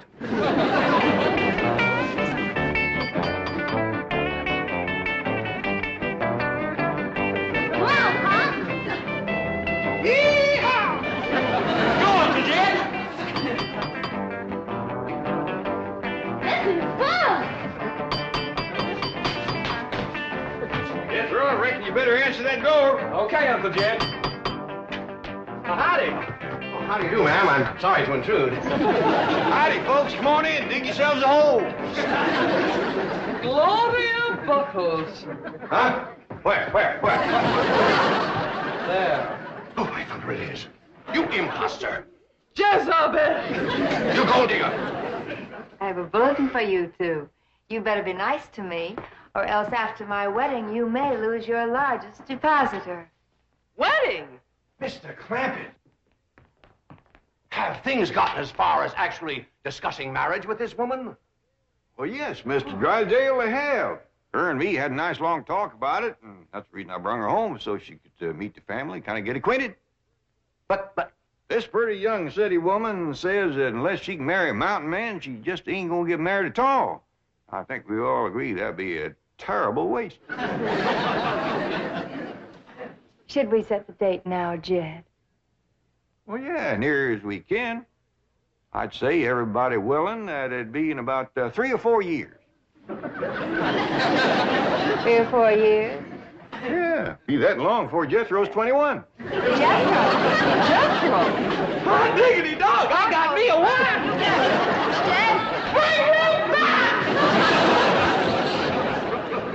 Paul, ain't you gonna marry up with that city woman? No, Elly, us old foxes is trap shy, especially when the bait goes to chasing us.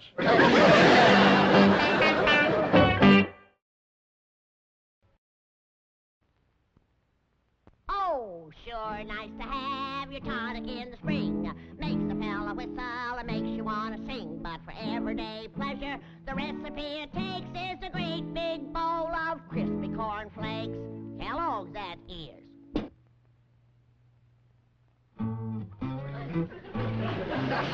Bum, dum, bum, bum, dum, bum, bum. Morning, Granny. Bum, bum, bum. What is this younger generation coming to? Breakfast. Corniest flakes anybody makes, Kellogg's. The Beverly Hillbillies has been presented by Kellogg's Corn Flakes. Corniest flakes anybody makes, Kellogg's. From Kellogg's of Battle Creek. Well,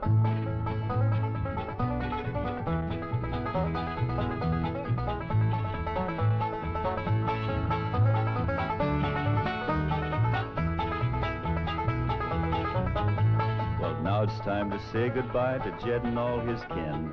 They would like to thank you folks for kindly dropping in.